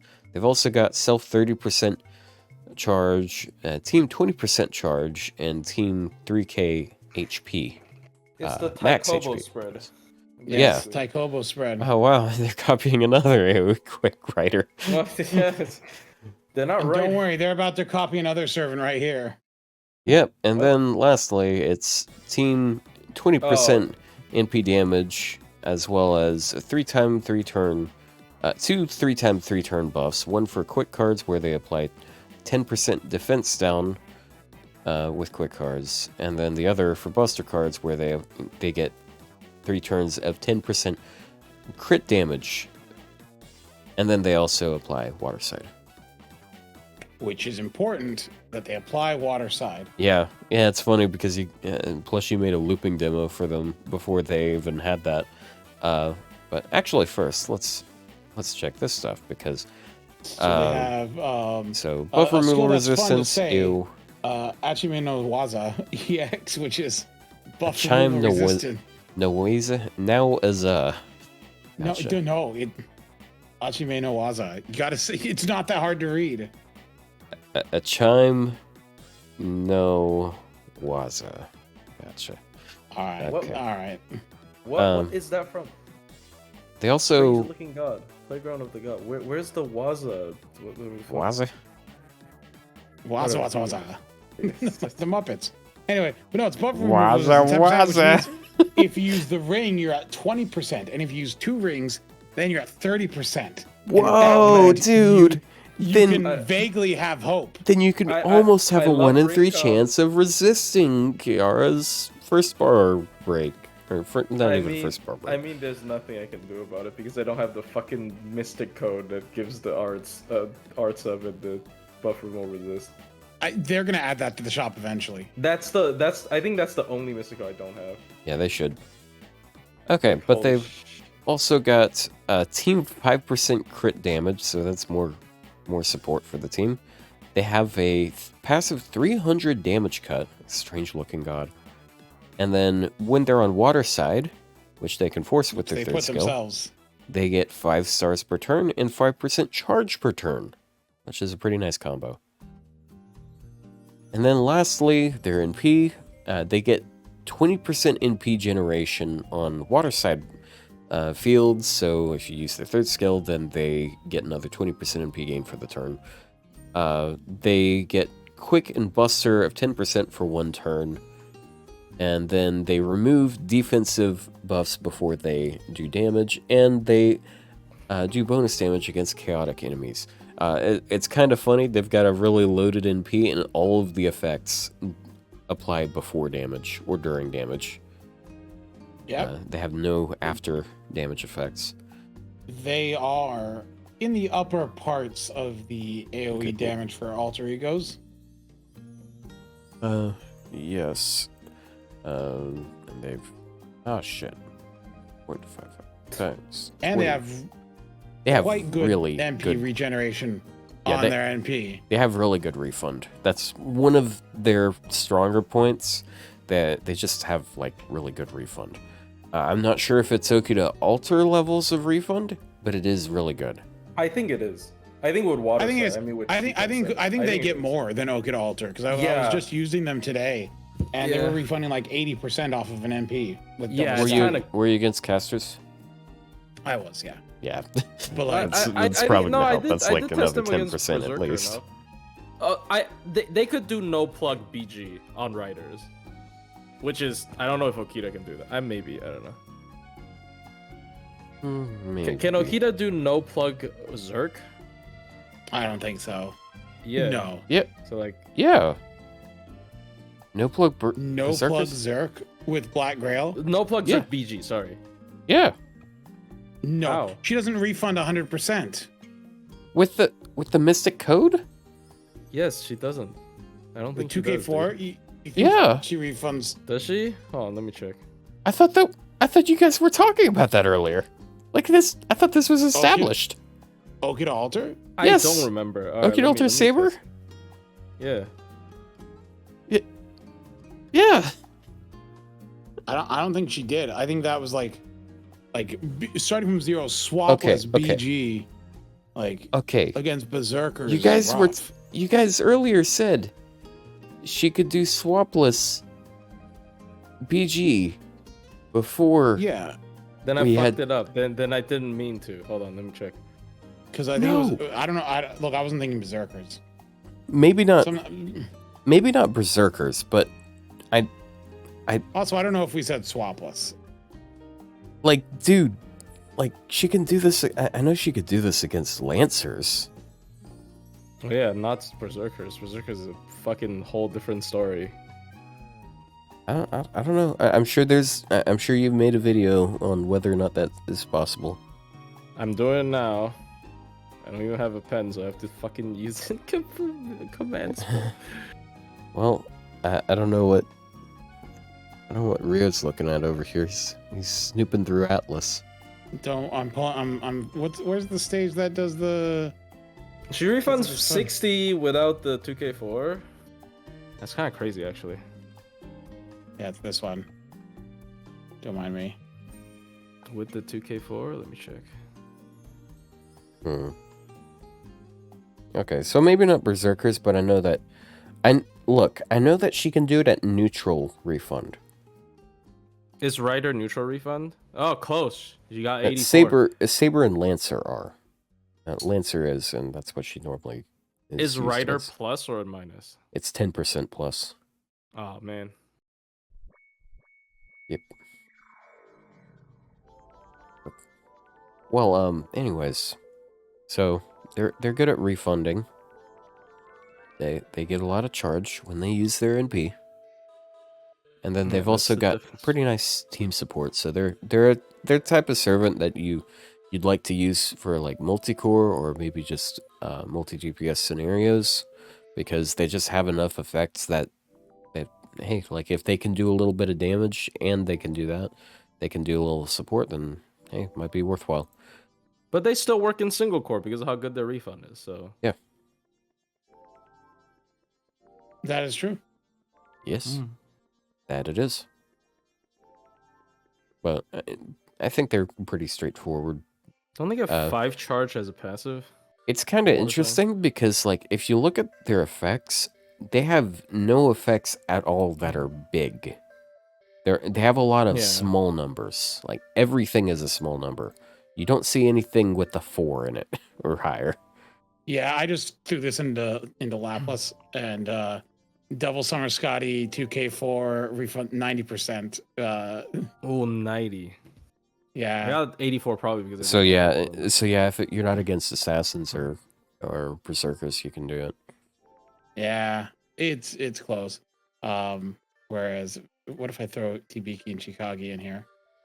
Then I'm 52. pretty- Yeah, it's a bit worse than Okita Altar. Okay, what about if you're up against lancers and you use normal Scotty double? What would that be higher? Well, Oh, you mean is it doable? Probably. yeah, because this is Probably. what I thought. This is what I thought you guys have been saying for a long time. Okay, so like I assumed somewhere along the way that it was with berserkers. Oh, no, we weren't talking about berserkers. Not But bad. yeah, no, it's fine. Yeah, no, they're. I think like as far as AOE alter egos go, I've seen a lot from them.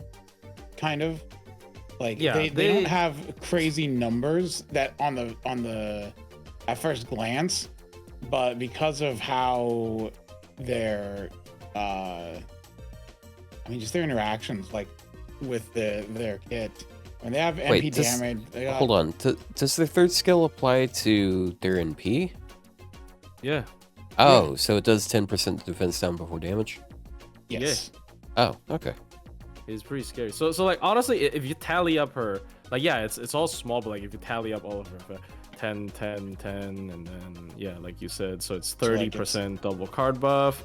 It's what's that? It's 30% MP damage. Yeah, I get. I don't know. I guess her damage is just okay. Like, yeah, why is her damage so good? Is it so I good? feel like we gotta put our feet on the gas. Oh, a we little gotta bit move. here. We gotta move it. Okay. Do Yeah. we? Yeah. Well, you've been slowing us down. Anyway, I What? think Shut that up. they're. Wait, I think wait. Were they're you talking to up me or here. him? I don't know who I was talking to. Yeah, I think yeah, they're him. a Yeah, 3. Plushie, hurry up. I think Alright, they're a go. 3. I don't know yeah, about I guess that. three. Yeah. Defensive buff removal is really nice. It is. But do we need to talk about Molay? I think she's kind of mid. Why wouldn't we? Okay, Fine. just blow Let's through her quickly- because I know it's let's already quickly 9. go over but, like, Yeah, she's very mid. She's a 2 at best in my opinion already. I think it's unfortunate that she's like this because she has She some got a interesting bad buff. support. She got a She bad got buff. some interesting support ability, right? She can change people into evil. She has 20 batteries. She has party wide invul for one time, because she changed party into evil. So it's like it basically is guaranteed. And then the third skill is the buff, right? It basically gives her a full hand of basically curse command code. It's just so her MP can do extra damage. I don't like how we're rushing through. Okay, so 20% AoE attack, 30% AoE crit, and 20% AoE charge, as well as applies evil for 3 turns. That's her first skill. Second skill is self-invuln, 1 turn, 30% charge, and then 1 hit of invuln for evil allies for 1 turn. She made all her allies Yeah. evil in the first skill. So. Yeah, if you use the first skill first, then you're good.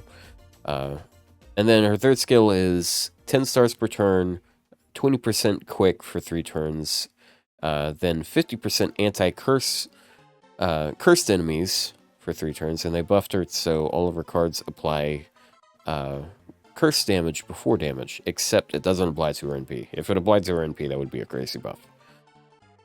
But that would make her work better because like the yes, fact that she obviously, has to because use it a would be card- because then she'd be she's- getting 50% PMOD on her NP. They turn her into Gajina. Yeah, like anyway, that's why she's She's kind not of Judas a Zerg, so but yeah, She's I a understand the foreigner. scare, but I understand it's pretty scary though. Like AOE SE Yeah, but- like resources. Okay. Imagine you gave like Ishtar a 50% P mod against everything. Well, it's for not example. extra damage, so it's just P mod. So like, it's not that crazy. I don't think. So I think it'd be fine. I still if think they it did would it be that way. ridiculous. Like 50% damage universal is ridiculous. It does also buff cards, yeah. So I Yeah. I guess Also, that'd be a big got to thing. point out that her NP is already pretty good, because like, there's a reason I said Ishtar. It's because she has 3-turn 20% NP damage for 3 turn. Like every time she does that, every time she NPs, she increases her NP damage. All of her buffs are 3 turns. And yeah, and then she also like has the curse and curse amp. But as a farmer, she is actually really competent. She can Black Grail against 3/3x Zerks. And her damage is really good because she ramps up her NP damage buff. So she's someone that kind of got screwed over by the fact that she only had 1 entry on the looping sheet, and it wasn't a very kind entry, because her refund isn't really super amazing. It's just the fact that she has the split battery that lets her Black Grail loop if you're using I Oberon, think I because he only did needs make a video on that. Maybe I'm wrong. I don't know. Because I like, think I so. liked her. I tried using her when she came out quite a bit because I was like, this is a cool servant, but like, I don't know, she just kind of fell short. So I think her damage is actually pretty good. I think the worst part is she's not chaotic evil. She's neutral evil. But she's still Go compatible, and like she has basically everything you want out of a DPS. Like, I remember making a video where like I was pairing her with Van Gogh for farming comp because she could clear the first wave, and then she also charges the Van Goghs and whatnot by 20. So there are definitely stuff with her. I don't know why there's so little TA runs with her actually. I think on paper she should do okay. I don't know why, but I'm assuming Maybe she's she's- just not very popular. Yeah. she is What do you guys popular though. Is she? She's- I feel she's like very popular the amongst the male gooners. version is No, more the male popular. version is less popular. She's such a gooner. you sure? No, she's not a gooner character. I'm sorry, but I No, think her third section's Gooner look, bait. I think she's very hot. Okay, but like, and she's a fun character, yeah. But I don't know. I think she is a really competent TPS. Like every time I'm using her like she is doing pretty good damage. Competent, but I don't know if she's a standout DPS. Like she's I mean, she's a good crit DPS. Like My hot take is I don't necessarily think like in a CQ I'd take in a CQ I don't necessarily think she's like worse than some people we've put in 3. But she's But what does she do for like a CQ? Like she doesn't have any she sort of like she just has like invuln does or the- buff removal. she does has the good PMod. damage. Like just her does the PMod, PMod. especially in a challenge quest, the PMod really does a lot, because like you NP once and then bam, now you have 50% more damage all the time. And then like she's basically got 80% crit damage. And like if you're always critting, it's basically 80% crit damage. And then she's basically got at least 70% NP damage every time she NPs. I think it's maybe very that's her easy. problem in TAs because her first MP hits very soft. That's probably her problem. And one last thing I forgot to say, her gains are really good. Like her cards are really good. Her quick cards are like they're 5-hit. They're higher gain than you usually see on quick cards, and then she's got like 2.4 arts card. Like she has everything you want out of a DPS except a class. I just don't think it gives enough to warrant bringing her over like anyone else. Like Who? like any of the others. Like they're like, I don't know. All right. She doesn't feel like she does anything special. Like, Okay. I mean, it's annoying to trigger quick her- buster deck. in AOE settings. Her first one's going to hit like a noodle. in a It's single not target even- setting. It's not even gonna be like that. It's not even gonna be noodle damage. Like it's like first off, like all you gotta do, like you just use one card, or you could be using someone like Domon, for example, or Van Gogh, because Van Gogh applies AOE curse as well. Right.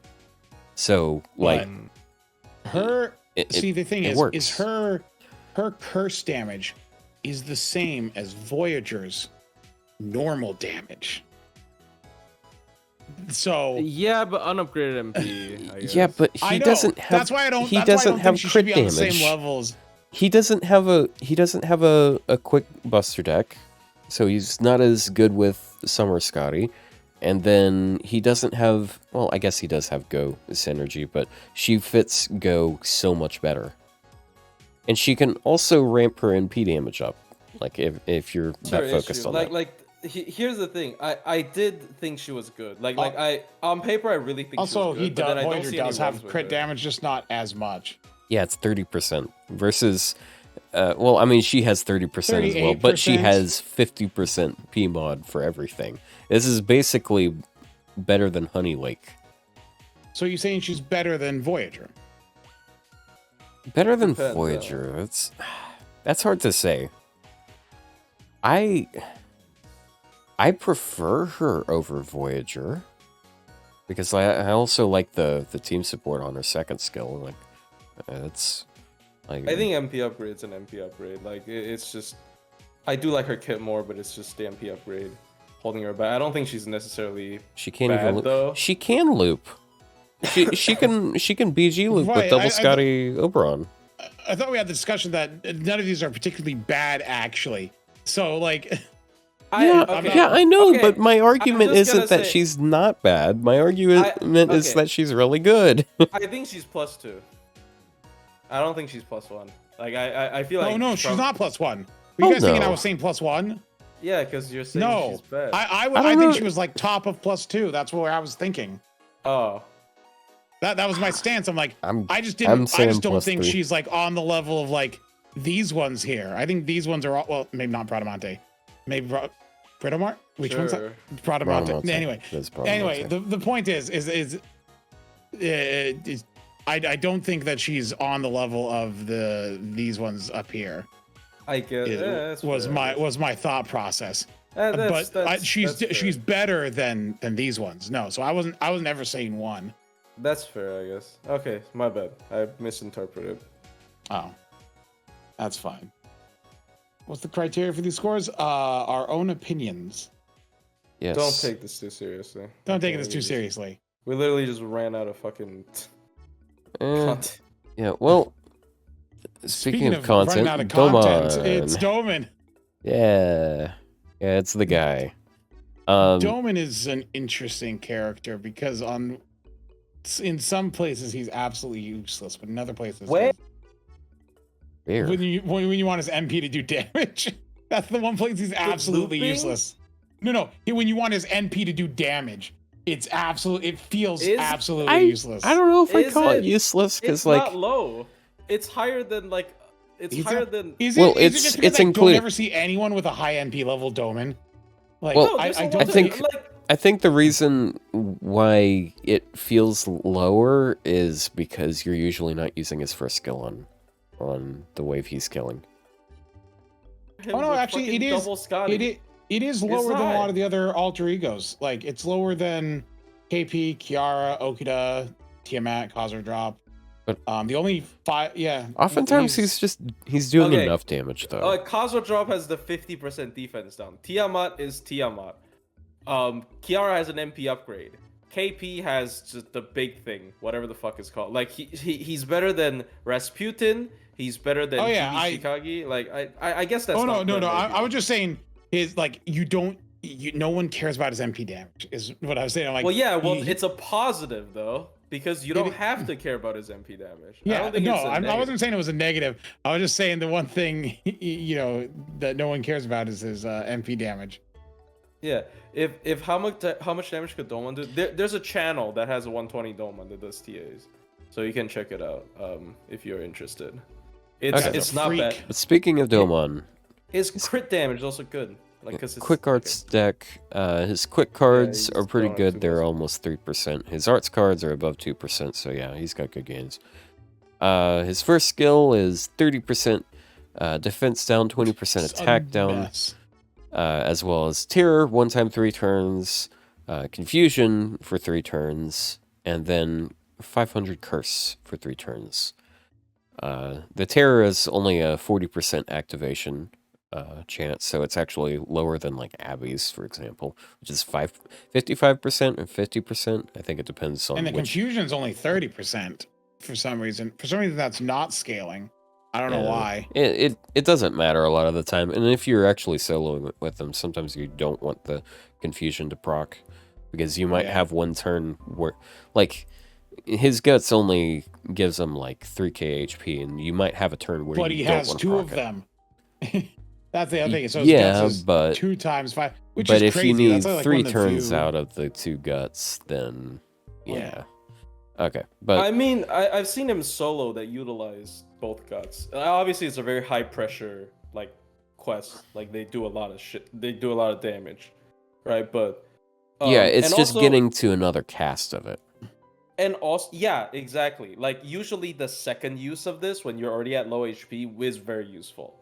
Like you usually don't want to hold this because it's 100% crit up for 3 turns. but- Yeah. I'm talking about the cast after the guts procs.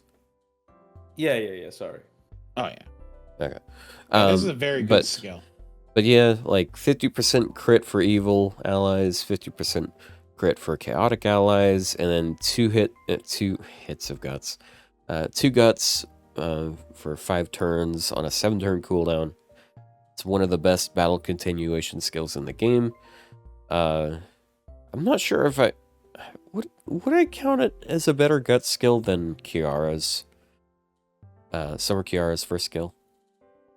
Depends on what you're looking for. Like I don't think the guts here necessarily is always gonna be coming in play. Like Kiara's first skill is definitely more survival based. It has a debuff cleanse. It has the mermaid thing is another. Yeah, it fall that upgrades her kinda other works. skills. Yeah. It has the- Sometimes- it that has in the a vac, guts. just that concept is kind of crazy.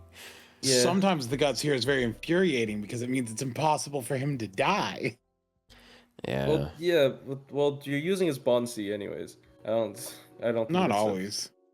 Yeah, but like, who do you use that even uses Dawn? Yeah, this is not a servant that you try to get killed in TAs because it's just so hard But- to. Yeah. Because Funny thing 20% is, attack down, and then double guts, and like if it's a situation where like okay they remove like 1 buff at a time, yes, like with Barghest, well okay No. you use the guts, but she has to chew through a bunch of other buffs he has he first. can die in one thing.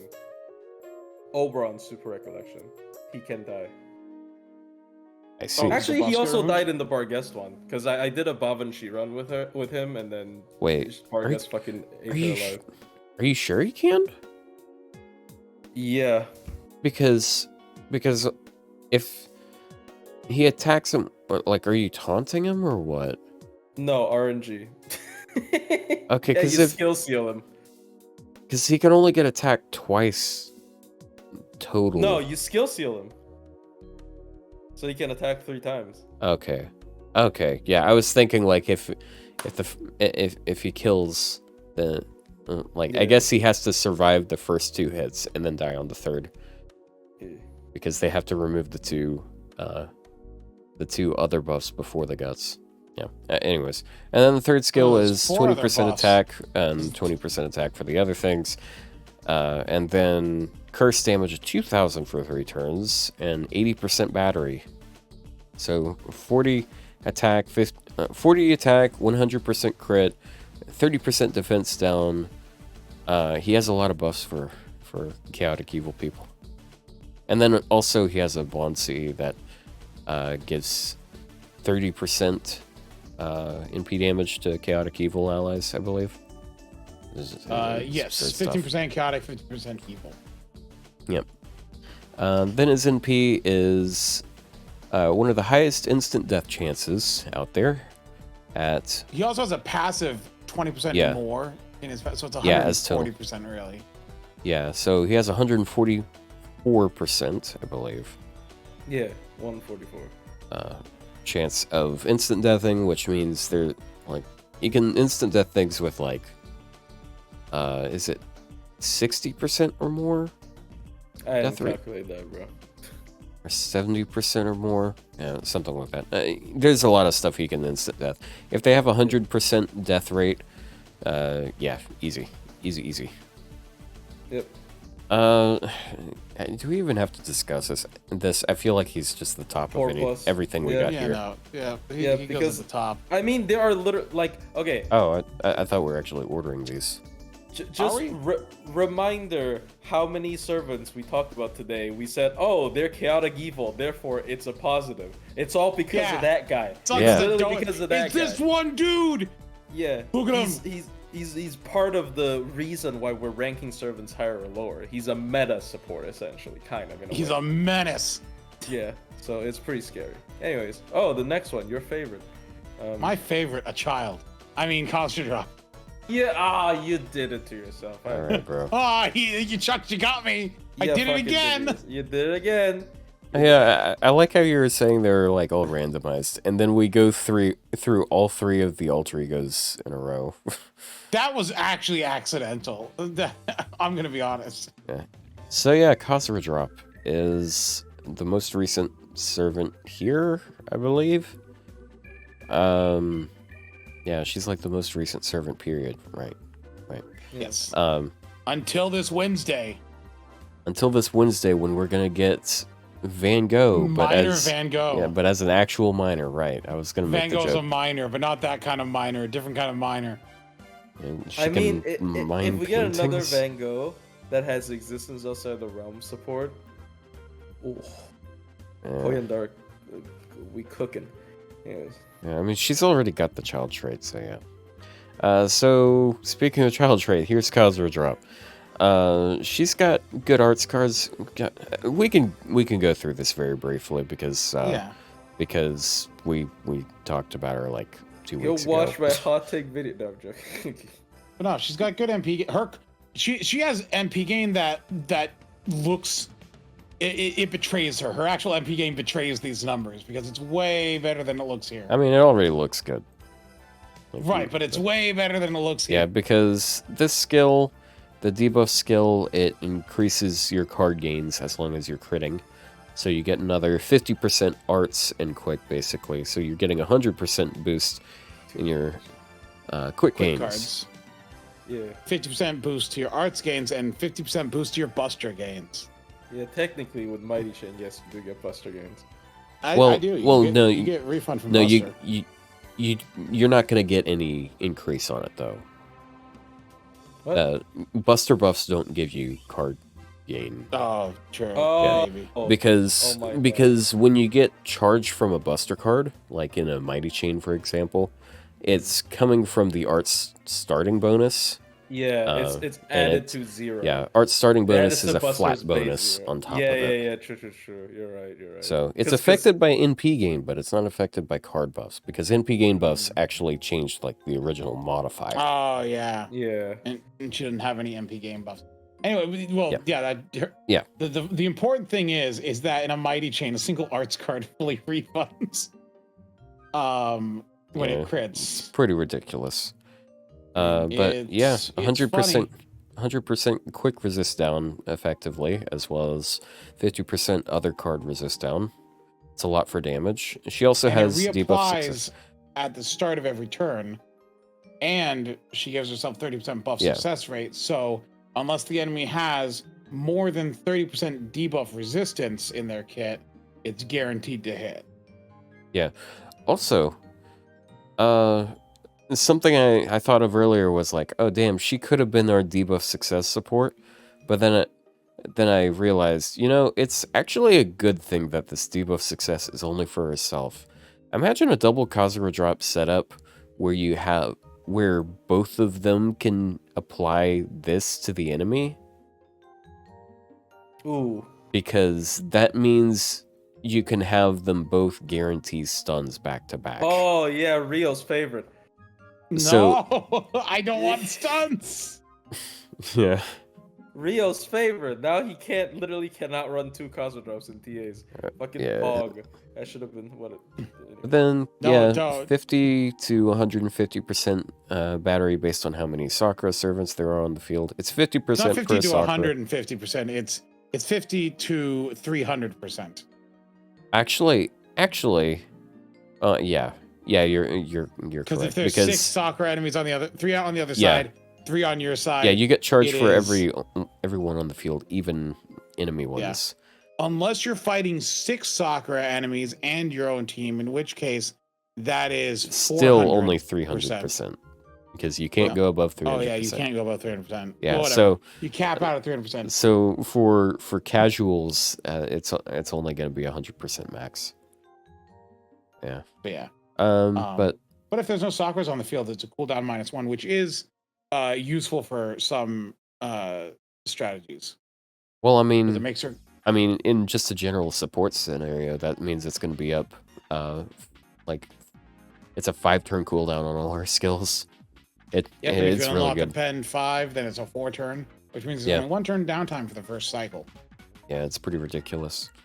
And then her third skill removes her debuffs. It's the best disengage skill we have in the game because it also gives her 5,000 HP, and she changes her own class to whoever she's targeting and reduces their defense by 50% for 3 turns. It does not reapply, so you got to be careful about that. And then she has a passive that If gives this one her reapplied every turn for 3 turns, that would be funny. That'd be a little too strong. Maybe. Thank you for not making the joke, Plushie. Oh. And then 75% special attack against enemies that are the same class as her, 30% when they're Sakura enemies. So she has pretty good damage as soon as she uses her third skill. And then her NP is pretty supportive. It's attack down of 20% for 3 turns, defense down of 20% for 3 turns, and then 40% chance to stun, which factors out to be 70% chance. 70% chance because of the first skill, which means it's 100% of the time. 70% of the time, it's 100% of the time, baby. Well, if you use Korean Light and you cooldown reducer, you can actually 100% chance. Damn. Yeah, it does become 100%, which is something I've done before. I in the Super Recollection, I used Koyan Morgan. to double cast skill 1. And it's against Morgan, right? Yeah, it's against Yeah, Morgan. because you wouldn't do that for any other one. Yeah. Yeah, she cleanses the stun. She also cleanses the defense down, but defense down has a cap of 100%. And with Koyan, you get to double cast skill 3 too. And so you're already at defense cap, so it doesn't matter. Yeah. Scary. Yeah. But yeah, the amount of card buffs she gives you, the amount of damage buffs you get out of her, it's just so good for a support. Like, you cannot And be yet she's a overstated. DPS as well. Yeah, and in a theoretical future with a theoretical servant that is capable of hitting the card buff cap, she is still able to support them because the offensive, like the buff card cap is, well, that exists, but the card debuff cap does not exist. So as long as you continue to like apply debuffs, it's just going to go above and beyond that. But as it stands, I believe both attack and card buffs are just not in a situation. We don't have situations where we hit caps. It's easy with crit buffs because crit buffs are really they usually are really high and they stack easy, but It's hard to get, like, once you start getting into the 300 range, it starts getting really hard to go any higher. I don't think you can really go past like the 250, 300 range, really. yeah, if you look at all the servants that have like 50% or 100% crit buffs out there versus all the ones that have targetable 50% like card buffs or attack buffs, yeah, it's easy to see why crit buffs hit cap a lot easier. Like, What are the even caps on for attack and card? 500. I'm sorry? It's 500, isn't it? Oh. I Okay. think it's 500. Yeah. Okay. I'm I wouldn't sure be the surprised. I'm sure the card one is 500 because like people were talking about Tiamat almost. Yeah, getting crit yeah, with that card cap. she's like the only one that's even close to it. Yeah. But it makes It's sense funny. why, because it's pretty dangerous. Like if you take a quick servant that can like ramp up 30% quick or something per NP, that's just gonna make it so they can just keep going over and over and over again. So they have to limit it to buster servants, and then people also dislike heavy buster focus, unless it's Tiamat. No, Tiamat gets a pass. Anyways, so I mean, this character, good support, like better than Scotty sometimes for damage and gains. You know, has her own system of looping that doesn't care about refund, and she's basically always a berserker because her fucking class change gimmick. So I think she's +4 easily. Probably one of the best quick AoEs in the game, if not the best quick AoEs in the game. I think she is one of the best. Alter as far as ego. You quick said AoE alter ego, damage right? dealer, yeah, she's the best alter ego in the game for sure. And I definitely think as far as quick AoEs, she probably is one of the best, if not the best. I mean, like, once again, for someone who cares about farming, she is the best quick looper. Like, yes, you have to, it's technically multi-core, but you're not missing out on buffs in that comp, so you don't have the negative of a multi-core. This is truly the quick looper that loops with BG against any number. So there you go. And she always at least does neutral and with the little passive thing. So Yeah, really, and really stupid. Her neutral damage is really high. Like I've been able to do some of the super recollections that other AoEs haven't been able to, because she essentially has, when you think about it, it really is just 75% extra crit and 75% extra NP damage, like just in her kit, just sitting there. Who else brings in basically a black grail slapped onto them for free? Man, like, anyways, keep going. Like, no, Molay doesn't. Don't kid yourself. That's anyway. Yeah, all it takes is a single card. No, that's Scotty, power mod. That's not. Do we have to talk about Scotty? Like, let's be fucking. No, let's just Yeah, put her at the 4. Wait, whoa. It We is know power mod. Everyone knows Scotty. No, Black Grail. No, I wasn't talking about no. Black Grail is power mod. Yeah, but not for cars. Yeah, not for cards. I don't know. When I'm talking about damage is Molay, it No. applies to all of her cards. So, no, Molay is good, but like Molay's 50, Khazra is 75, right? Is Yeah, that not but the she has 30% crit and she has 20% NP damage, so it's effectively 70% at least. Yeah, but that's all she. Okay, I don't know. And yet, Look, Khazra ends up doing more damage. But We're you know being what? hyper technical here, okay? Okay. Anyway, but no, I don't think we need to discuss Summer Scotty. She's Yeah, I don't really feel like discussing. Yeah, Summer Stop Scotty. talking about Summer Scotty. All right, it's fucking boring. she's in Summer 4. Scotty. Who cares? Yeah. She's the meta support. Also, like, I just want to reiterate one thing. Like, people who say, "Oh, I can skip Summer Scotty because I only care about Buster servants." Yeah, no, bad idea. There's so many Buster runs that use Summer Scotty over Korean Light. It's actually not funny. Anyways, keep going. What about freaking Takasugi. Archer Takasugi here? Yeah. He's Takasugi. good. I think he's very good, man. actually. I think he because either using them on himself or using them for other people, he is very good. Yeah, because he has the fucking Achilles. Okay, let's just blow through the kit. First, Okay. but Okay, so he's got like quick cards. He's got it's like 2.0, like it's like 2.28, yeah, 2.3% quick cards. It's okay. He's got quick buffs, which help, and then he also has 2.28 arts card, and he also has an arts buff, but that's on his NP. So yeah, quick buster, good for crit damage. His first skill is quick buster for the whole team, for 3 turns, and then also the whole team gets 1-time 3-turn overcharge. Which can be nice. Yeah, And especially in if you're a fact, does help Tonaleiko him. fan. Well, yes, but regardless. Speaking of Tonaleiko stuff, he also has a targetable crit damage buff of 50%, which also reduces cooldowns. So, yeah. Which is nice because it does make his cooldowns with the Pen 5 4, 4, Really 5. short. Yeah. Yeah. Actually, it works out to be basically 444 because by the time you can use your second skill again, it reduces the cooldown of the third skill. Oh, you can, Yeah. you can double dip it. Yeah. Oh, Yeah, surely you the shit blew my mind. I feel dumb for not realizing it. Yeah, you can double but dip yeah. it. Oh my gosh, God, I'd never bro. thought about that. You're Yeah, actually would have yeah, one with turn that- left when it comes back up, and you use it, and it's back up now. Now, of Yeah. course, then that puts you on a 7-turn cycle for the next one, but you know, That's fine. Yeah, It's but like like if you only don't last that long. yeah, so like his third skill being a 7-turn cooldown, guts, 1 time 3 turns, 30% battery and 30% attack.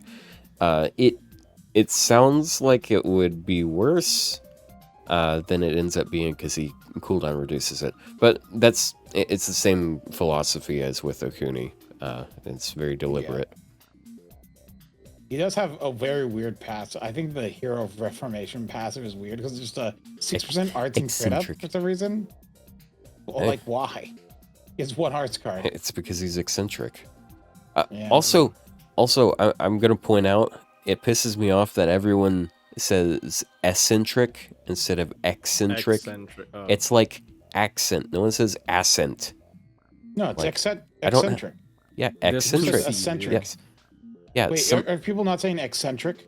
Yes, I've heard so many people say eccentric instead of eccentric. These people need to be taken. Anyway, Hostage. we need to clean up this world. What? What? Plushie, am I blowing your mind? Like, were you one of the people that was Bruh, saying come eccentric? on. No, dude, what is this? Why? What happened? How? What? What? It's Osakabe Hime Summer. Anyway, so What? keep going. Sakabe Hime Summer did Morgan. Like, what's so shocking about that? That's funny. I mean, it's a little shocking, actually, to be honest. I'm not gonna lie. But you're screaming like it's the end of the world. Anyway, now that Plushie's had a conniption for no reason, let's look at his MP. So then his NP is a bunch of effects before his NP. He gets a 20% rainbow buff for 1 turn and a 30% crit buff for 3 turns. And then it's high hit count. He's able to like quick loop. It's pretty good gain. He can black gray loop because 30% battery, and he actually has okay refund. So yeah, he's very good at critting. That's like his thing, because he's got like so much card mod. Like maybe not so much card mods, but he has like big crit buffs between his second skill and then his NP ramping. And then he's an archer, mixed arms. The first half of his MP animation is very cool, and the second half is very stupid.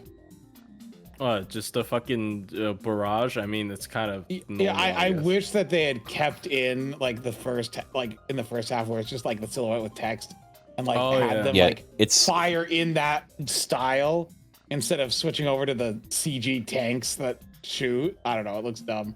I like the first half so much. I remember looking it up what the art style was. It's like something propaganda style.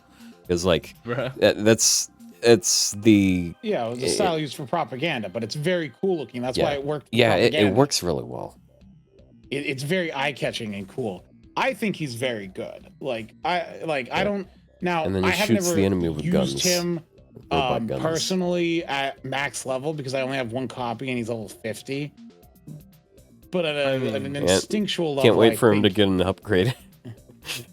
I used him for some crit stuff. It's a lot of crits. Oh, that he has a shit ton of crits. I mean, I've been soloing with him sometimes, so I guess that makes him more prevalent because like you're not watering down with other crit buffs, but like just on his own, he generates so much fucking crit buffs. It's actually he is the strongest AOE quick archer.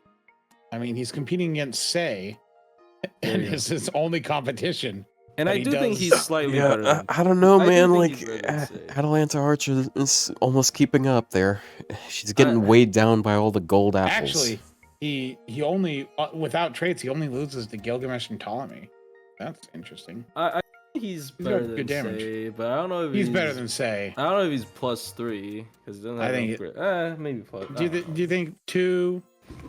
He's got good utility, but I definitely want to move a lot of people from +2 to +3 now because if we're gonna leave Molay in +2, yeah.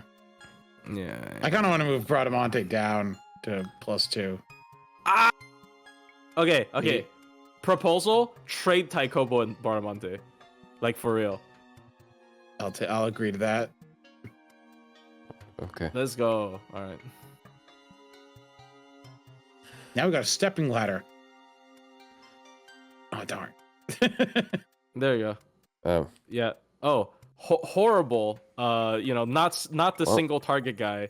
Not my Dantes. Hashtag get the fuck out. Hashtag not my Dantes. Hashtag I'm without him. Dantes is a servant who was good in the early game. But he can still quick loop pretty well. Yeah, but like PG quick loop, like I mean, he's neutral, good damage, kind of good damage. I think he's okay. Dude, it's so funny how the script was when Ushi Gozen came out was like, damn, Ushi Gozen sucks because Dantes is better, and then look at what happened. Yeah, dude, I remember seeing someone actually trying to argue that he was better for crits. Because he has a Buster Quick Deck and he's Chaotic Evil. Yeah, because of Dolman. But yeah, I just think and it's like, you know what? Yeah, that makes a lot of sense. Him with his 1-turn attack buff, very good. Yeah, very good. That's my main problem with him. Is he has a 1-turn attack buff. Like he has some pretty decent utility. He has like debuff resist. He has debuff removal. He has Pierce Invuln for a turn. Shit, I thought this was a 5-turn cooldown skill. Ugh. It's a 6-turn cooldown skill. See, do you know what Dantes doesn't have? Just anti-trade on his MP. Like, he has an upgraded MP, which is really nice, but, like, I genuinely think he just needs an anti-trade on his MP. Yes, he out-damages and out-refunds Ushi Gozen, yes.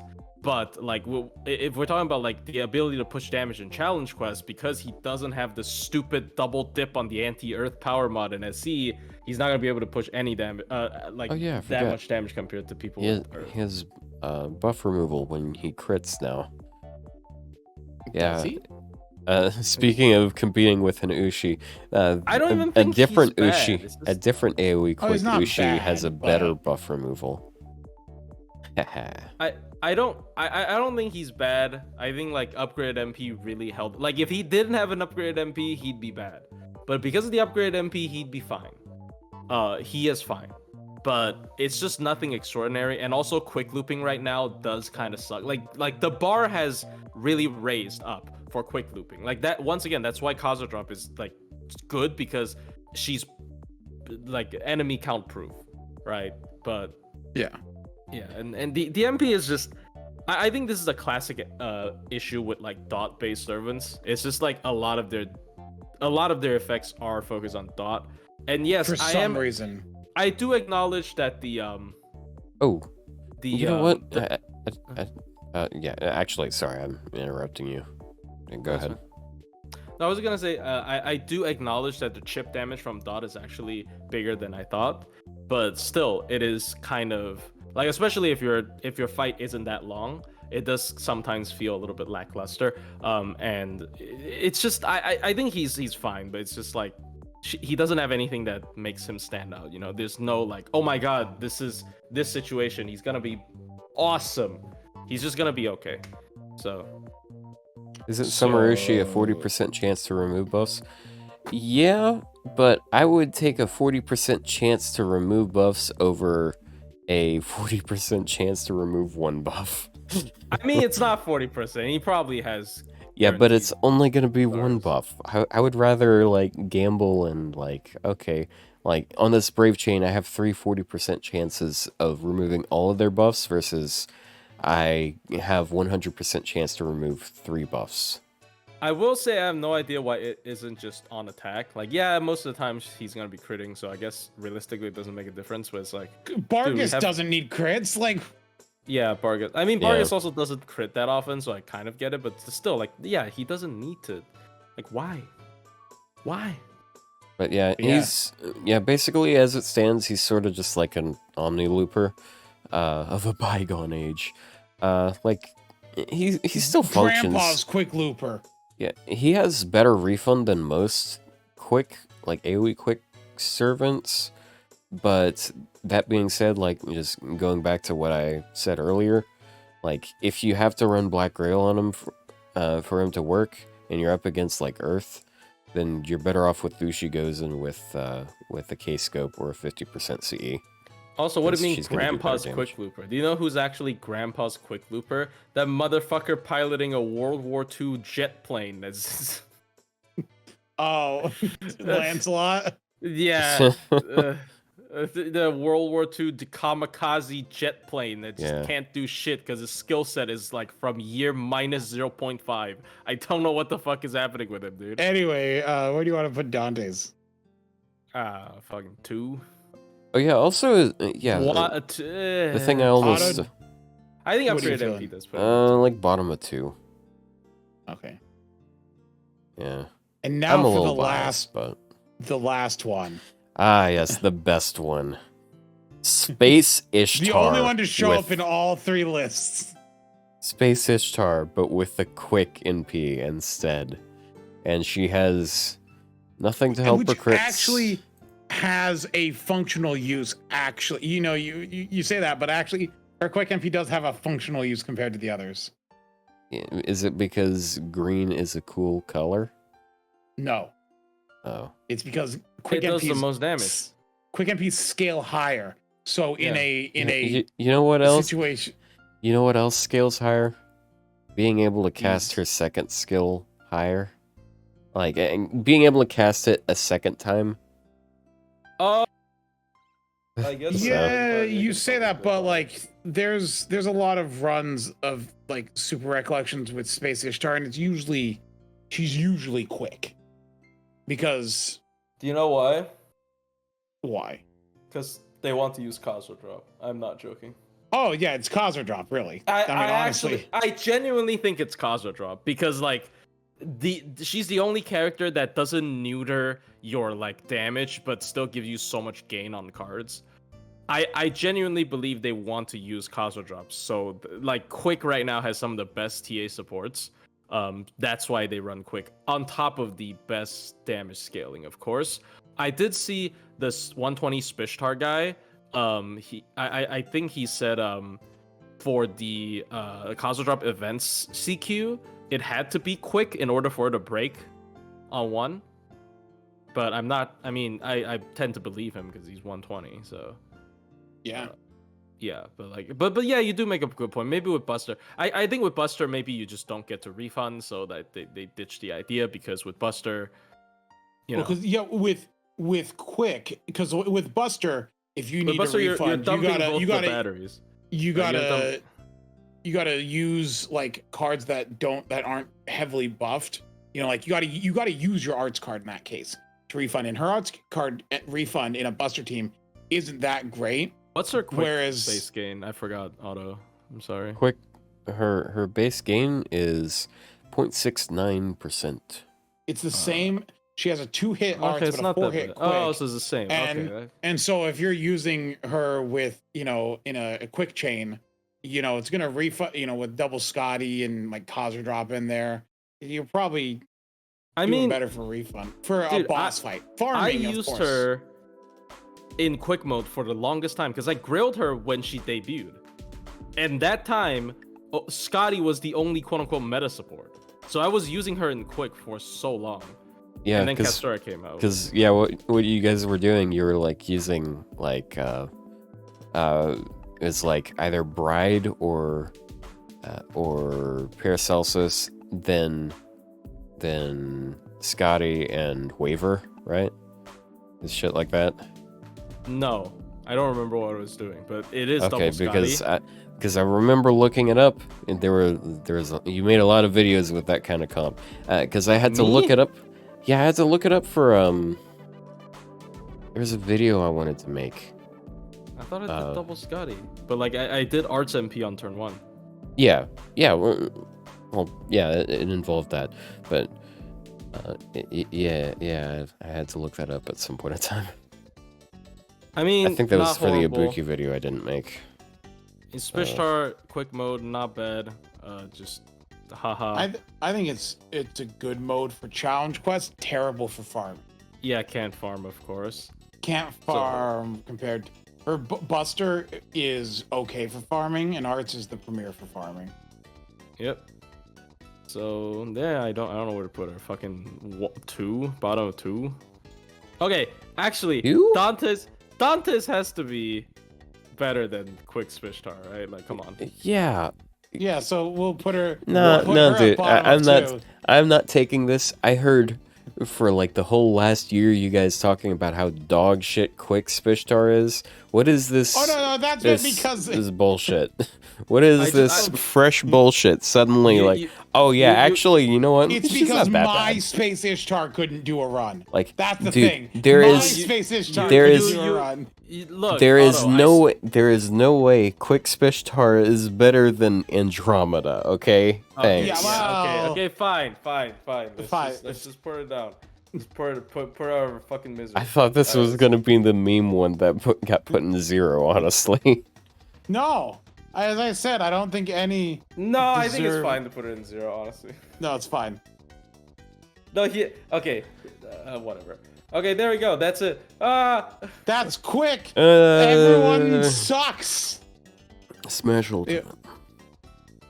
What? Look me. forward to the next time where Buster is for some reason 3 times as long. Yeah, also be sure to tell us which one that Ryou missed, because he is the one I responsible didn't miss for any. making Look at the- this. Is there anyone outside? Like, I'm Where's looking at this Kukulkan? list. Where's Kukulkan? Oh, in the quick list? No, in the Buster one. Oh, I see don't her. know. Is she there? Can you scroll up? Hold on. She'd be around here. Right? So here's Cunny. Here's Draco. So I must have gotten her because she's not here. Or is she up there with them? I think she's up here with them. Where is she? Oh, I see her. Just beside Tonalico. Oh, here she is. Right now. Ew, go away. Oh, separate her. Arc, you can sit in between. No, put her with put her beside the bad one. Oh. No, okay, whatever. I was just gonna make you put her beside Koyan Dark. It's the funny. Okay, it's not even funny. Hold on. All right, No, whatever. I hold on. I can fix. Where's Koyan Dark? It was hold on. right beside her. It was. They Hold were. on, They hold on, were. I'm gonna- They were I'm gonna- separated by Tame Tobo. I'm doing something here. Damn. Oh, hold on. I have a lore accurate image for that. There. Now she's surrounded by garbage. Hold on, Yeah. where is it? Dude, I have a fucking folder called Koyan Dark Slander. I'm not joking. And- That's man. Usually people title it like homework or something. no, I have this. This is every month during Pride Month. Every year during Pride Month. This is our server banner. It's horrible. Look how last many year more was pretty- Buster AoEs there are, though. Like, literally, there's like an entire like Quick was like barely into row 3. Buster's like all of row 3, most of row 4. Arts isn't even all row 3. So you think we That's might we might split them up a little bit? Like, Oh no, you just think we don't, might just make? don't go so slow. I mean, we're Just don't not go gonna so do slow. this next week. For We're not sure. doing this We're gonna next get week. Yeah, we got some next week. So We got yeah. we got the event to talk about, and new servants to talk about, and life to talk about, and hopes and dreams and Yeah, sadness. speaking of life to talk about, you guys watching any anime this season? ReZero, Hell yeah. GGO. I caught up to GGO yesterday. And by that I mean I hadn't watched any of it, and I watched all you 6 episodes of it in You one mean sitting. Gamergate Online? No, I mean Gun Gale Online. Oh. The SAO spit-off. Oh, can I order Sir, this, Nendroids on 10? sir, this is a Wendy's drive-thru.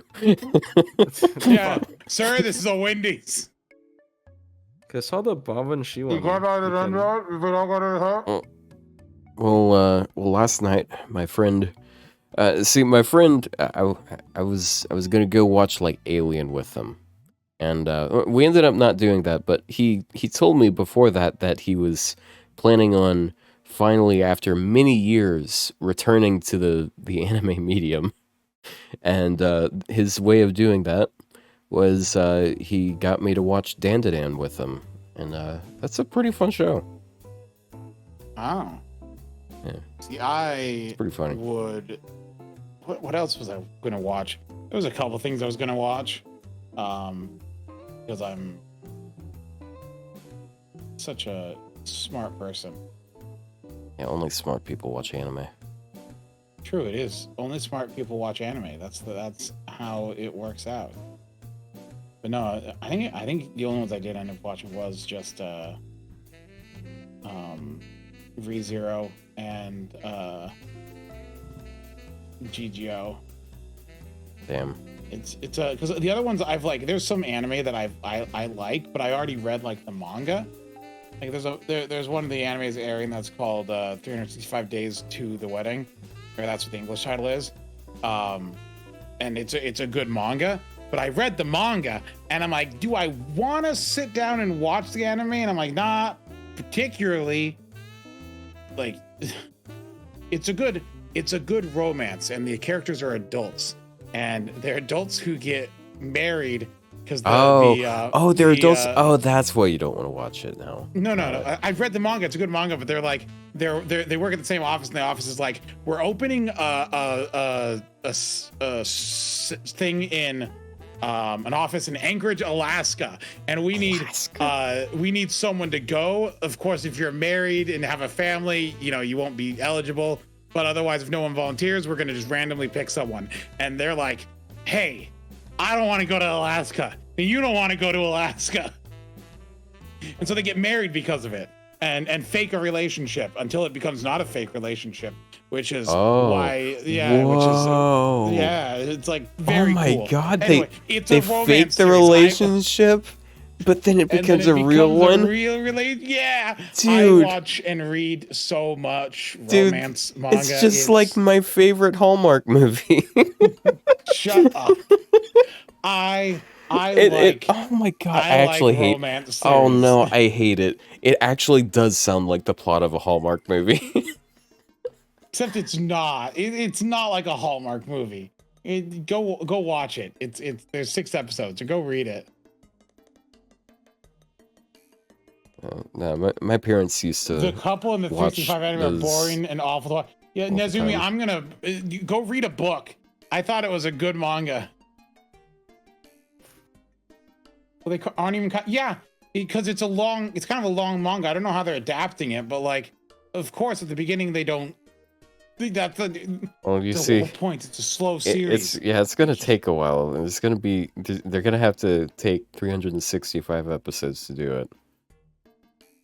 Yeah, 365 episodes. You looking down until on the my wedding. enjoyment of romance slop? How dare you?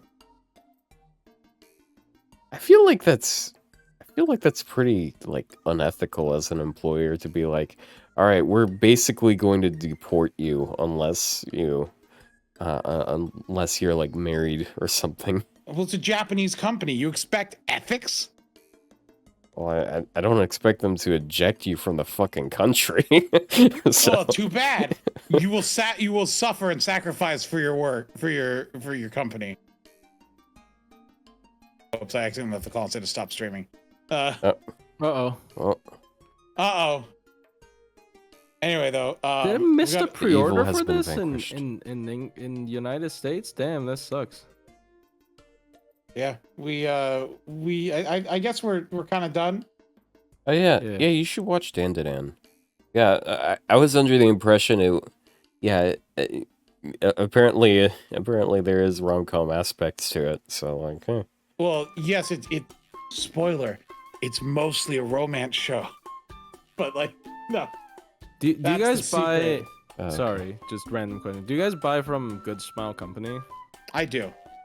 So No, I've never. So if I missed a I don't pre-order like period, will Smiling, they thank you have very much. them in stock usually after they release it? I don't Or know. ship I've it? never missed a pre-order period. What are you looking Damn. for ordering?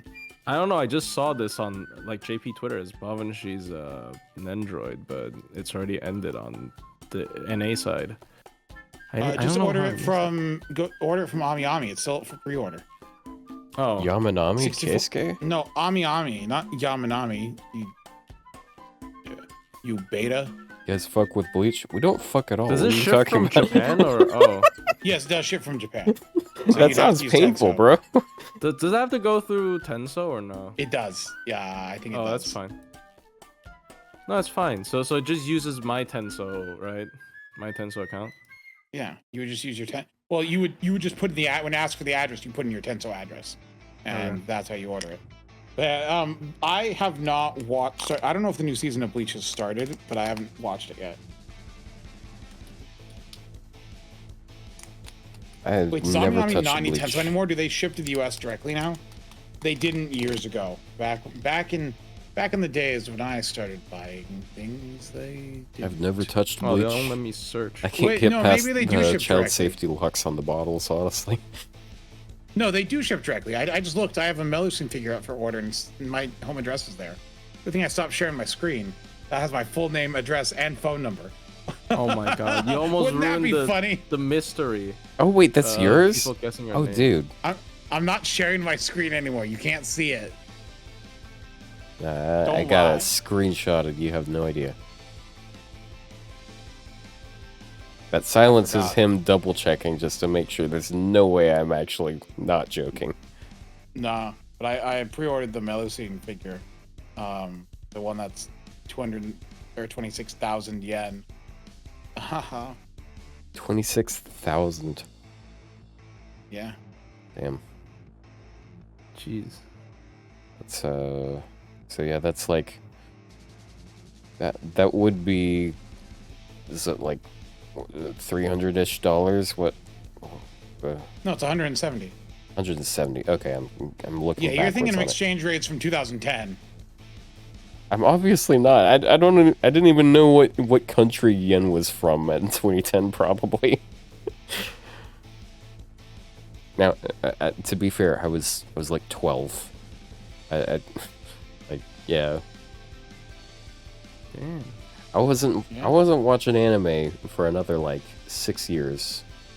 I didn't. Mr. Eric Bloodaxe? Yeah, no, unfortunately, not quite my name there, sir. I mean, he said that. Didn't he say you had like the nickname of one of the characters? No. My name, both of my first and last name are both names of characters in FGO. The part that that throws people off is one of them is in fact a Japanese character. Ah, so your first name is Ganketsuo? But that's why no one will ever be able to guess it, is because it is so. It's such an odd name combination, that it's impossible, and no one will ever be able to guess my name. And fun fact, even if they did guess it, why would I admit it? Yeah, we just gotta guess harder. Is it Edmond Takasugi? No, it's Edmond not. Takasugi. And it's bro. not anything the chat is saying either. Tezcatlipoca Shingen. These fucking Pokemon fusions, bro. It Is is it- funny. Charlemagne Bradamante.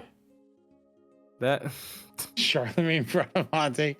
No, That sounds like an email account. Bradamante See, it's so would make. much funnier because I remember you telling us one time that that people sent you mail because they thought you were like Hispanic or something, or was it French?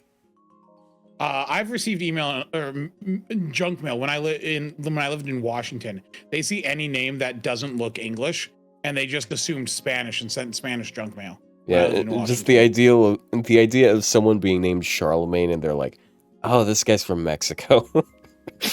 Right. That is the thing. When you like, this was also in the early 2000s. Yeah, it was my parents getting believe it really, but like early 2000s junk mail. You know, back when you got the mail a lot and people communicated by mail.